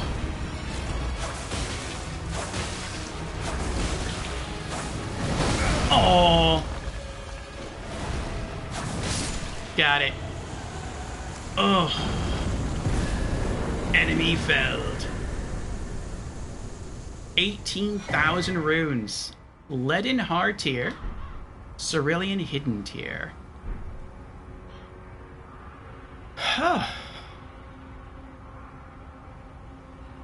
Hello, Fanto. How are you doing? Welcome to the stream. Jen says the yellow is holy. Oh. Madness is more orange yellow than that. Gotcha, gotcha. We killed a holy worm. Jan's also redeemed Congo Rats. Thank you for the congrats, Jans. Fanto says fine, and you? That's good. Good to hear, good to read. I'm doing well as well, Fanto. Do we play PS4? We do indeed. We have the PS4 tag in our stream. How about you? Are you a Souls fan? What is your Souls history? Let's add that boss to our boss completion list.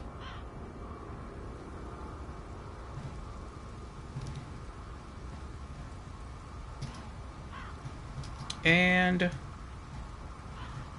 ulcerated tree spirit Mount Gelmir.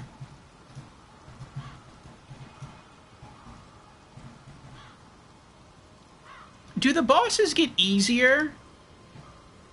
Like, if you go to a new location, which we have, we've gone into like the consecrated snowfields and the Haligtree, and then you come back, are the bosses made easier? It feels that way. I don't think they are, but it feels like, because I haven't really gained that many levels since we were last here. At least I don't think I have. And if I have, I didn't invest them like all into damage. I've been spreading them out between HP and damage and endurance, mostly endurance, to get light rolls back. So it feels a bit weird that that fight was as easy for me as it was. Jan says, with the exception of the putrid ones, which have pinkish, rotted holy fire, the normal ones all have that yellow aura in the second phase. There's a second phase? I didn't even realize there was a second phase. Nope, you're just stronger? Okay. Fanto says, Souls fan here. I play some Dark Souls 1, but I don't have the money yet to buy Elden Ring on PS4. Ah. Dark Souls 1 is a very good game. Dark Souls 1 was our second Souls game. We have been playing through every Souls game here on stream. We did Demon Souls, Dark Souls 1, Dark Souls 2, Dark Souls 3, Bloodborne, and now we're on Elden Ring. And after this, we'll be going and doing New Game Plus and the New Game Plus Plus. And then we'll probably be moving on to Sekiro. But yeah, Dark Souls 1, really good game. What's your build in Dark Souls 1? And eventually you will be able to acquire Elden Ring, and then you'll get to enjoy all these different encounters yourself.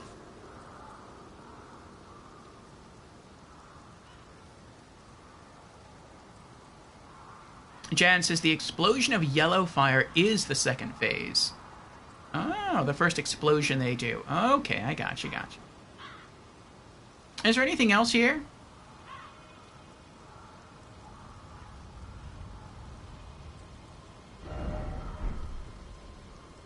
I don't really want to, like, come back here after I leave here, because it was kind of complicated to get here. Ooh, time for rolling? Oh.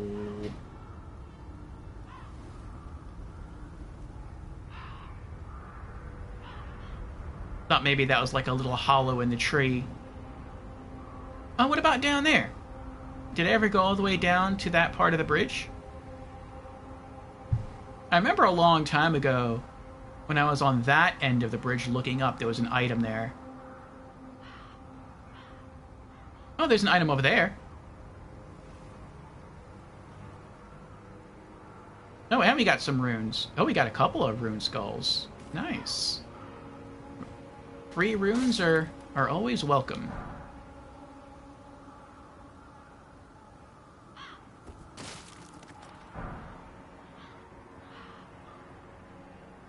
What's this? Drawstring fire grease.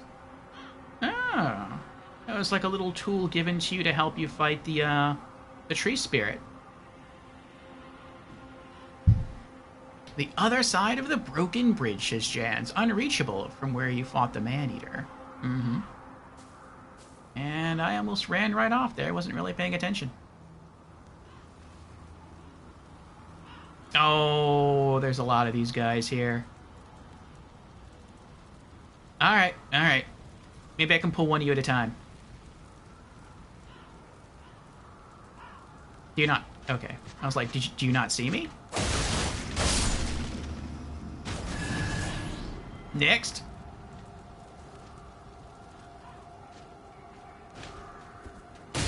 Ow! Oh! Why, you...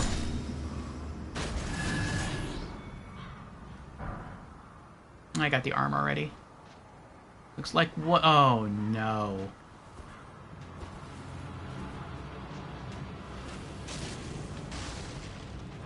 Oh, that's funny.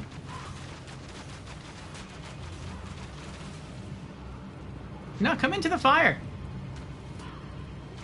He's not going to come into the fire again. Oh, maybe he will. Nope.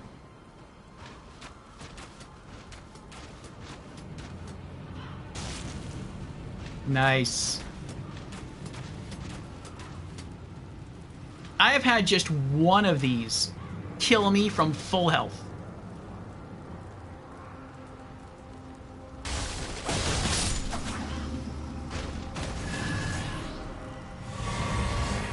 Nice. I remember I tried to roll at him through his first arrow, and I made the first roll, and then when I came up, he was... Look at all those arrows. Look at that. That could have been me. And all the other arrows kept staggering me from getting close, and he just finished me off in one burst of arrows. Alright, so what is this up here? Beast blood. I was kind of hoping for something better, like a unique weapon. Oh well.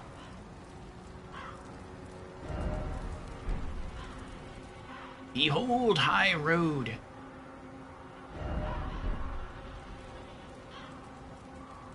Alright, another boss beaten.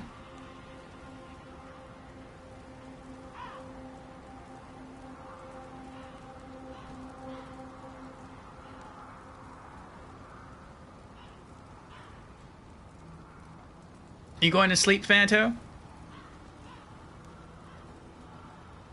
And welcome to our magic menagerie, Fanto. Thank you for the follow. And Fanto has also redeemed, hello, I'm new to Street. Well, welcome in, Fanto, for the very first time. Grateful to have you here. I hope you have a good time while you're here. And, yeah, I look forward to more interactions with you in the future. Keep us updated on your soul's journeys.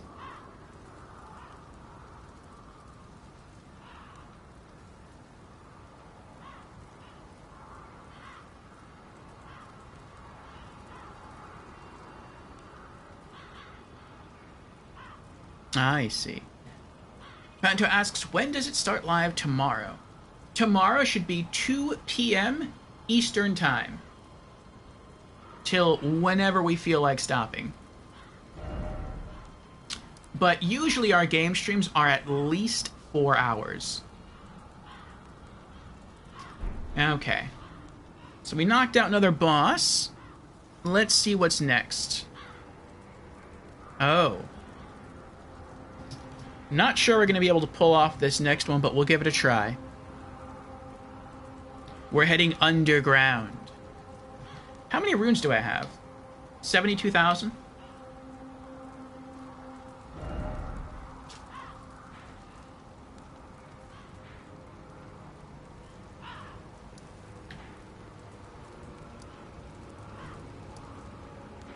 Great Waterfall Crest. There is an Erdtree Avatar here, and we'll see if we can beat it.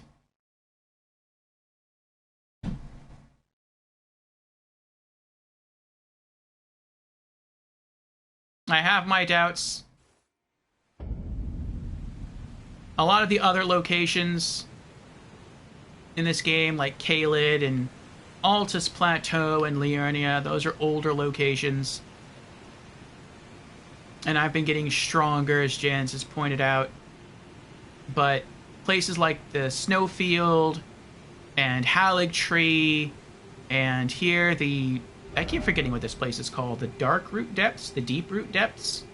Deep Root Depths. These are all locations that are quite hard for me. So we'll give this one shot to see how strong we are compared to this thing. And if we die, we'll just... Yeah, we'll hop on our horse and get our runes back. And then see where we go from there.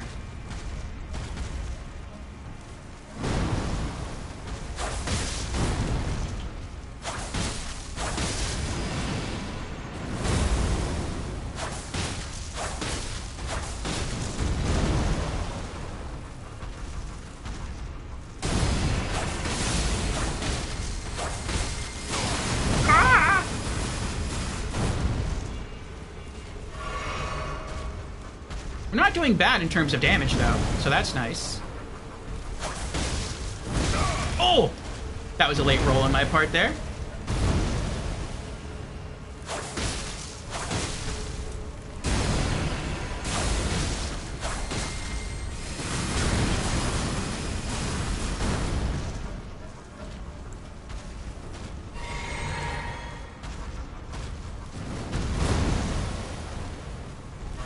Just to be safe. Uh-oh. I thought he had us there. Yes! I really doubted that was gonna work out for us.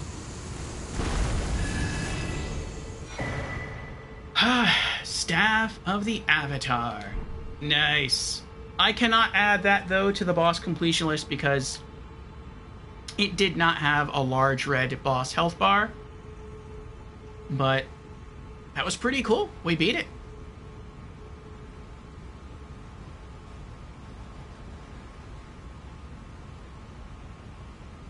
You're in... Is it Algeria time? There, Fanto? And we stay live for sometimes a long time, especially on Saturdays. Saturdays, it is not uncommon for us to do 8 to 10 hour streams. So at some point, you'll probably catch us. I mean, you caught us today. So it might be early for you or late for you, maybe sometime in the middle of your day, but you'll probably catch us at some point. Put the fire grease away. What is this, 200 and 1200? That's not enough to level up.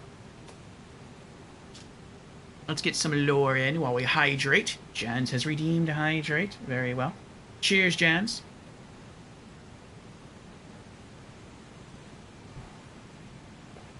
But yes, Fanto, where are you from, if you don't mind me asking? Algrie. Unless that is a location, I just don't know. Let me see. Alg.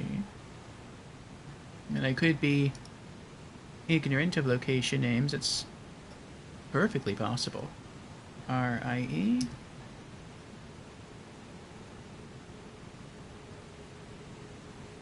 Yeah, the first thing to come up was Algeria. I guessed correctly.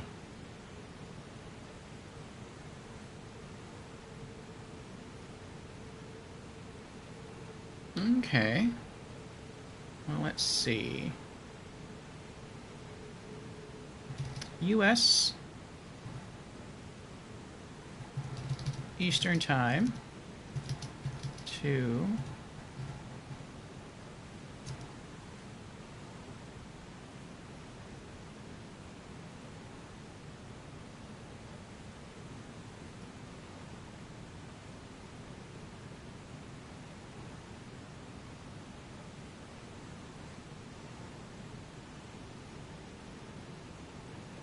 okay, that's not bad. If it is indeed Algeria, well, it's okay, it's comparing Algeria Central Time, or CET, then my 2 o'clock in the afternoon is your 7 o'clock in the evening. So yeah, we should be starting towards the end of your day, and then you can just hang out with us into the night.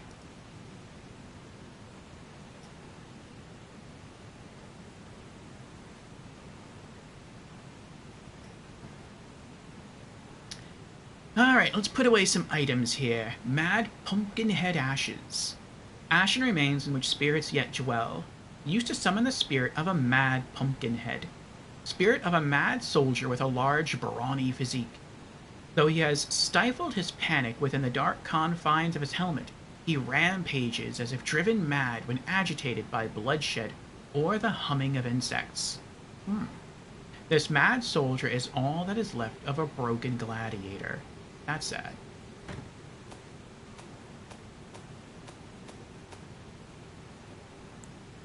Staff of the Avatar. Ceremonial staff depicting the Erdtree in its historic radiance. Wielded by the Avatars who protect the minor Erdtrees. The Avatars, emerging in the wake of the Elden Ring's shattering, We're determined to protect the withering Erdtree's offspring. Unique skill, Erdtree Slam. Jump up high into the air and crash down on the ground ahead. The resulting pratfall sends golden shockwaves in all directions. This is the most powerful of all the ground slam skills. Well, that's cool. Imped Wolf. Let me double check here, but I'm pretty sure I have this one. Yep, I thought so. I know I have that. Okay. So what's next?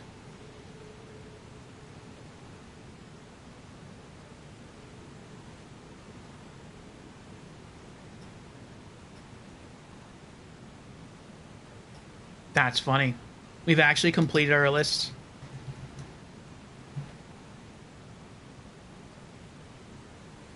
I had constructed an entire list of activities for us to do tonight in Elden Ring, and we just knocked them all out. At the beginning of stream, I wasn't sure if we'd be able to do that. Alright, so we have some options here. And if stream wants to point me in a given direction, we will go in that direction. So, option 1, we can continue to explore this area. We rode through last time and we lit up the Sites of Grace. But we never really explored thoroughly this area. Or really any of these other areas. Another option... Oh, that's like right beneath Lanedale. That's interesting. Another option is we could try to more thoroughly explore the subterranean shunning grounds. I've seen some stuff down there, some locked doors that I don't know how to get through, so that's an option. We could also try to go back to Lanedale. I'm kind of leaning towards that. I know there's at least one Erdtree Avatar that we can kill that runs down the main street here. We could try to kill that. We'd have to kill like a lot of soldiers on the way, though, and that's kind of what stinks. At least to be able to roll around and fight it, kind of like how we fought this one. Oh, there's an ulcerated tree spirit off over here that doesn't have a boss bar, a boss health bar. At least I don't think it does. But it might drop something good. Maybe it'll drop another golden seed. That'd be nice. What else is there? Aside from that, there's always Rot Lake. I really don't want to go back to Rot Lake. We could go back, though. There's also... Wait, what's that? Oh, it's immersion. I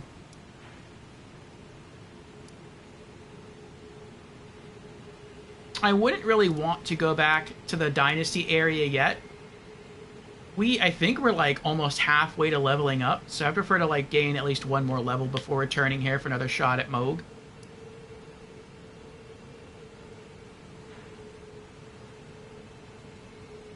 So I guess that's kind of it. Either the Deep-Root Depths or some fights on the outskirts of Lanedale and Lanedale proper. Jen says, ulcerated tree spirit near the church first, then Erdtree Avatar in Lanedale. That's my vote. Alright, let's go for it. Outer Wall Phantom Tree.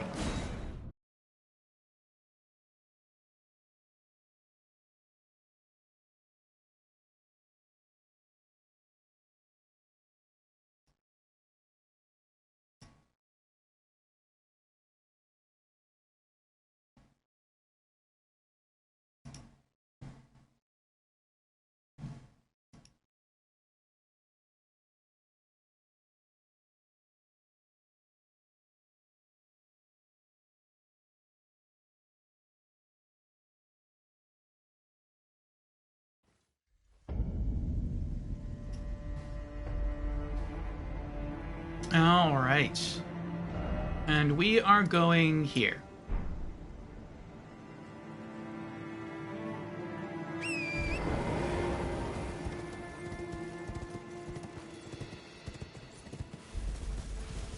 At least I think we're going here. Yeah, there it is. I'm just gonna hop off. It's close. I wonder how much harder this one's going to be than the one we just fought near Volcano Manor. The kind of funny thing about this one, though, is that when you spawn it, if you hide immediately, it won't see you, and it'll just kill all the soldiers in the camp, and you'll get some free rogues.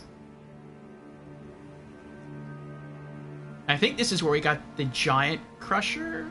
It was either the Giant Crusher or the Star's Great Hammer weapon.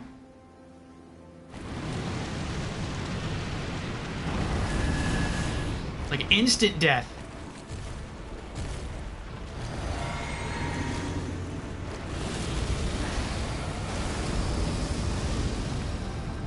It's crazy. He's a madman. Well, I guess not a man. He's a mad worm.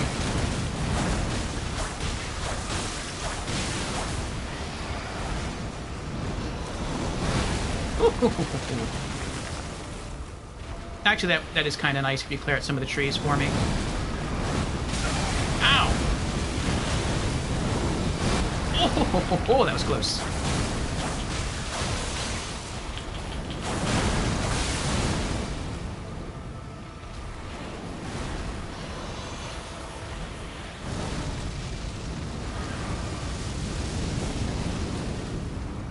He's almost dead, which I'm surprised by. Don't stay near me, little deer. Run away. Where is he going? You forget about me? Oh, maybe he's about to zone.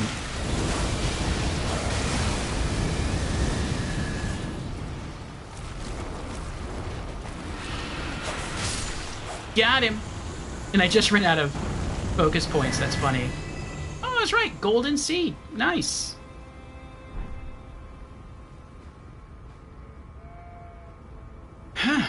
All right. I think we're up to 2 golden seeds now. Yep. I think we need 3 more to get another flask. Oh, they dropped some items. That's nice. Let's see what we got here. Smoldering butterfly. Gilded foot soldier cap. Leather draped tabard and some bolts.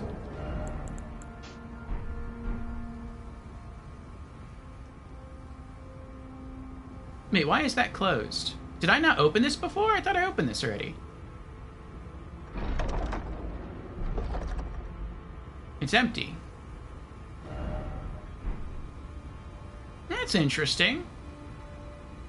I wonder why it closes itself again after you've looted it. That's weird.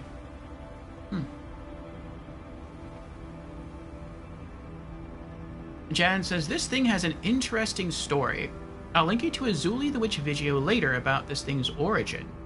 Its AI name is Snake Soul, and its AI name is as old as Dark Souls 3's development. Ulcerated tree spirit, I mean. Interesting, interesting. Yeah, I'll definitely check that out. I like Zuli's videos. She points out sometimes, like, really interesting things about stuff I would never think about. I'm trying to look for the site of grace here. Is that it? No, that's a flower. You know what? I'll just use the map. Okay.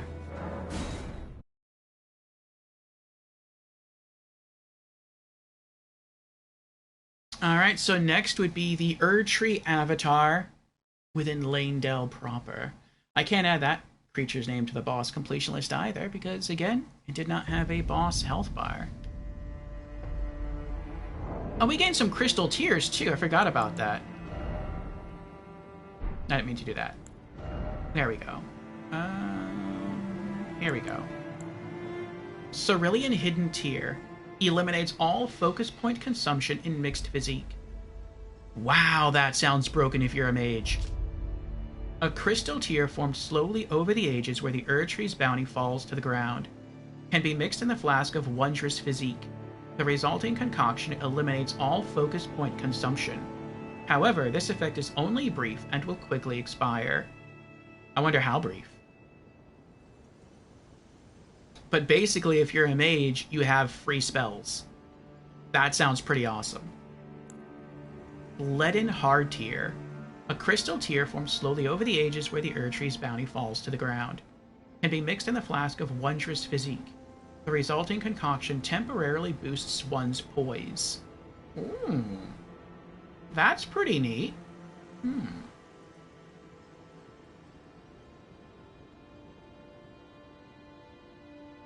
Yeah, that is pretty neat. Interesting. Jans has just linked it in souls for whenever you have spare time after stream. Thanks, Jans. That hidden tier is infamous for being used on Moog with Comet Azure for a long distance kill before he can even walk to you. Wow. That is pretty awesome. Yeah, Comet Azure is like, it looks to be a ridiculously strong spell. There's another Soul streamer I follow. Well, I don't know if I should call her a Soul streamer follow. She's more into Street Fighter 6. But she has played Elden Ring and she's currently playing through the DLC. I'll give her a shout out.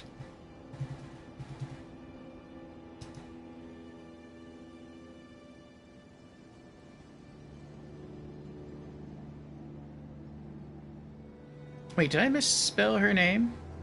I think I misspelled her name. But that is her name. Her name is Feisty. Let me see here.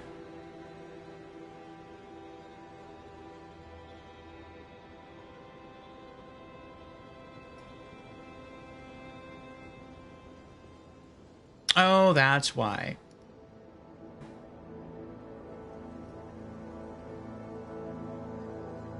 She has a Z in front of it.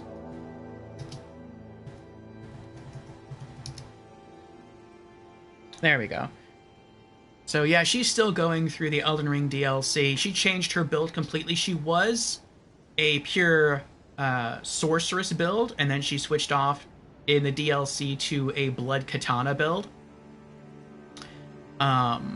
She also does just chatting streams. I think she's done a Lego building stream, like a Lego construction thing. She also watches certain episodes of TV shows with people with her stream. And but yeah, she's lately really gotten into Street Fighter 6 for probably like the past year or so. She's been heavily into that. But yeah, she is still making her way through the DLC if you want to check out her channel.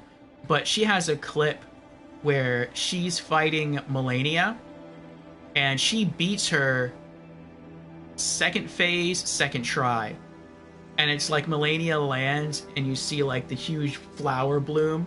And as soon as that happens, she casts Comet Azure, and you just see Melania's health bar go doo doo doo doo, dead. And it's like, wow, that is crazy how that happened. So yeah, Comet Azure and Magic in general seems like it can be super, super strong. So something similar happening with Moog, I believe it.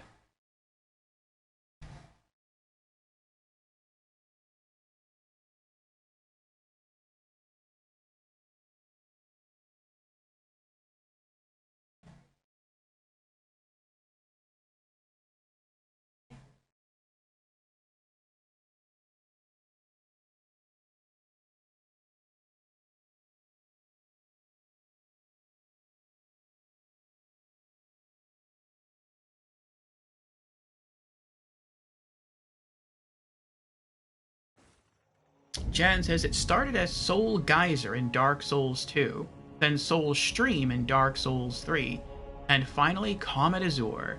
This spell has evolved a lot. Okay. I feel like this is probably one of the hardest enemies to fight. Because to fight it the way I want to fight it would be to fight it from here. But you have to kill a lot of enemies just to get to it. And that's kind of annoying.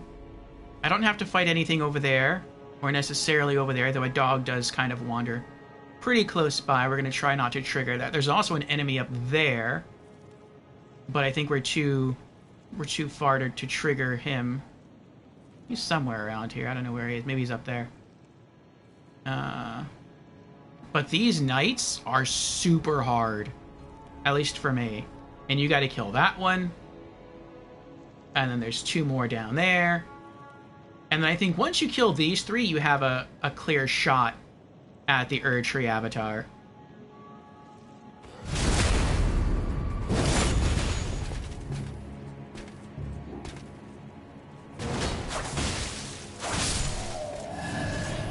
There's one.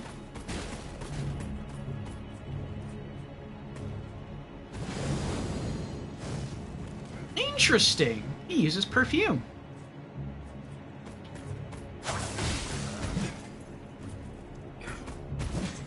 Alright, fine. Oh, now you put up your shield.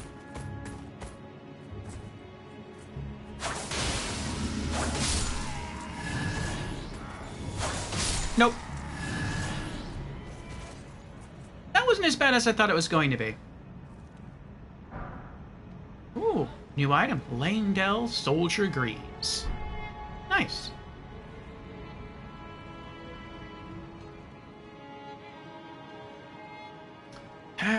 Jen says, the way I fight Erdtree Avatars is just like an asylum demon. Up close and personal. Ah. I had to do that originally before I got, I think, Reduvia. And even once I got Reduvia, I think I still try to rely on, like, R1s and L1s. But I just find this a lot easier. Alright, so I'm going to try to run that way to trigger him. I think he spawns once I get completely around that carriage. Then I'm going to turn around and run back this way. And if I can pull him inside that house, which I don't think I can, but if I can, then that's how I'll fight him. What is that? Oh, more knights. Have I been that way before?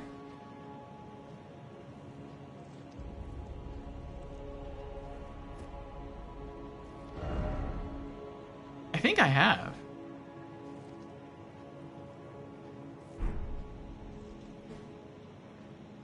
Oh, I think I know what that is. Yeah, we got the Bolt of Gransax from there. And then we were running up there. And I think I may have jumped down there and fought the other knights, or tried to fight the knights, and I couldn't do it, so I ran that way and died. And it's like all you really needed to do was just jump over here, run this way, and run up the stairs, and you would have been safe. That's funny. Alright, let's buff up. Okay, here we go.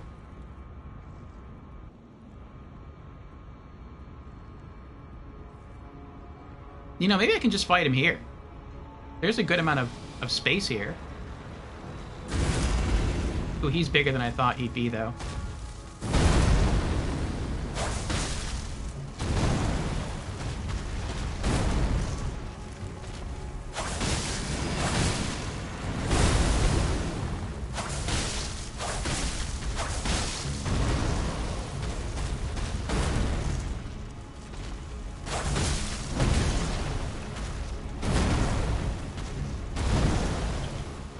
Oh, I'm out.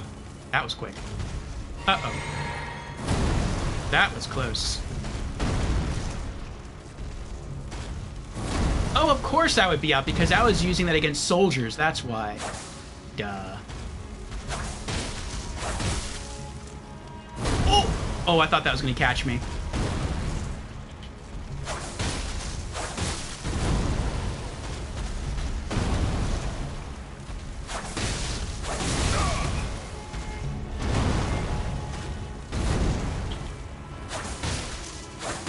Bye.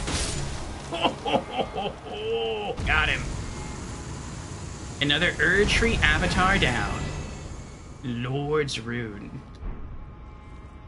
Over 100,000 runes. Can we level up from that or no? No. We need like 11,000 more runes.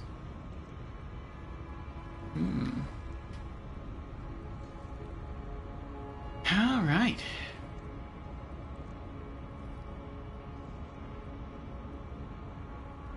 Oh, that felt good.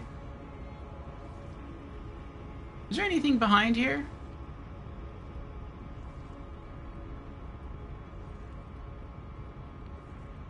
Oh, I got excited once I started to run all the way up here. was like, ooh, maybe there's a hidden path back here, like a way to get behind the stairs, and there's gonna be an item tucked away. Nope. Ah, well.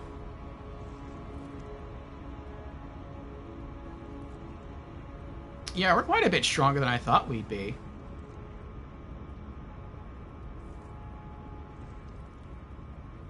I know most enemies in the Erdtree just still destroy me.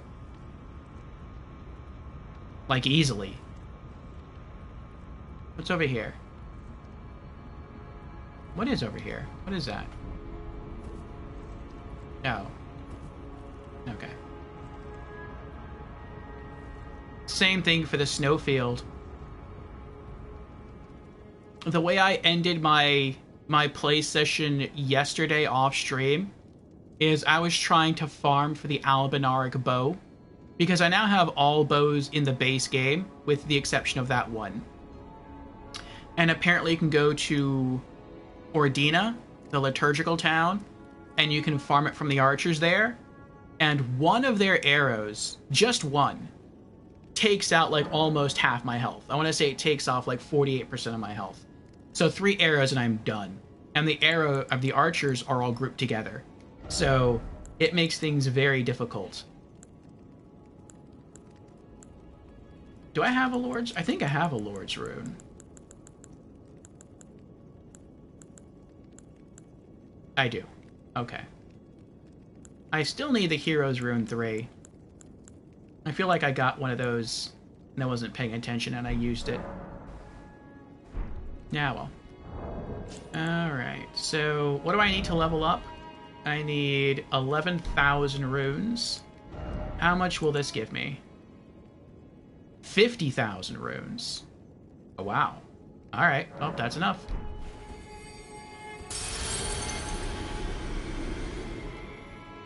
Let's level up.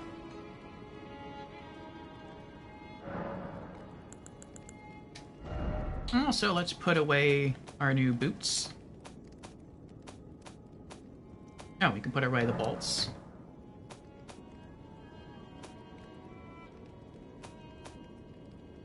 Lanedell Soldier Greaves. Greaves worn by soldiers sworn to defend the royal capital of Lanedell. Rust-worn and stained through unending conflict. Okay, level up. And we're doing Dex. Redubi's attack goes up by 2, and the Scorpion Stinger, its attack goes up by 3. Okay, not bad. Next point, we'll go into Arcane. We need 118,000.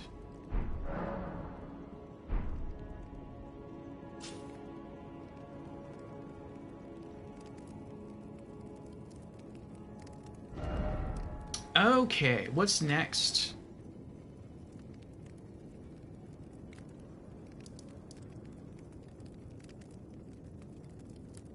I can get rid of... Oops. I can get rid of that now.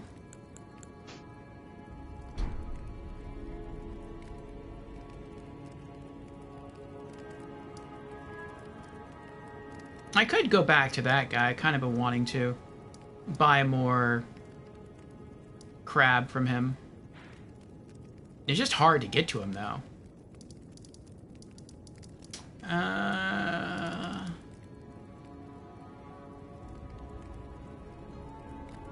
Is there anything else? Where did I last meet Hyetta? She was here in Liurnia. Since I progressed her quest, since I told her about the eyeballs, maybe she's relocated to a site of grace somewhere here in the Altus Plateau. Or maybe even Lanedell. I don't think she'd go off into Mount Gelmir, the Volcano Manor. Ah, Kino's here. Hello, Kino. How are you doing? Kino asks, hey, Orpheus, do you want to see me do a magic trick? So long as it doesn't involve a pencil disappearing, sure.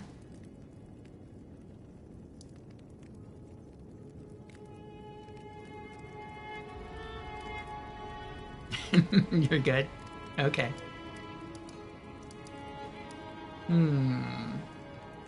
I could just try looking for her.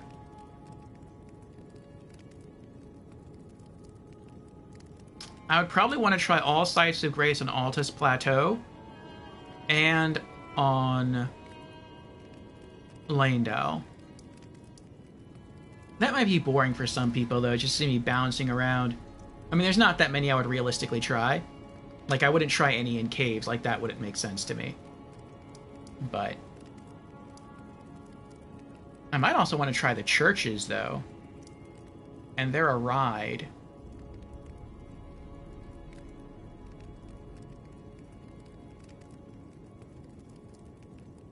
Oh. Springtrap says, ta-da! I cloned myself. Magic trick. You got your account back. Congratulations, Kino. Or should I now call you Springtrap? Yeah, Springtrap was the original account, and unfortunately, access to that account was lost. And so a new one was created, Kino Moro, but now Kino has his original account back. So congratulations, congratulations.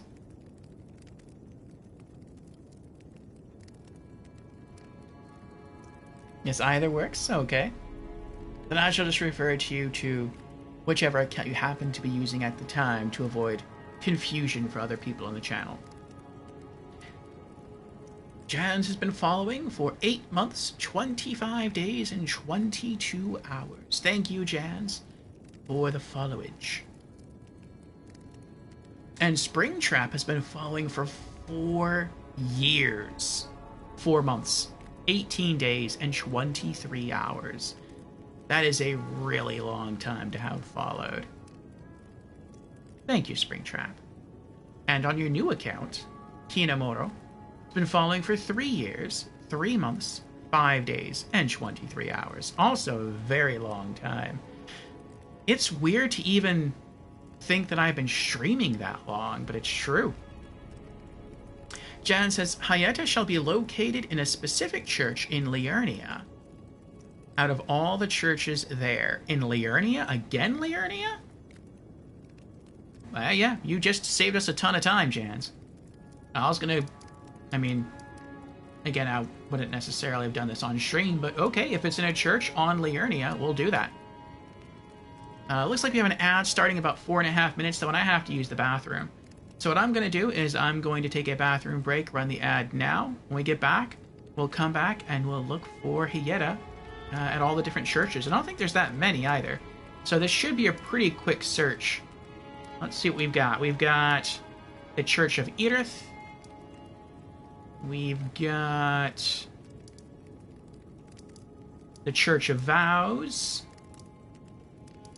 The Church of Inhibition.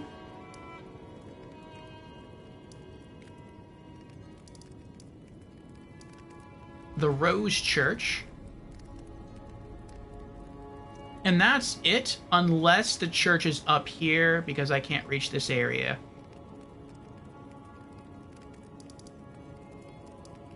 So yeah, let's try the Church of Erdtree first. So we'll run the break during loading time. So, boob.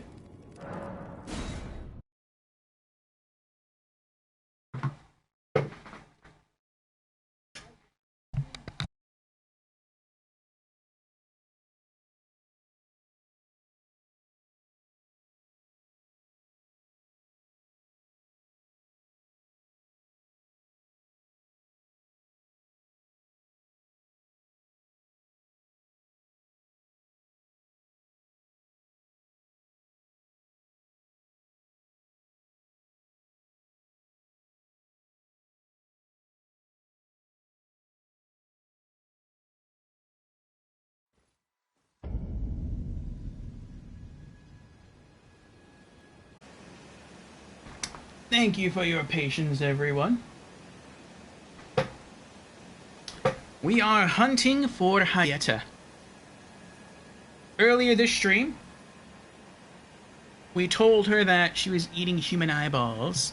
I didn't want to, but I mean, it seemed like her quest wasn't going to advance unless we said that, because we chose not to tell her that. Went off, killed a boss, did some other things, and she's still hanging out by the, or she was still hanging out by the bridge in Liurnia. So I guess we had to tell her that. Now she left, and we were just given a tip that she's at one of the churches here in Liurnia. So we're going to see if we can find her.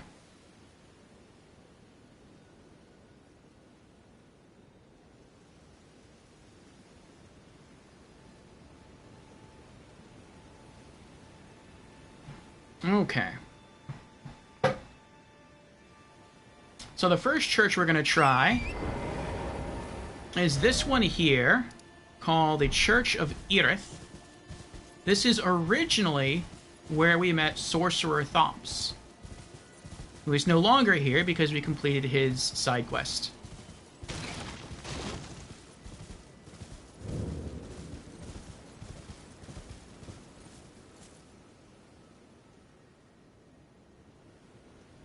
Okay, I don't see her here anywhere.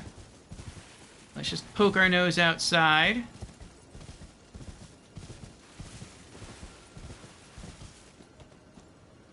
Alright, so I guess she's not here. Next, let's try the Church of Vows.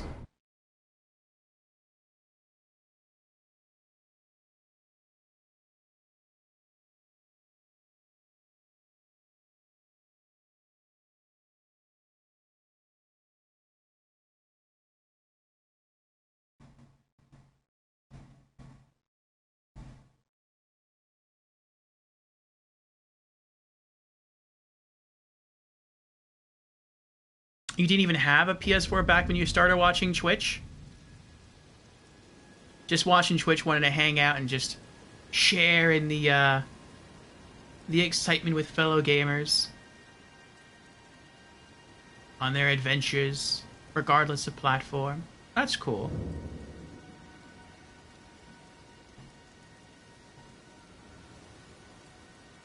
Okay. Do I need absolution for anything? No, okay. Okay, so she's not here. What was that?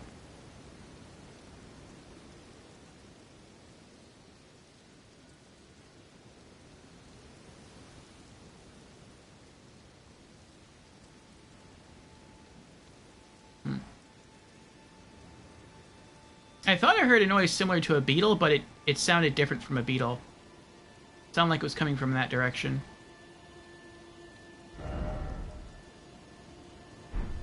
Alright, let me go back outside and just check the front area again.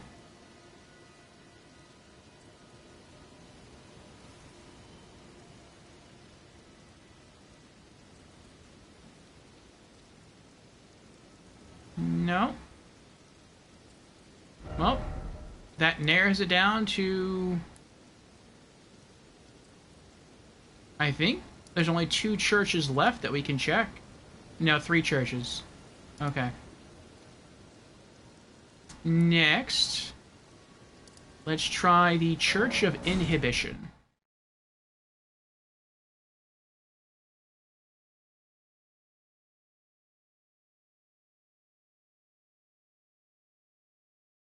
Ah. Kino says a lot of the side quests get locked by completing some of the other quests, or by beating the game, so you would need to start a new game to get to do some of those other side quests. That's what I'm worried about. But I mean, if that happens, it happens. We are planning to play and beat this game 2 more times, at least 2 more times. And so we should have the opportunity to complete any quest we didn't get to complete this time, next time, or the time after that.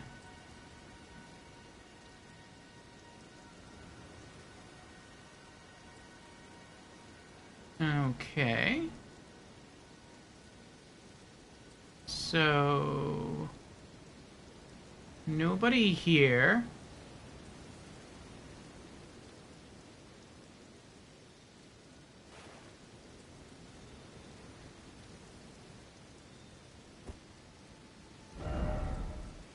Alright. Next, Bellum Church.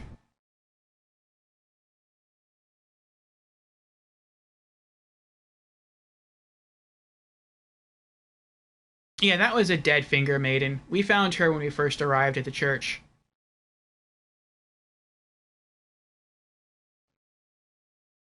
Oh, that was Vike's dead maiden. Oh, that would explain why he spawns near that church.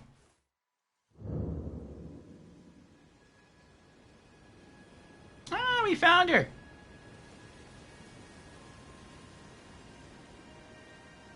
Ooh, and a bunch of gold centipedes.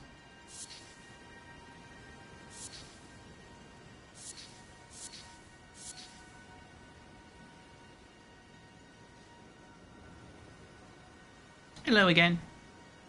Oh, hello. Is that you over there? Have you ever heard of fingerprint grapes? Yes. They're special grapes which only grow on those who've been clasped by the burnt fingers. I would truly love to try one. The distant light seems far closer than before, but I can't sense a thing from the usual grapes anymore. Please, could you donate a fingerprint grape to me? Without one, I don't know. I feel like I might go mad. Well, we have one. Give her a fingerprint grape. Oh. Oh. A fingerprint grape. Tried and true. What a wondrous thing. A fingerprint grape. Oh. How sweet. Yet, how it burns. Thank you. I've composed myself again. May the blessing of the fingers be upon you.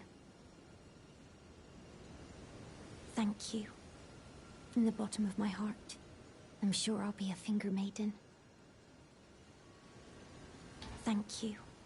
I'm sure I'll be a finger... Alright, let's go reset the area.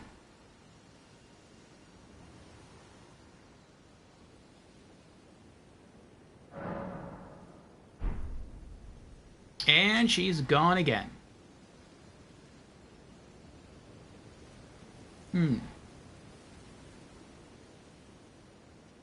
Oh, Jen says in a rare statue of Radagon instead of Marika. Interesting. In the Vitruvian man pose. I tend not to pay attention too much to the statues anymore. I mean, they're interesting, but I just thought they were all the same. And I feel like I don't know enough about the lore of the world to really appreciate the statues. Alright, since we're in the area anyway, let's visit this merchant and sell off some of the extra gear we have. You again? I don't want any trouble.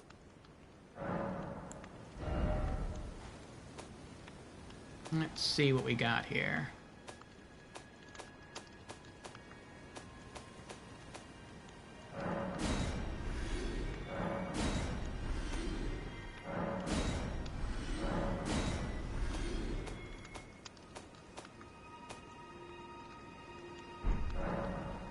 All done?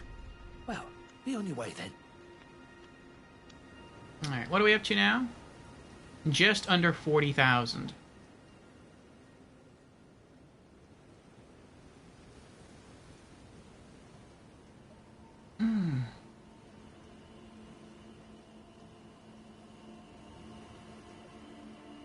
Ah, yes.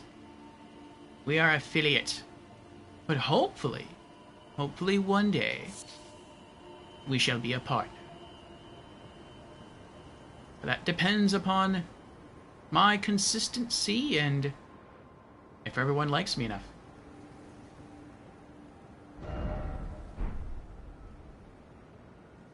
Okay.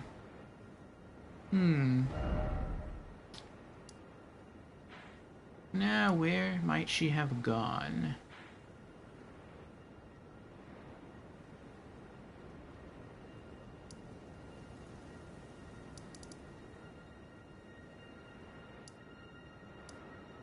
Stormcaller Church. Second Church of... Where was she? She's at Bellum Church. I wonder if I can find her at a different church on Altus Plateau now. Let's try Stormcaller Church.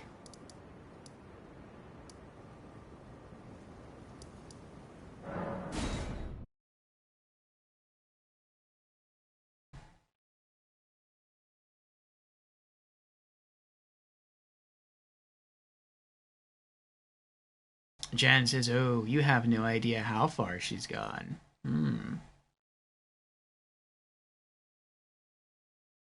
Kino says, still, that was a long time ago when you were trying to platinum Borderlands, the pre-sequel. True. True.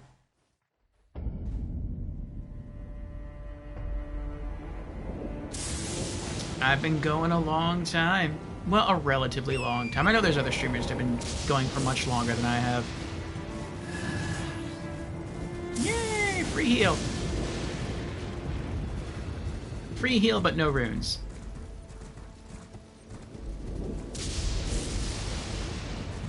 There's the hero's grave.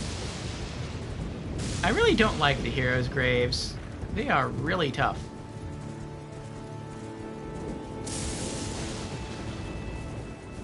The golden wooled rams, that's neat.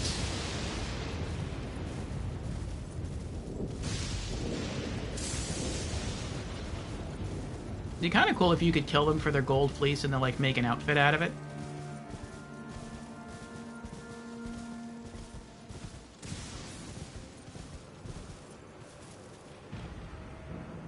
Something aggroed. It's probably the gold rams that aggroed. Oh, no. Yeah, I don't want to fight that guy. He's annoying.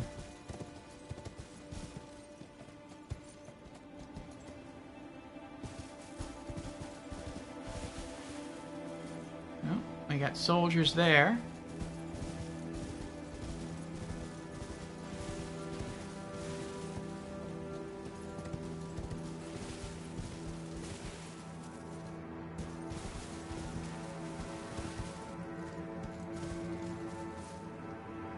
No, she's not in here.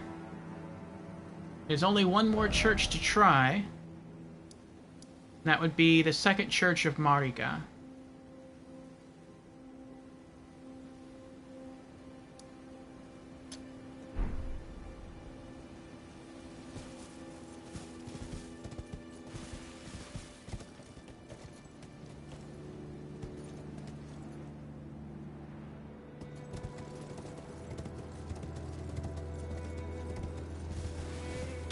Charles is here. Welcome in, Charles. Thank you for the raid. Welcome in, raiders. How are you doing tonight?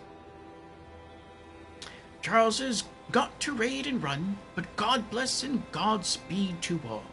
Well, thank you again, Charles, for the raid. Let's see where Charles is raiding in from. Ah, yes, more Elden Ring.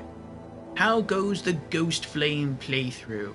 I know Charles had to raid and run, but if anyone from history wants to fill me in, I am curious.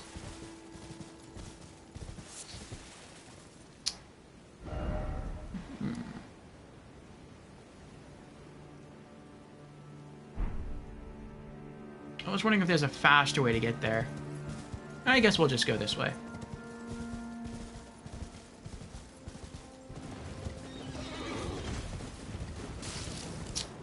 We have been beating bosses, discovering new areas.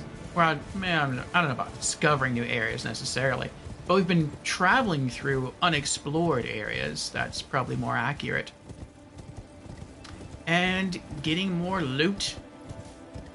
So, the last thing we did, kind of the thing we're doing right now, is we progressed Hayeta's questline. Hayeta the Lightseeker.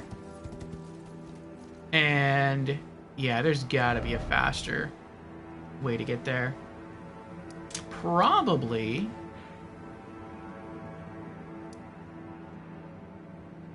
Yeah, probably from here. The Bowery of Bounty. But we gave her a fingerprint eyeball, for those of you who know Elden Ring. And now we're trying to see if she left to a church on the Altus Plateau. We last met her at Bellum Church in Liurnia. So we're going to try this second church, and if she's not there, then we'll figure out something else to do in the game.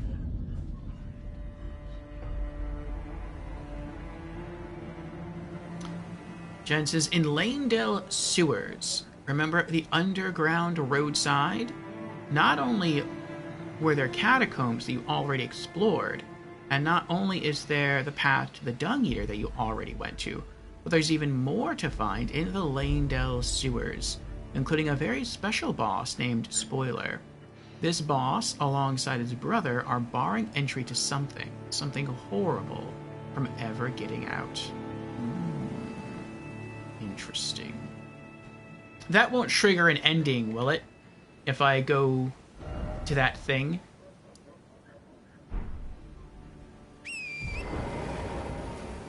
Because I would like to try to stick to Ronnie's ending.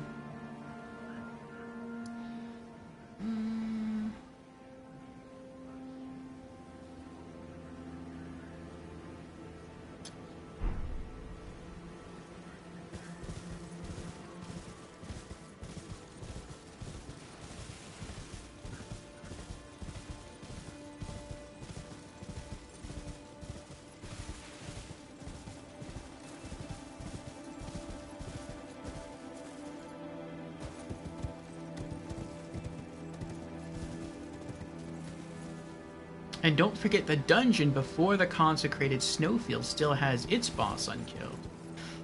Yes, I've been leaving the snowfield alone for this playthrough.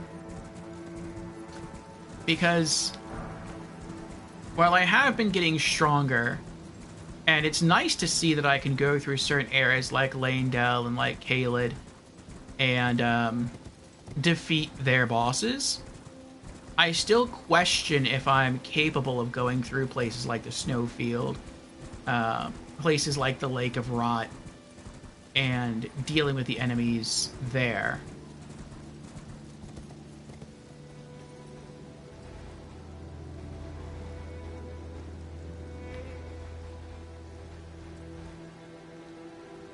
Oh, this is where we fought... I think this is where we fought the lady that had the twin blade, Eleonora.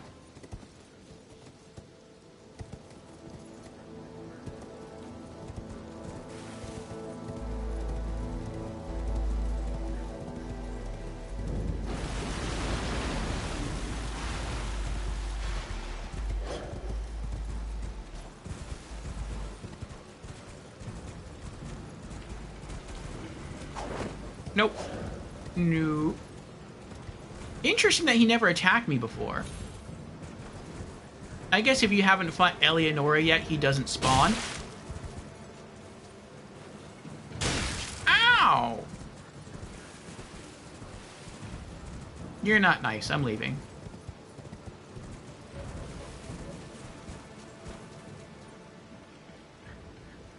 Did he give up? He gave up. Okay. But yeah, I didn't see her around that church either.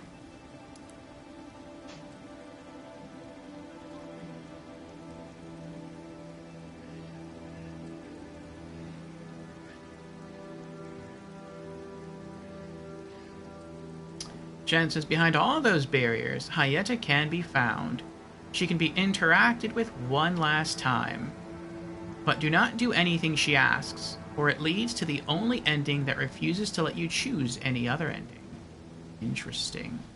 You can choose any ending you want unless you are affected by whatever Hyetta asks you to do.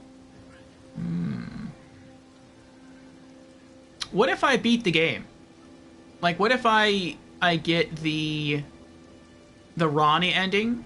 Can I then go back and still find Hyetta there? Or will it be too late?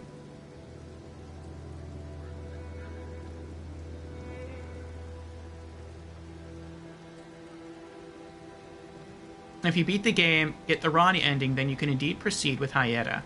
Interesting, interesting. Okay. Kino says you can choose whatever ending you can get, and even after you get an ending, you can still play the game unless you go to the round table hold and start New Game Plus. Okay. If that's the case, then I think I might beat the main game first. In fact, I might just beat the main game and then go into the DLC.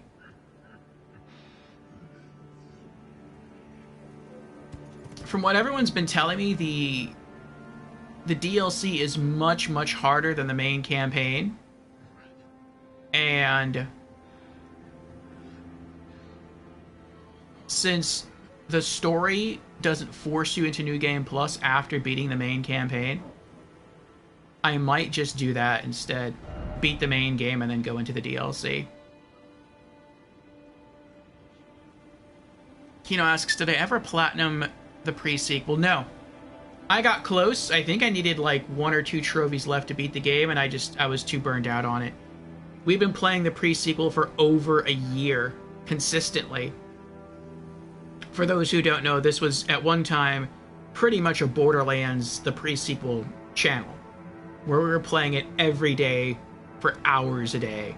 And it is easily my favorite game in the Borderlands series, but playing any game for hours a day, every day, for like a year, probably over a year, will burn you out. And I burnt myself out so much on it, I just couldn't go back. Maybe one day I'll be able to, but no time soon.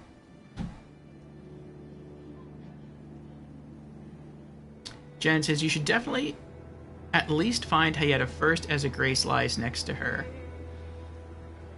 Jen says, Jack Doppelganger is my favorite class. Jack is fun. I beat the game with every character except with Athena.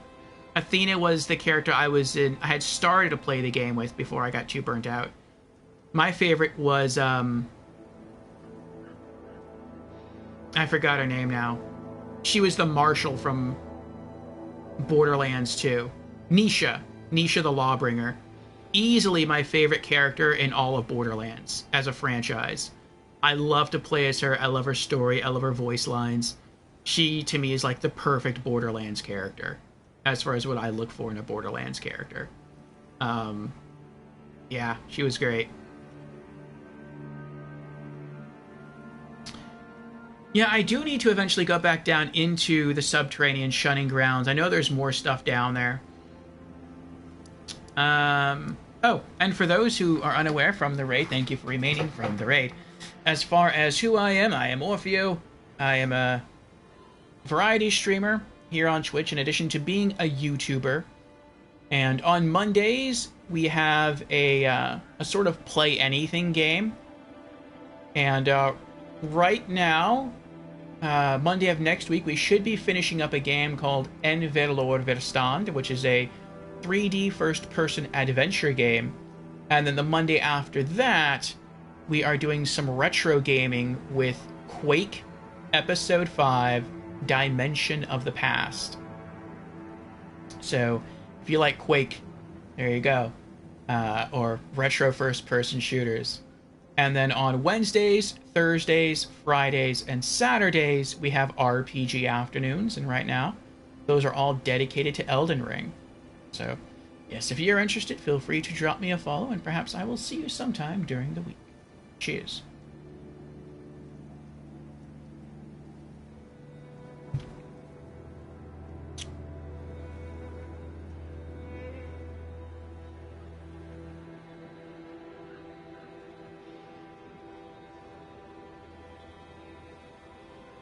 You remember Late Shift as well? Yep, that was fun. We used to have Sunday cinemas, stream full motion video games every Sunday, get some popcorn and a soft drink, and sit down. We all sort of have a movie video game night together. Alright, what else can we get up to here? Part of me does want to go try Moog again, but I'm not that much stronger than I once was. And I'm already back to like a third of the way to a level, and I don't want to risk losing all those runes. I don't know of anything else on Caelid or Limgrave or Liurnia to do. We knocked out a good amount of stuff on the Altus Plateau today. And Mount Gelmir. I don't think there's anything left for us to do within Volcano Manor. What's this? Unsightly Catacombs. Did we do whatever this is?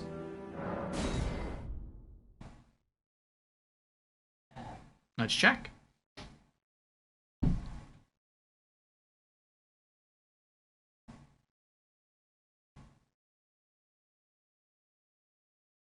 You're not worthy yet for Moog nor Melania, says Jans. I completely agree about Melania. Melania, I feel like she's not that hard a boss, at least in Phase 1, if I can stay away from her. If I can do that, if I can evade her, she seems like a pretty easy boss. She comes off as very, very much almost an exact replica of the Nameless King from Dark Souls 3, only she's flip-flopped. So, from what I've encountered and from what I've seen of Melania, she has the same 2 phases as the Nameless King, only they're reversed. So, like, in Phase 1, Melania just walks up to you really slow. And when she gets close enough, she'll dash at you and try to attack with melee. And that's exactly what the Nameless King does in Phase 2. And then, from what I've seen in Phase 2 of Melania, because I watched some people fight her, such as Charles, she tends to jump up in the air more, use her wings more, and then she'll, like, send stuff after you to attack you, and she'll also swoop down to attack you. And that reminds me a lot of the Nameless King Phase 1, when he was riding on his dragon. I think what was it called? The King of Storms? Or the Storm King? So yeah. We beat Nameless King. I'm pretty sure we can beat Melania. She really doesn't look that hard.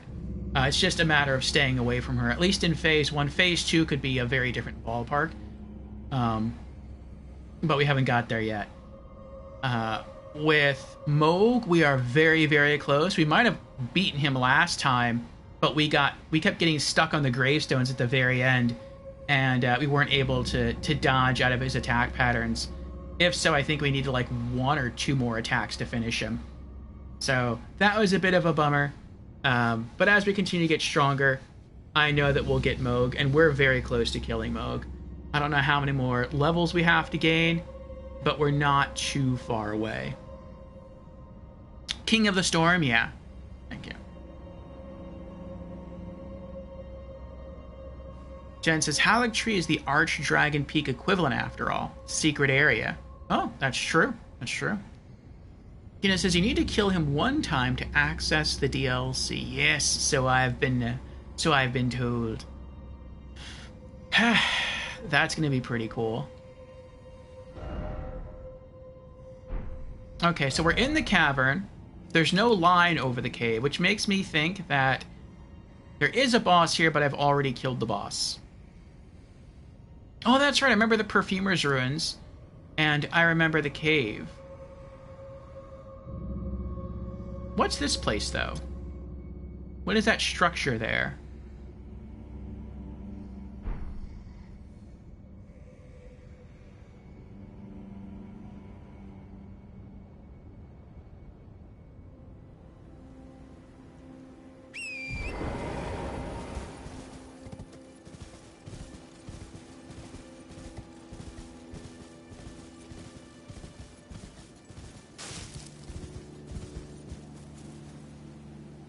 I thought that was a person looking at me. And I was like, that's kind of scary. It's kind of creepy. I remember us running through the Perfumer's Ruins and getting the loot that was inside. Hard right.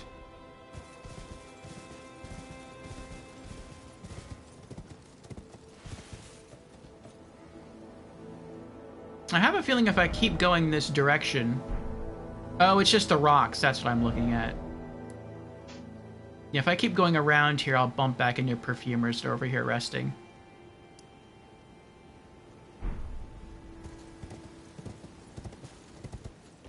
And this is the abandoned coffin area.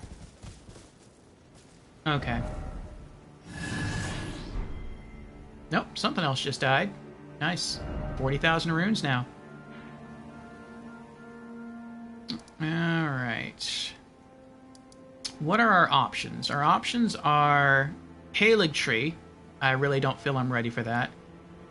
Snow Place. We could start to try there. Deep Root Depths. I feel like I might not be ready for that either. The Lake of Rot. I really don't want to go there yet. The Lanedale Sewers is not a nice place. Kind of feel like I don't want to go there quite yet.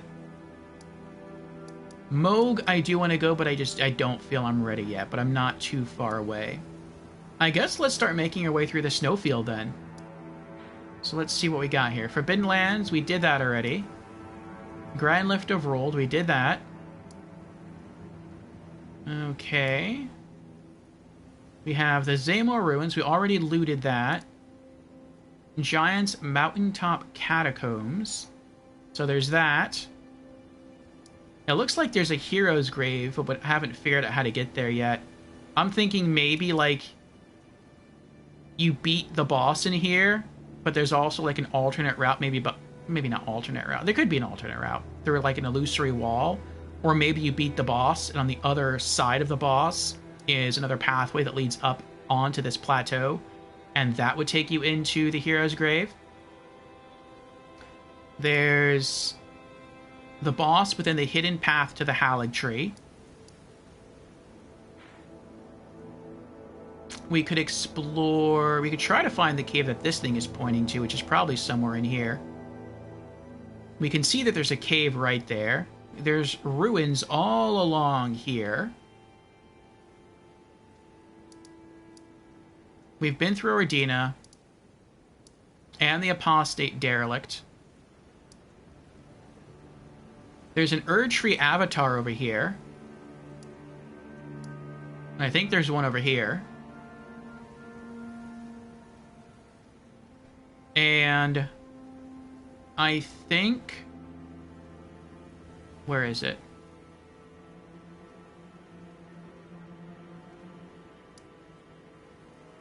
I think around here is a Tibia Mariner. I tried riding through here once just trying to look for the Tibia Mariner, and I couldn't see him at all.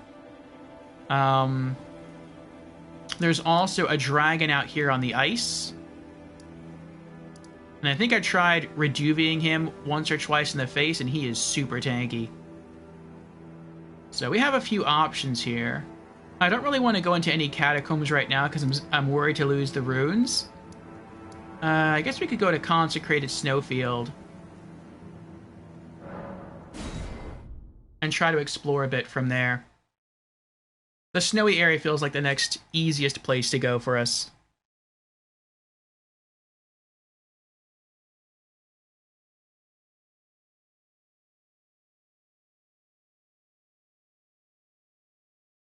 Jen says the Deep Root Depths has less strong scaling than Consecrated. Oh, so the enemies there are easier?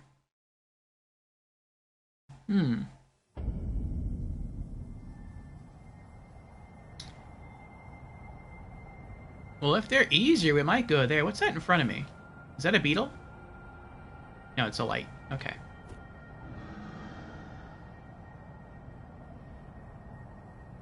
That was spooky. It sounded like a breath inhaling. And then I look to my left and I see the phantoms of others near the site of grace. That is creepy. Jan says, scaling is between mountaintops and Consecrated. Aren't those the same area? Mountaintops and...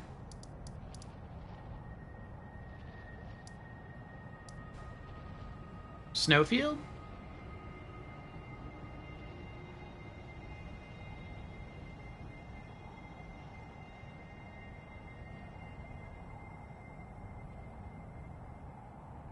mountaintops is treated differently to consecrated.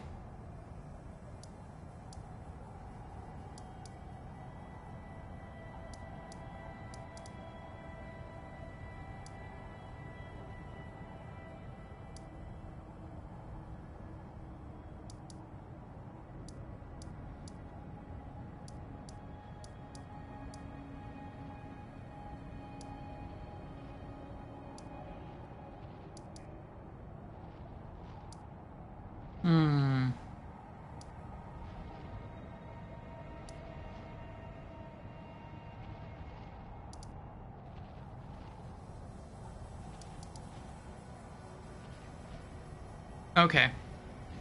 Well, if that's the case, let's try the mountaintops. If what you're saying is mountaintops are going to be easiest, and then deep root depths are a bit harder, and then consecrated snowfield is a bit harder than that, then let's try going back to the mountaintops. So let's see what we got here. Zaymore Ruins, we did that already. I don't want to go into Catacombs just yet. So then we would ride across this narrow area here, and that would bring us to the ancient Snow Valley ruins. And then from here... Where is this? Garjan's Garrison. That's where we fought Vike, I think, the Lord Contender's Everjail. White Ridge Road.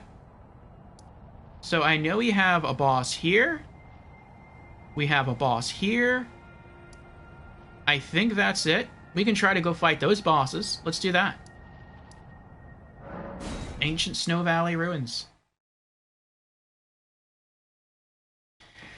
This way, if I die, I can just hop back on the horse, ride in there, scoop up the runes, and then ride away.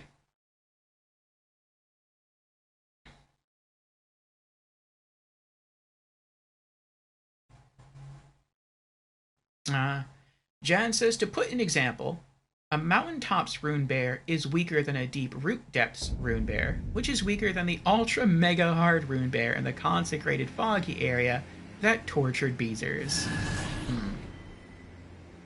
It's always nice to just pop into an area and randomly get free runes. Okay.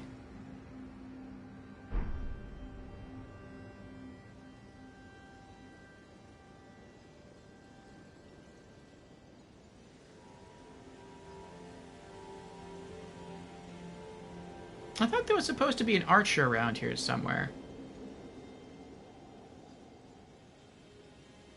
He's probably on the other side of those rocks.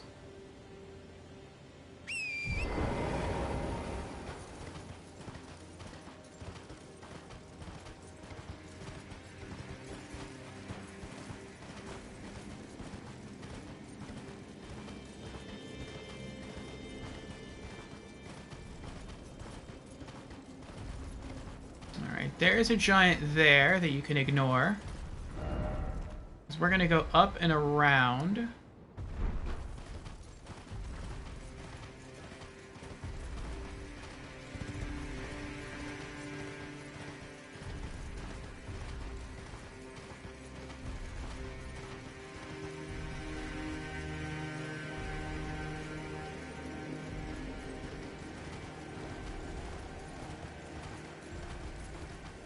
Try to stay as far away from the demi-humans as I can.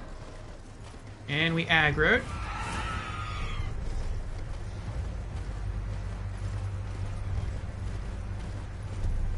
Oh, snow bats. I do like how they fight each other. That's kind of cool.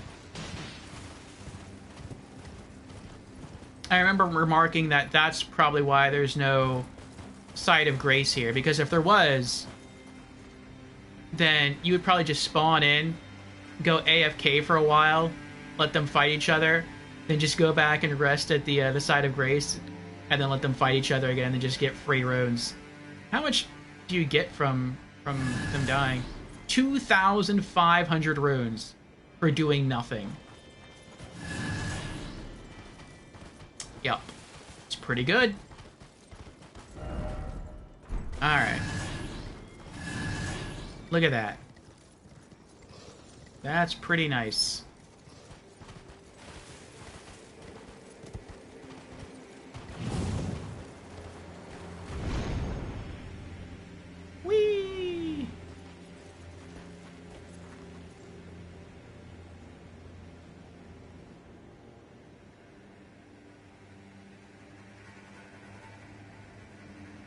Oh, if you can make the phantom animals die, they heal you through Taker's cameo. That's cool. Maybe that's what's been happening sometimes, because sometimes I'll spawn into an area and I'll get like a free Taker's cameo heal immediately, but I won't get any runes from it. So maybe that's what's been going on. Okay. We made it back up. So now we cross this bridge, and that'll put us... Wait, where is that bridge? Here. Okay. Okay. And that'll put us next to another Erdtree Avatar.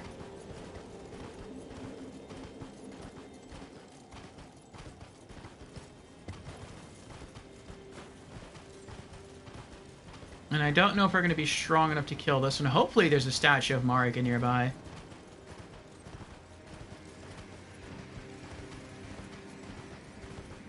Alright, 44,000 runes. What do I need to level up again? 118,000. So, a little under a third, but not too far away.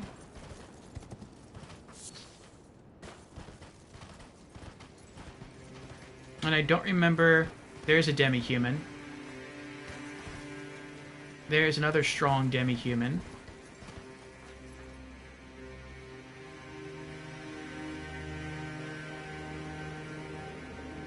I really don't want to have to clear this area, but I feel like I'm going to have to.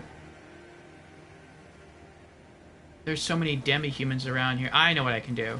I think there is a statue of Merrick on the other side of the tree.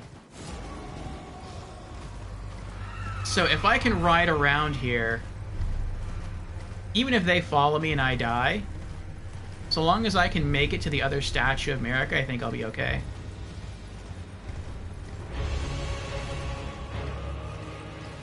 There's a boss.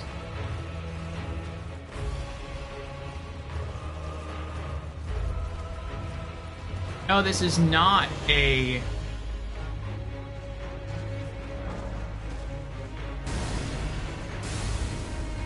Well, that's annoying.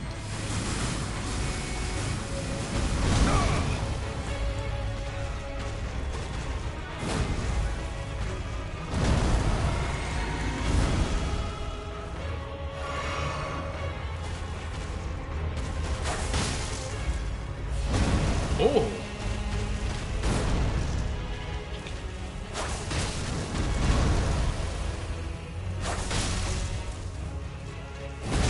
He really held on to that swing.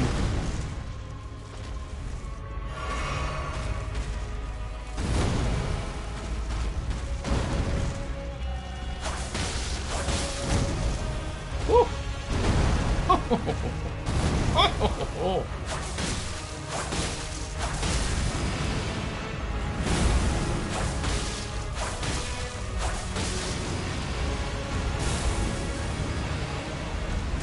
What is that? What? Shadow clone jutsu?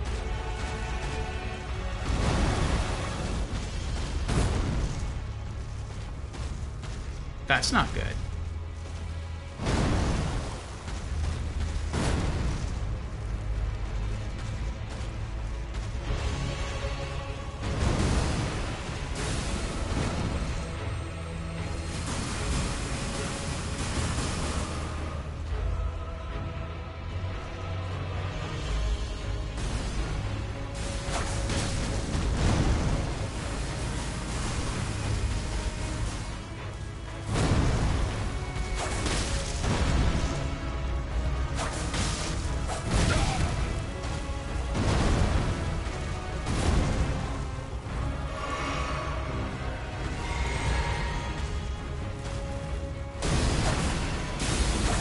Oh, I wasn't close enough. That hurts.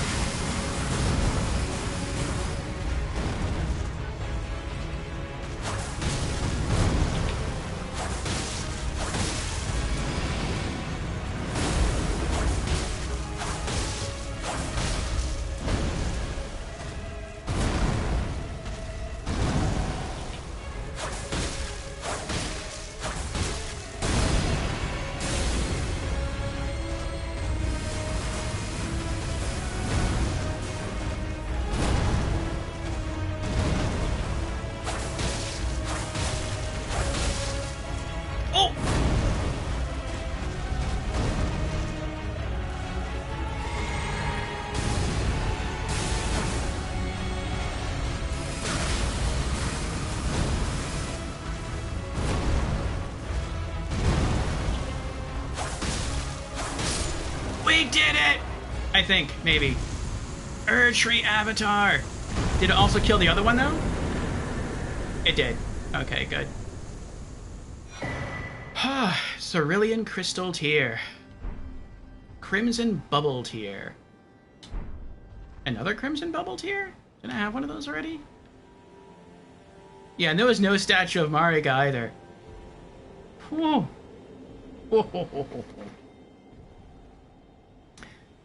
Ah, that was close.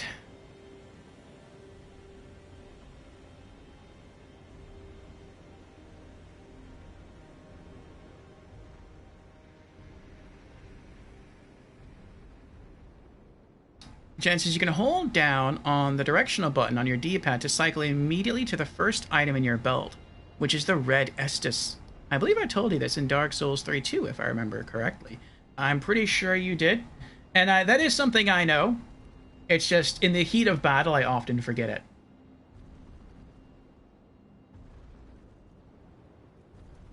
The only game,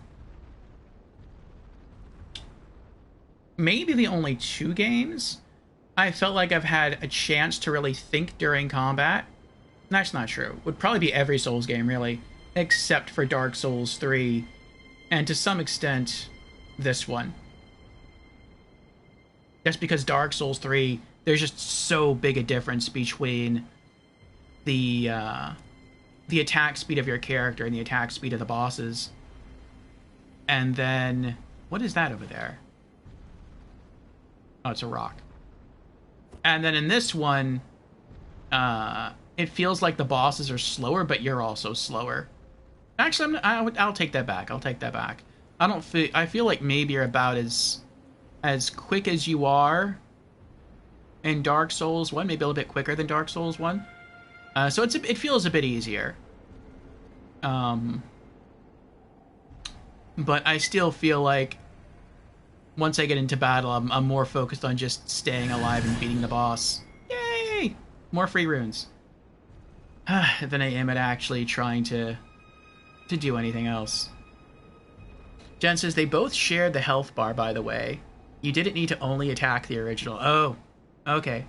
Well, news for next time.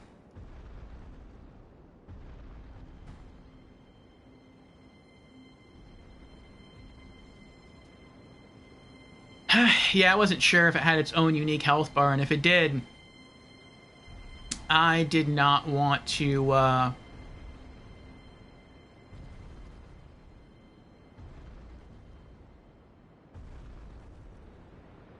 didn't want to have to wear down another full health bar for another tree spirit and then go back to the original. Especially if after killing the copy, the original just spawned another copy.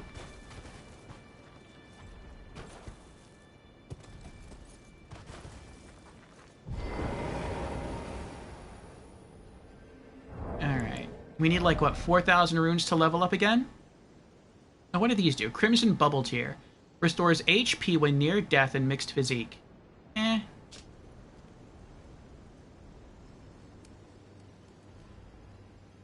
The resulting concoction automatically heals one's HP in the moment before death.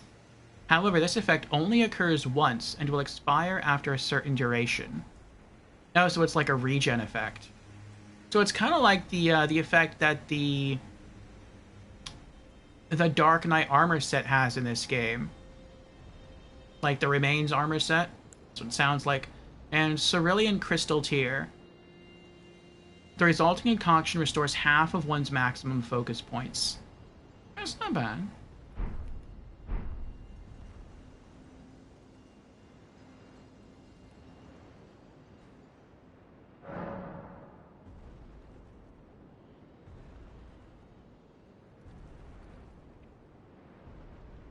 Jen says, your character moves and attacks nearly identical to Dark Souls 3. Interesting. Of course, some movesets change, and there is a jump mechanic in this one. But the core inside is still Dark Souls 3, which is why many animations are reused except more polished. I see, I see. Are the bosses slower in this one? It feels like the speed difference between the main character and the bosses isn't as great as it was in Dark Souls 3. Like, this feels easier to me than Dark Souls 3. Unless Dark Souls 3 has so tempered me with its difficulty that Elden Ring just feels easier because I got good. But I don't feel that's the case. That would be pretty awesome if that was the case, though. Alright. I need like 4,000 runes.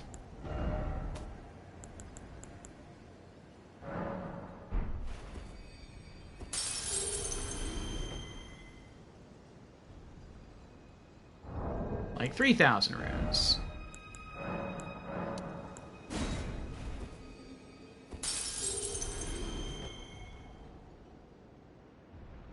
Like 2,000 runes.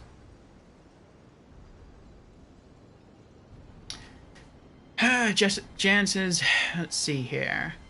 Bosses delay their attacks much more here. Plus, the Elden Ring character can be much stronger than a Dark Souls 3 character. And yes, Dark Souls 3 has hardened you. Maybe that's why it feels like the bosses here are slower. It's not necessarily that they're slower, it's that they're delaying their attacks more. And when they delay their attacks, it makes it feel like they're slower. That could be it.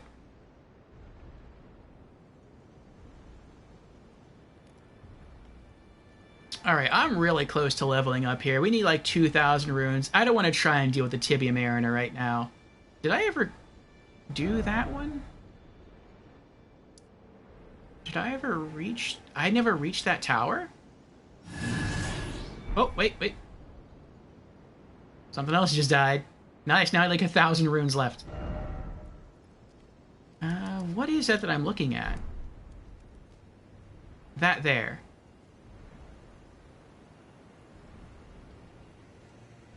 I thought I had been there already.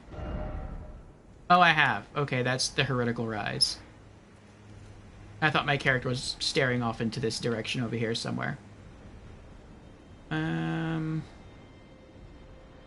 Okay, so I need like 1,000 runes. I know where to go. I can go someplace to get 2,000 runes really quick. Just to level up, so let's do that. Would be...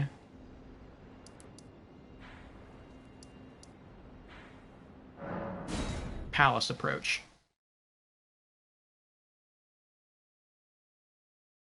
Jen says, I'm off to bed. Good night, Orfeo. All right, good night, Jans. Thanks for hanging out here. And all of your tips and advice and encouragement. And I will see you again. Perhaps tomorrow for more Elden Ring. Nice, you found the Mogwin farm spot. Yes. Yes, indeed. I think we only have to kill one enemy here, though, and we're done.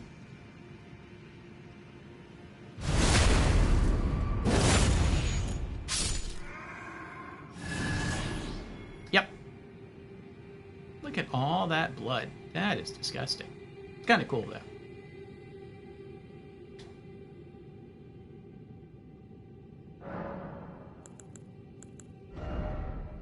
Alright. Arcane. Item discovery +1, and the attack of the Reduvia goes up by 2.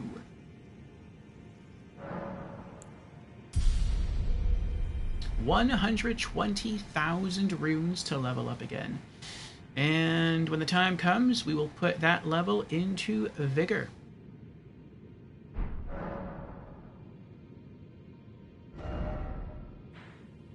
Oh, we also have to add the name of that boss to our boss completion list.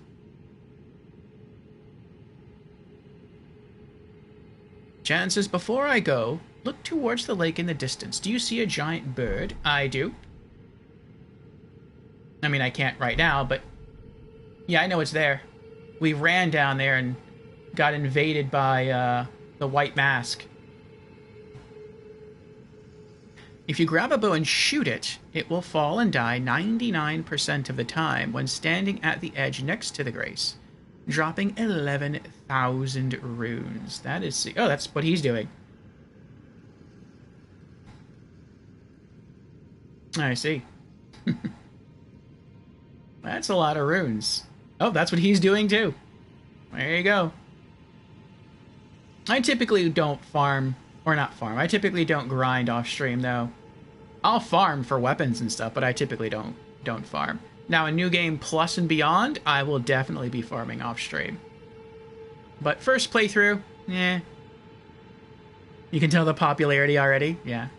That's the best farming spot ever. It seems that way. Okay. So that was the Erdtree Avatar.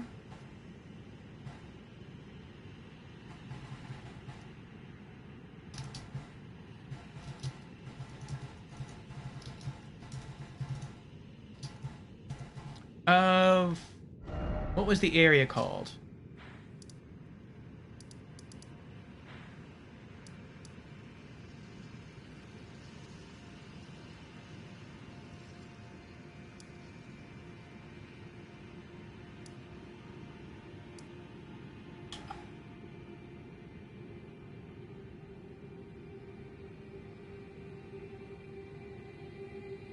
I guess I'll call it... Oh, that's right, because this area over here is the consecrated snowfield.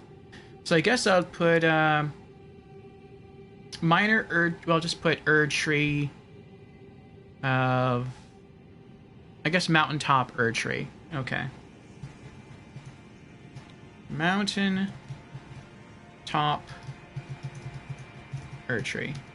Okay.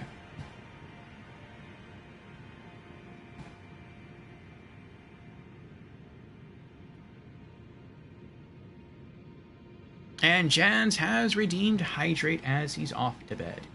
Cheers, Jans. Sleep well.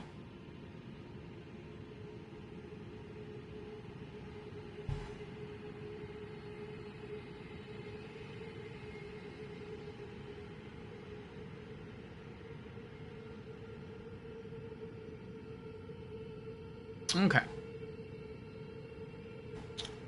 Let's input the boss's command again. We're starting to run out of room tomorrow. Probably going to have to go to boss's 8 command. Okay, what's next? Oh, Tibia Mariner. That's right.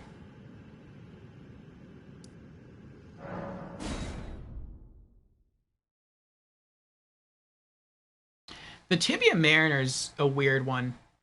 If I can find the Tibia Mariner, I can kill him pretty quickly. If I can't find him, then the large skeletons he summons can kill me pretty quickly. It's sort of like a game of hide and seek. A very dangerous game of hide and seek.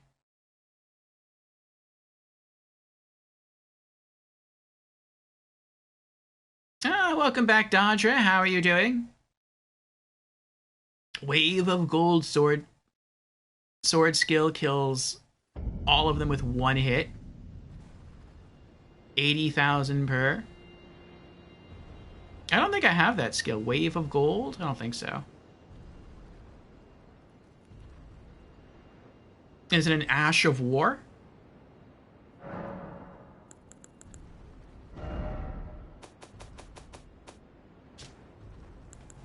If it's gold, I'm guessing it's in here. Sacred Blade, Prayerful Strike, Sacred Ring of Light, Sacred Order, Shared Order, Golden Land. You said Wave of Gold. Golden Slam, Golden Vow, Vow of the Indomitable. No, I don't think I have it.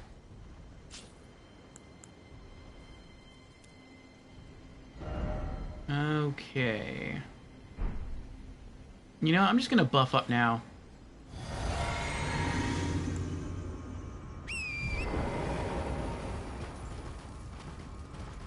Okay. It'd be nice if I could see him.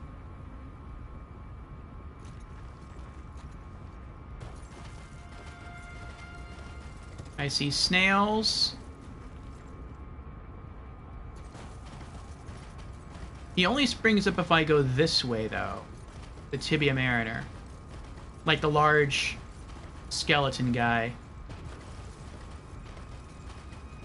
But I've never seen the actual Tibia Mariner anywhere. Like in his boat.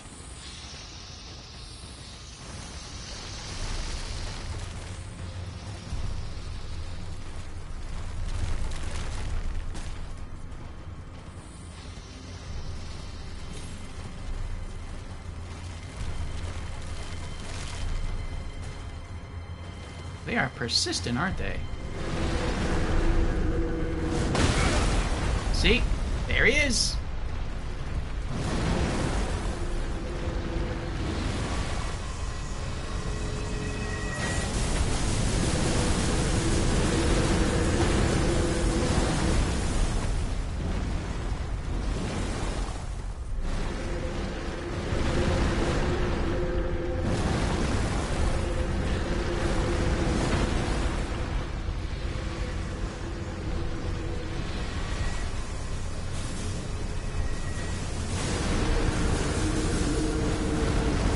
I'm looking around everywhere.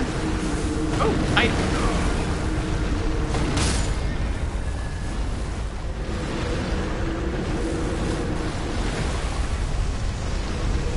Golden Rune 11. That wasn't really worth it.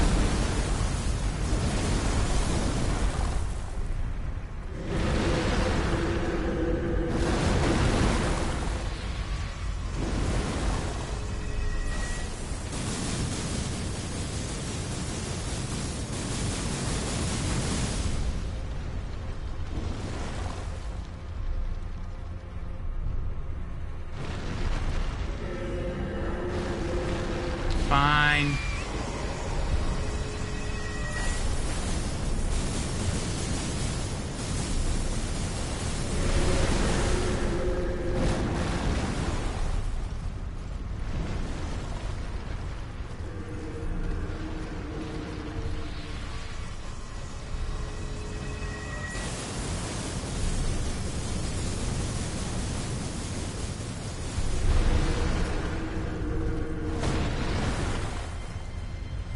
Statue of America.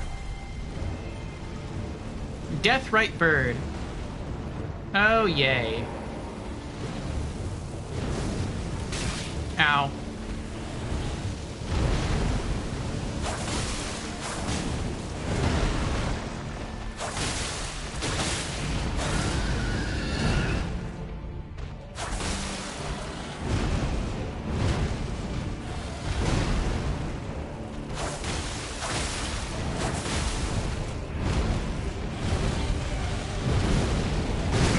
Oh, that was... That hurt.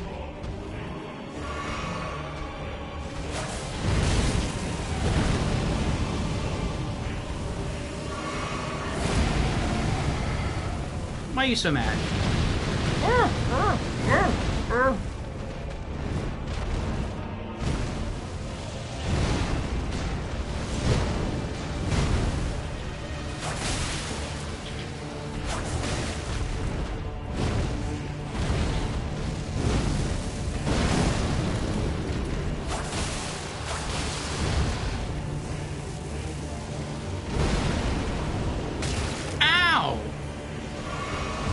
That felt cheap.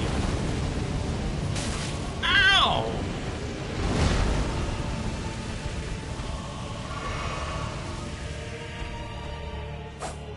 Uh-oh.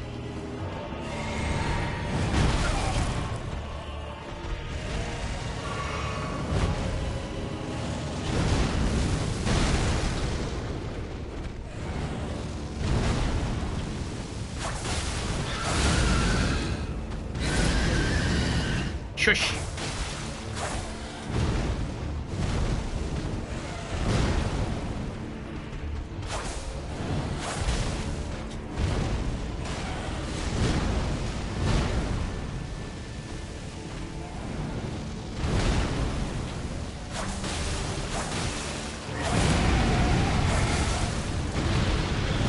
Oh boy.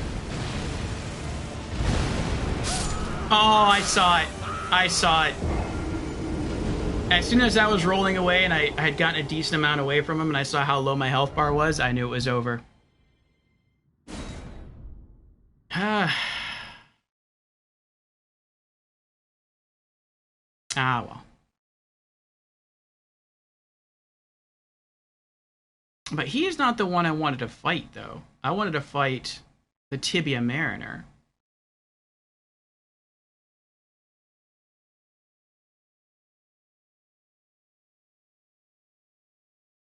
Unless those skeletons aren't tied to a Tibia Mariner, maybe they're actually being summoned by the Deathrite bird.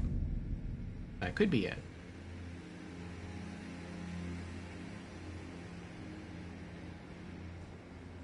Well, we can find out. It's morning now.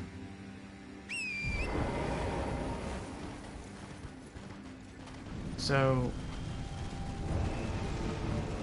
But it's morning!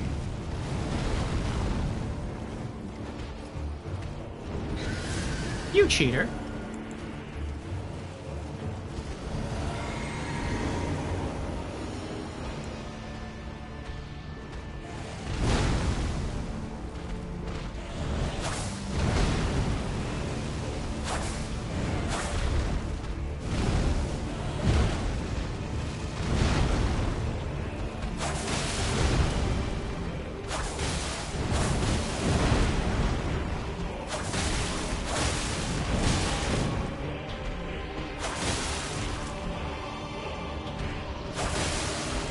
I ran out of stamina.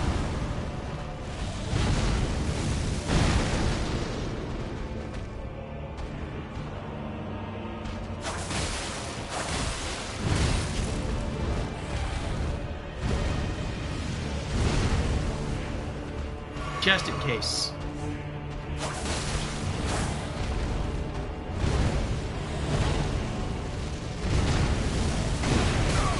Oh.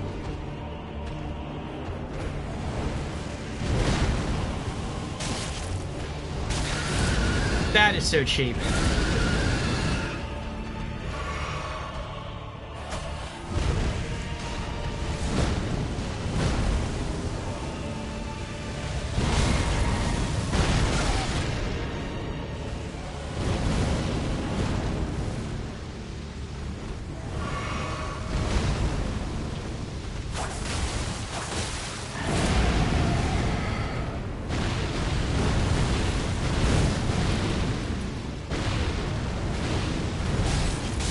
I knew I wasn't gonna get out of that one. I was stuck against a rock.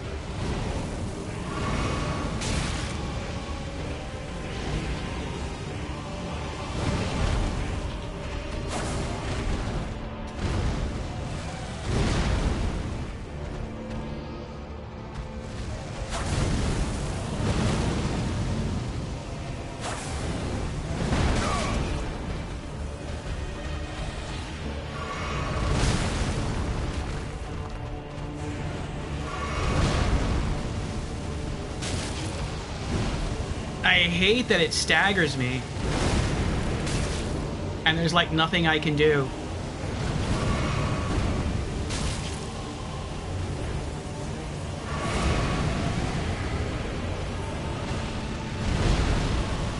I'm stuck on the rock.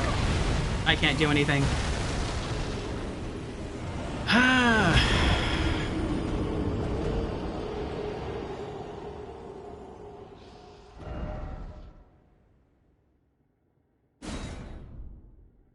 I'm thinking I could go back to a site of grace. Yeah, I could. We'll try it again. And if I die, I think I know what to do. Go to a site of grace and get the talisman that boosts poise. And then I can put that on, and then he won't be able to stagger me with those flames anymore. Then I can get in a few more hits.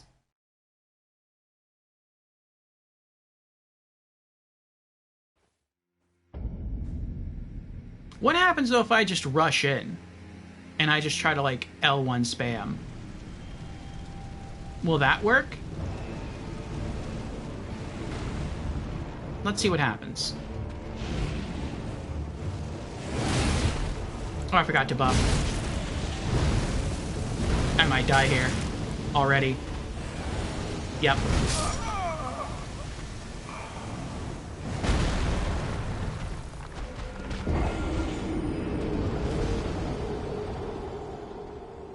I didn't have the chance to experiment.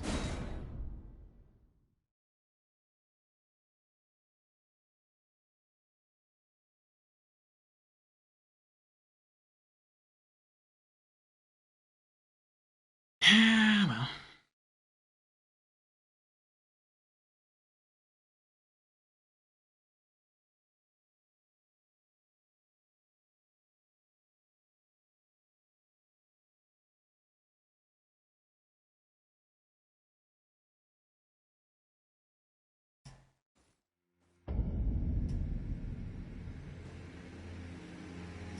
Alright, let's try that again.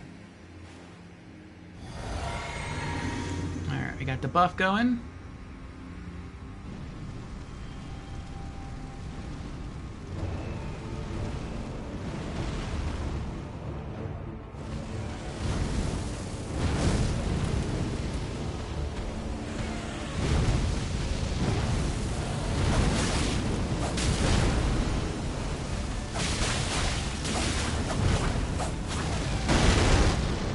Like a shotgun he's got there.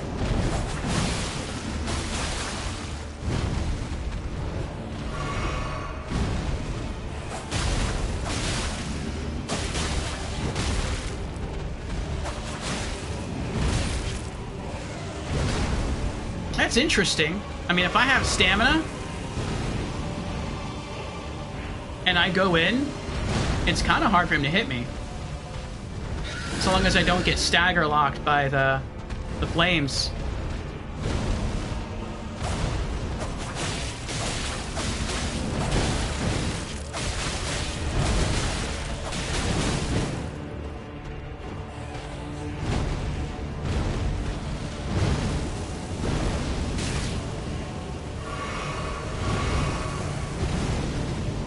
Need stamina back. There we go.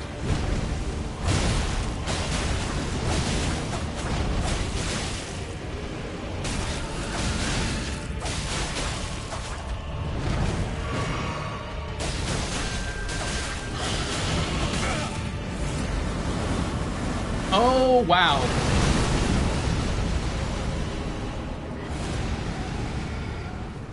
He did it again.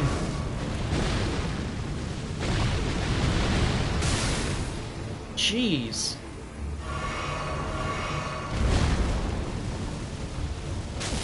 Ah! Ow! The stagger is unreal.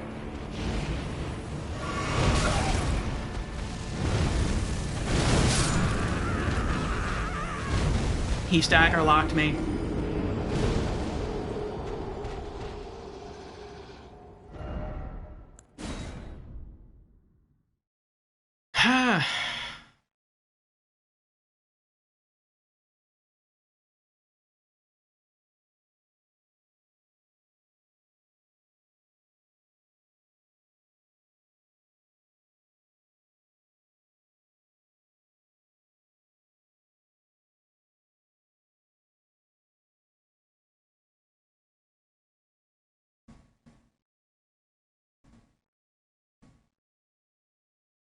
Alright, well the fire is frost-based, so maybe I have something that can help me with that.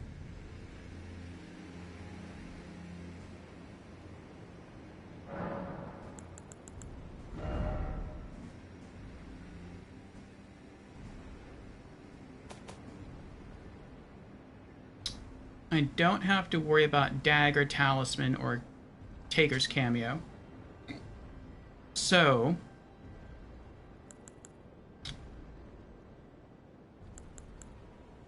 what do I want? My mind went blank. I know I had like, oh, that's right. I want the bull goat for poise. so the fire won't stagger me as much. And then let's see if we have something to defend ourselves specifically against frost. I don't think we do. Magic in general, fire, lightning, holy, and then non-physical, and that's it. So if there are charms specifically for frost, I don't have them. Well, in that case, I guess let's do non-physical damage negation.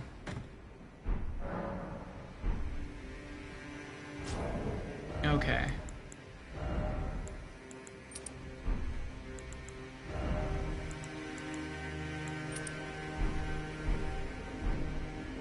Alright.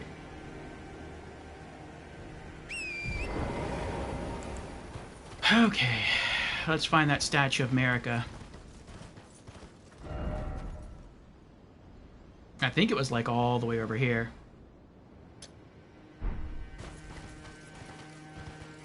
Oh, I don't have to mark it. I can just ride towards my runes. That works.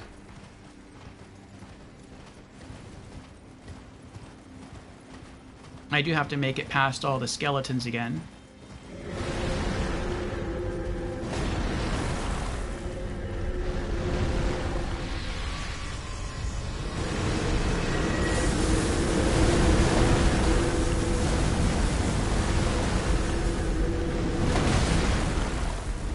That was a huge chunk of damage right there.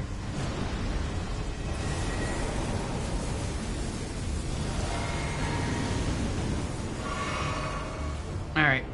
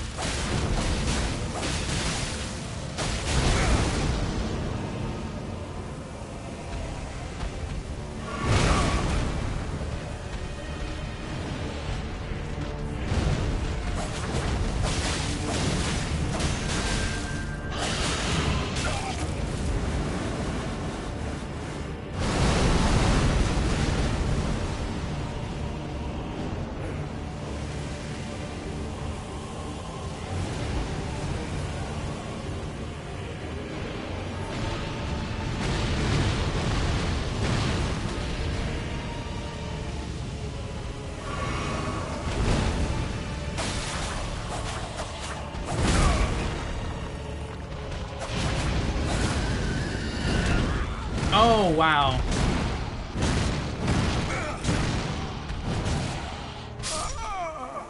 That was a lot of damage. We got close, though.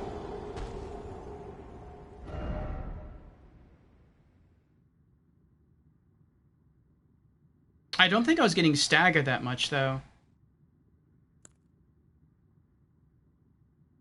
Let's go back to the Site of Grace. I'm going to swap out the Stagger Talisman for the Physical Defense Talisman.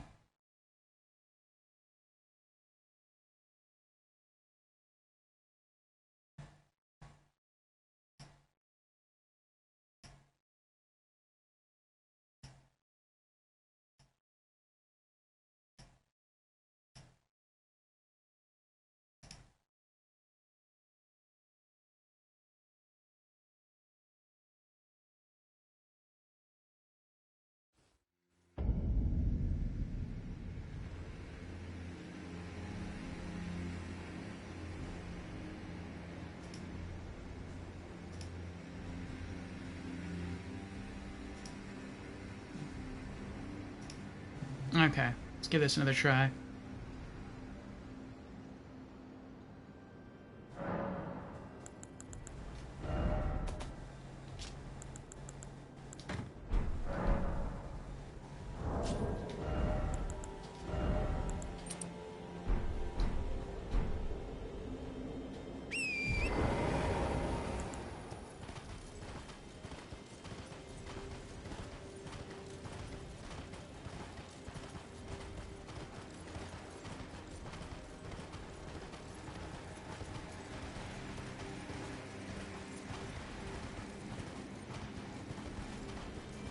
The beast eye quivers.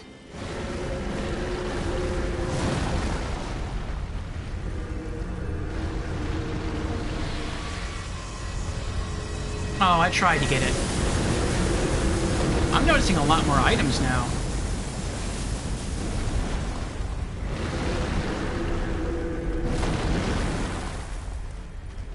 I'll have to try and get those after I kill the bird.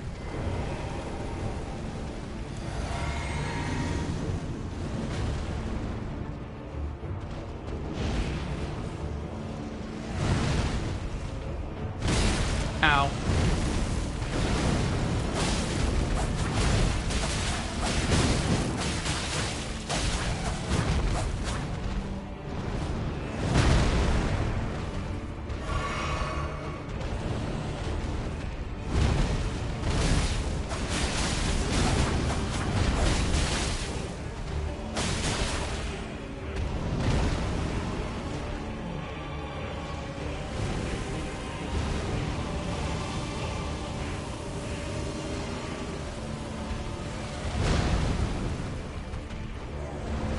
It was like he was anticipating me rolling in because he swung way too early.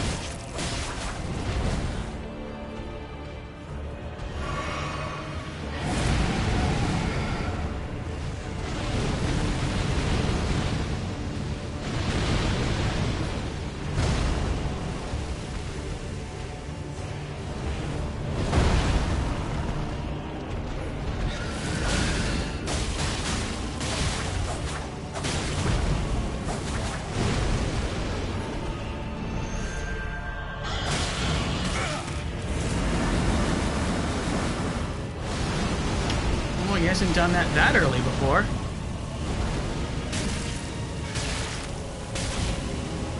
Oh, I'm stuck in the mountains. Not good.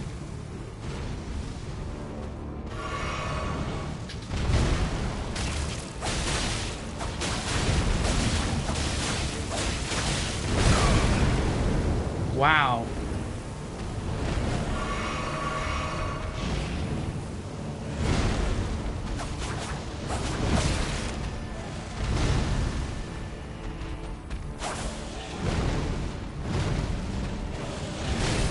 Ow.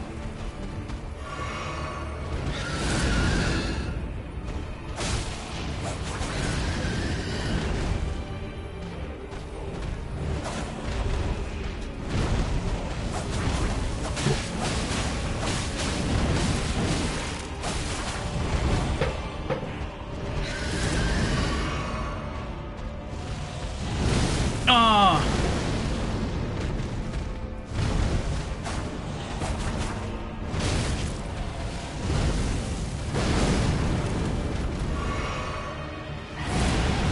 Oh, here we go again.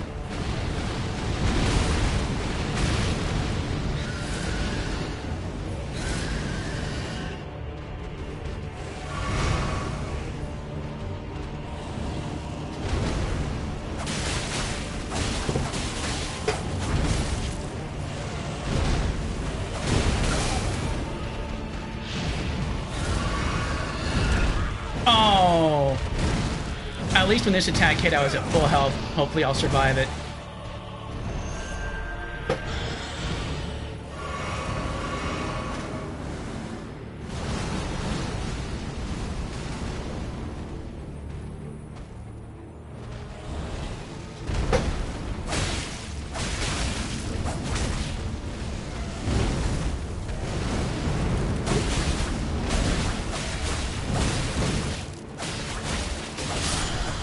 We did it! Heal just in case. Oh, I can't heal. I'm out of heals. Oh, enemy felled. We rushed it. We DPS checked it and we beat him. Oh my goodness. Death Ritual Spear. And 77,000 runes. Oh boy. Oh boy, oh boy. Alright. Another boss to add to the completion list.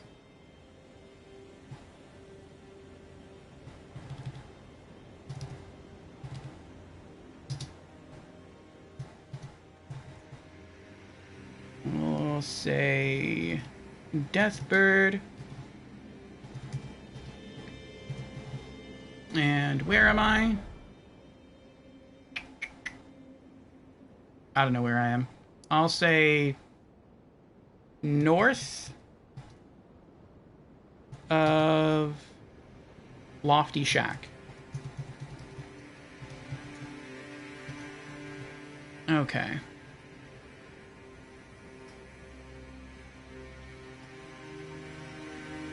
Hey, food day, what's going on?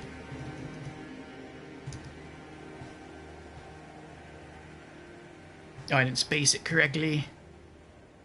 You must have proper formatting here. There we go. Okay. Oh, yes, welcome in, Food Day. We just beat another boss today. We've beaten a lot of bosses today. What did we do? We did... Ah, and it's a raid. Food Day's raiding. Welcome in, raiders. Thank you for the raid, Food Day. Food Day is raiding in from... Let us see here. Lords of the Fallen. Oh. How is that going?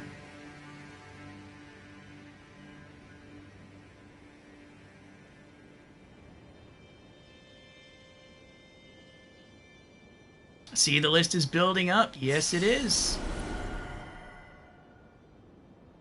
Lords of the Fallen is a little frustrating. In a good way or a bad way? But not bad, okay. Waiting to get more powers? Okay, okay.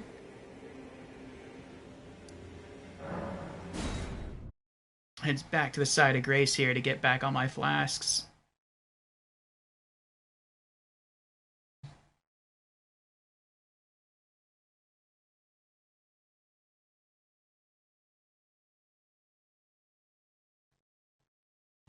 In a bad way. So I guess you have to wait to get more power so the game sort of opens up more to you and you can do more in it. Okay. I mean, people said the same thing about Lies of P. Have to raid and run, but gonna rest up, be lurking. Alright, Food Day, thank you again for the raid. Thanks for chatting a bit. And have a good night. Enjoy your rest. For the raiders coming in with Food Day, welcome on in. I am Orfeo, variety streamer here on Twitch, in addition to being a YouTuber. And, yeah, we've been clearing out bosses today, and, exploring areas, and gaining loot. So things are going well. This is our very first playthrough of Elden Ring. And, we're not in the DLC yet. We're working our way towards getting there. This is a Bandit build, and we're doing Daggers-Only. Though we will use, like, throwable objects, too. And so far, having a lot of fun with it. If you want to see all the bosses we've beaten, you can type !bosses, followed by !bosses 2, then 3, etc. All up to 7 is where we left off. So you would know exactly all the stuff we've beaten if you're curious. And let's see what new loot we just got by beating that death bird that was here. The Death Ritual Spear. No passive. Ritual spear used by priests of old who are permitted to come among the death birds. The priests became guardians of the birds through the rite of death, which also serves as an oath sworn to their distant resurrection. Unique skill, Spear Call Ritual. Thrust the spear high, bearing prayers into the sky to summon a downpour of spectral spears. Okay, so that's an attack the Deathbird was using against me. And what is that? It's a spear? It's a spear. Oh boy, that was a tense fight. Let me reset our talismans here. There we go. And put away the ones that we just finished using.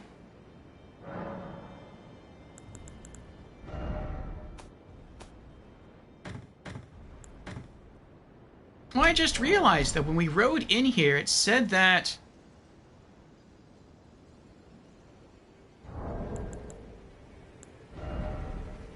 Did I obtain a... What's that? Oh, yeah, we just encountered that earlier. Did I obtain a death root? When we rode into that area, it said that our spider senses were tingling. But we didn't get a death root. No. Okay. Interesting. So maybe there is a Tibia Mariner over here and I just don't see it.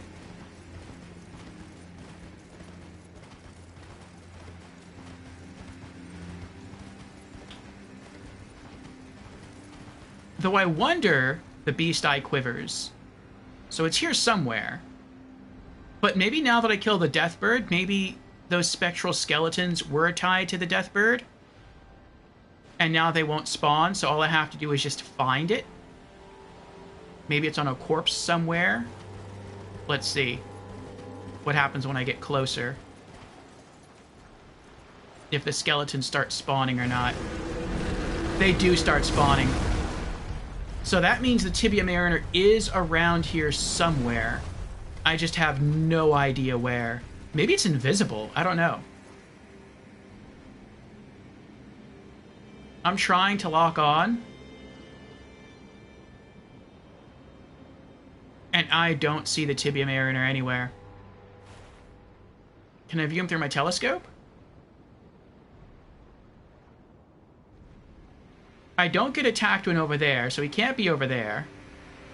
He has to be somewhere over here.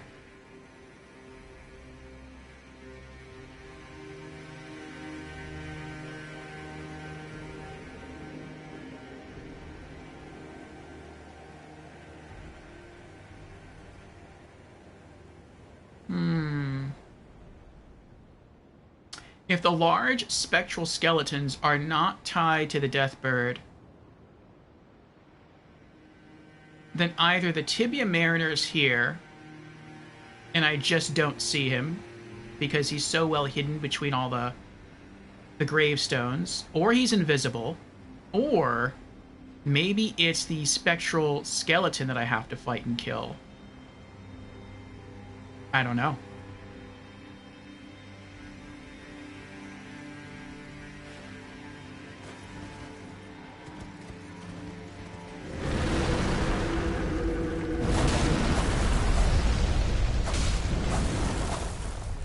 We did some damage to it, but I feel like that did such little damage that can't be the boss.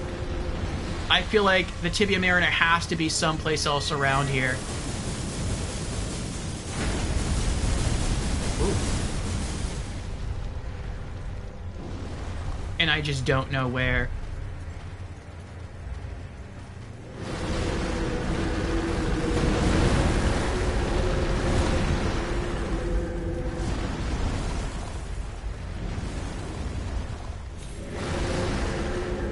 There he is! We finally found him!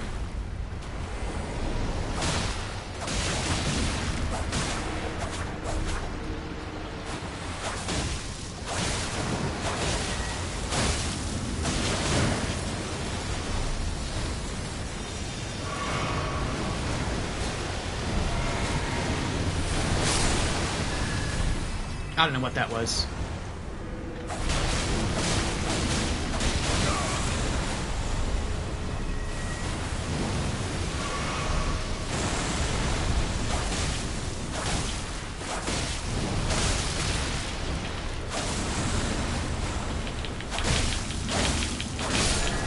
We did it! Helfin Steeple. Death Root. Now you die. Ah.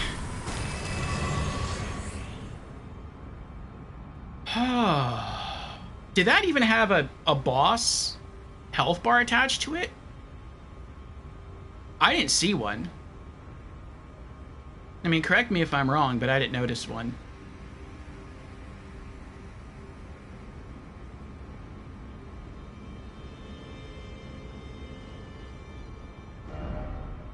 Could this be a sniping spot? Didn't expect. Close quarters battle.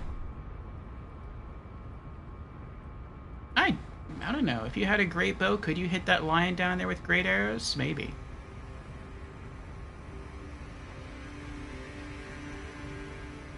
Yeah, I don't think there was a boss health bar attached to that one. I'm not going to add it. Time for revenge. But since that wasn't considered a boss, will it respawn if I rest at a site of grace? I don't know. And I don't really want to take the chance to find out.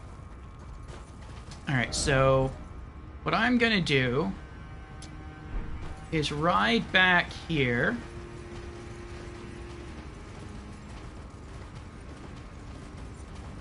And I think the only thing that's left to cause us any problems are more of those snails. A lot of stuff is... Wow, a lot of stuff is dying.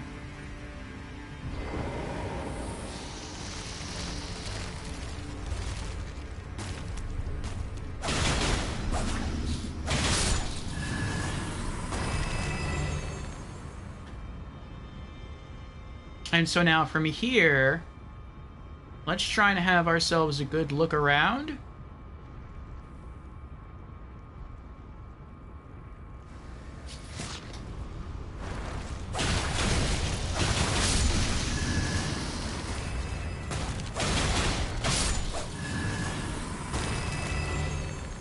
And I don't think there's that many snails around here either. Let's try to take a good look around and make sure that we're not missing any items. Because once we finish with this area, I don't really want to do this area again.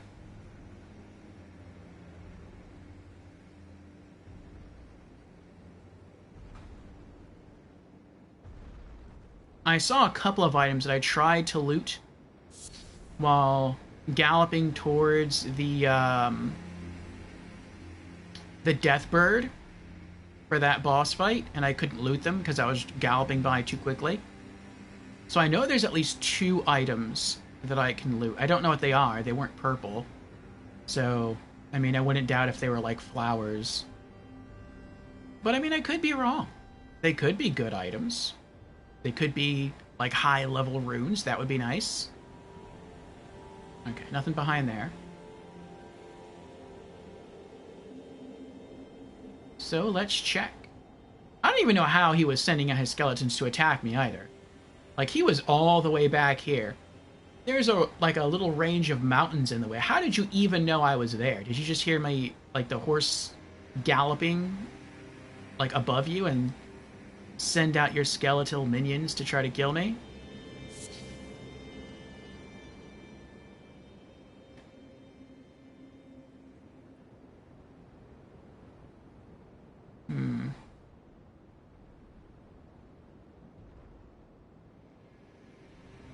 I'm trying to be, like, focused on looking for the items, but it's not easy. Because if they're of white rarity, then they're gonna blend right in with the snow.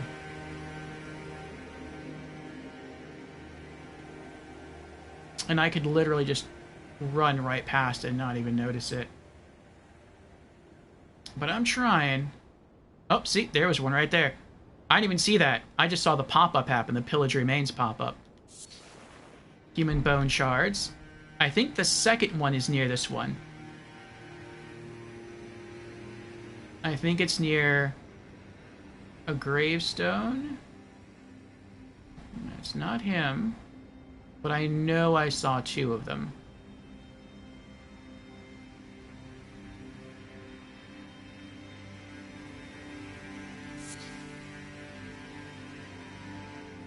I think I went this way on my horse.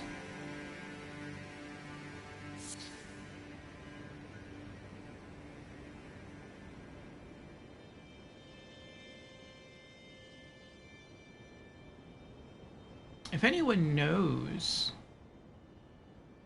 if there's good loot in the immediate area, you could tell me. I don't feel like there is, though. I feel like there's probably just, like, some runes. Or some crafting materials.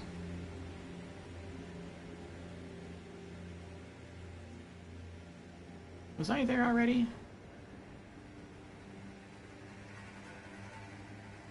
don't think I was.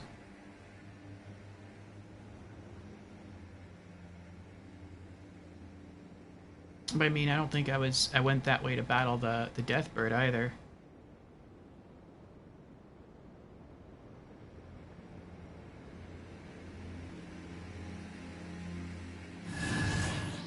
Yay, more health.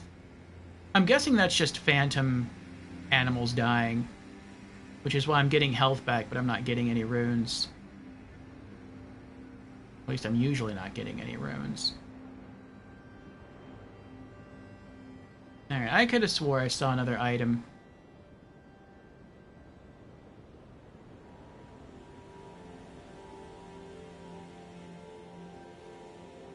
At least one more.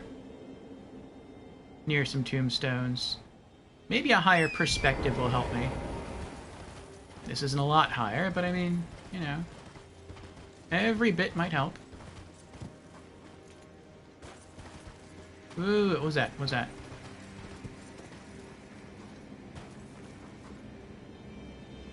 Did I collect that already? Yeah, I did. Okay.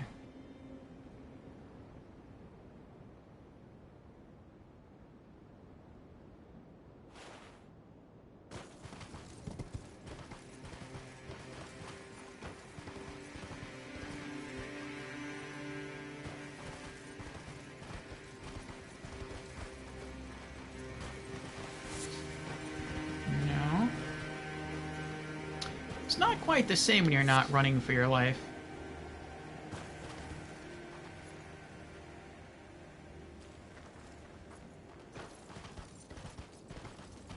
I don't think I'm as focused on...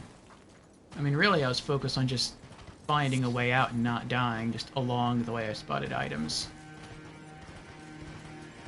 Alright, what about these tombstones down here? Nothing? Nothing. What about over here?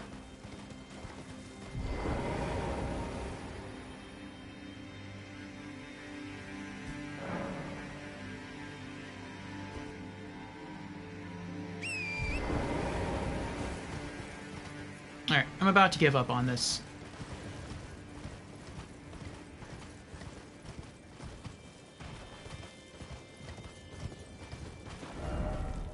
Yeah. Let's run back to here. And if I don't find any, then I don't find any. Then I'll rest at the site of grace, get back my flasks. Oh, there it is. See, I knew I saw a second one. Golden Rune 10. Nice. Alright.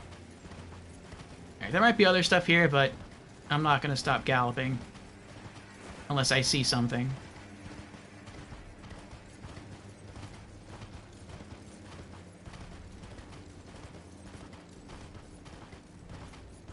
And...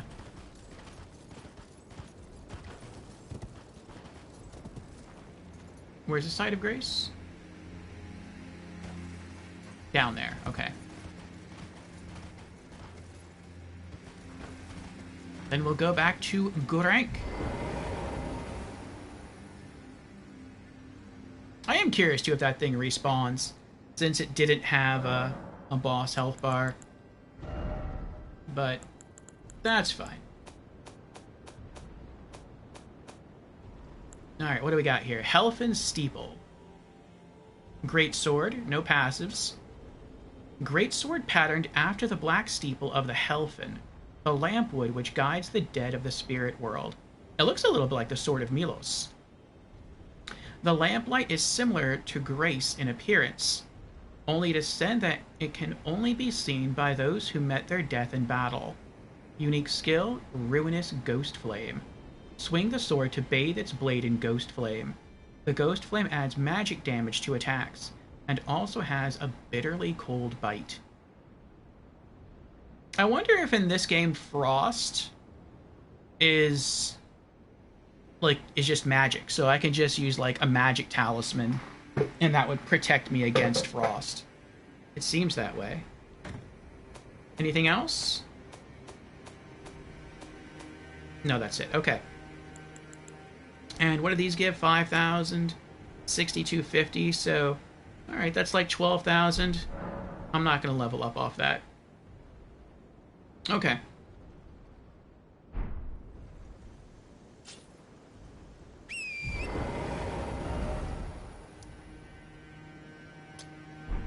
I know, I have to figure it. I have to check.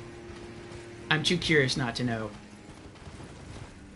Do the skeletons respawn?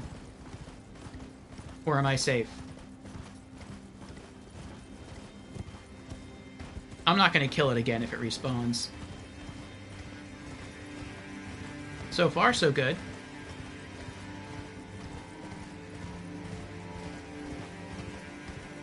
No. Tibia Mariner does not respawn. So I guess it was like a mini-boss. That's interesting. Alright. Well, let's go back to Garank.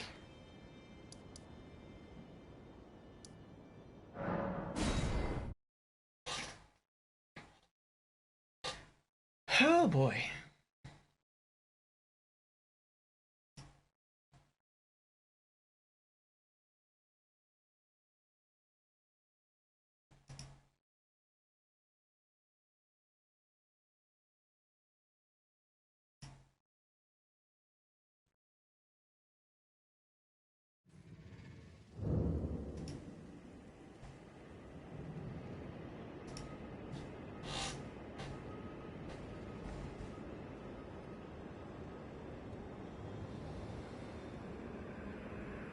We did get a death root, right?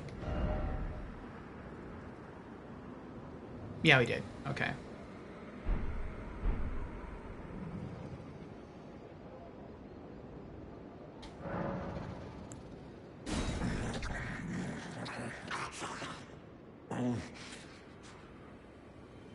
I won't forget.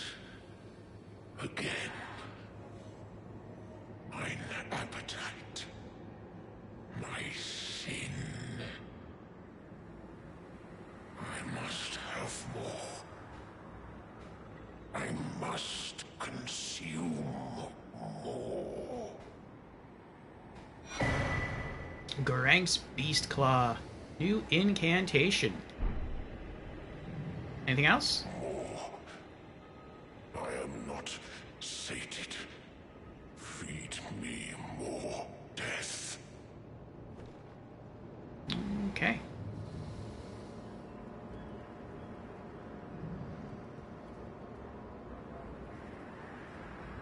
Let's see what we got here.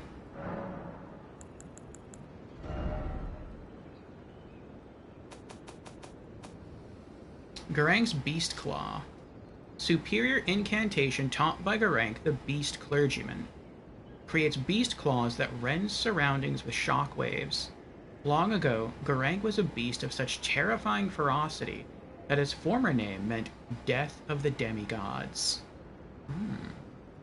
A beast so powerful that he could challenge the demigods. That is strong.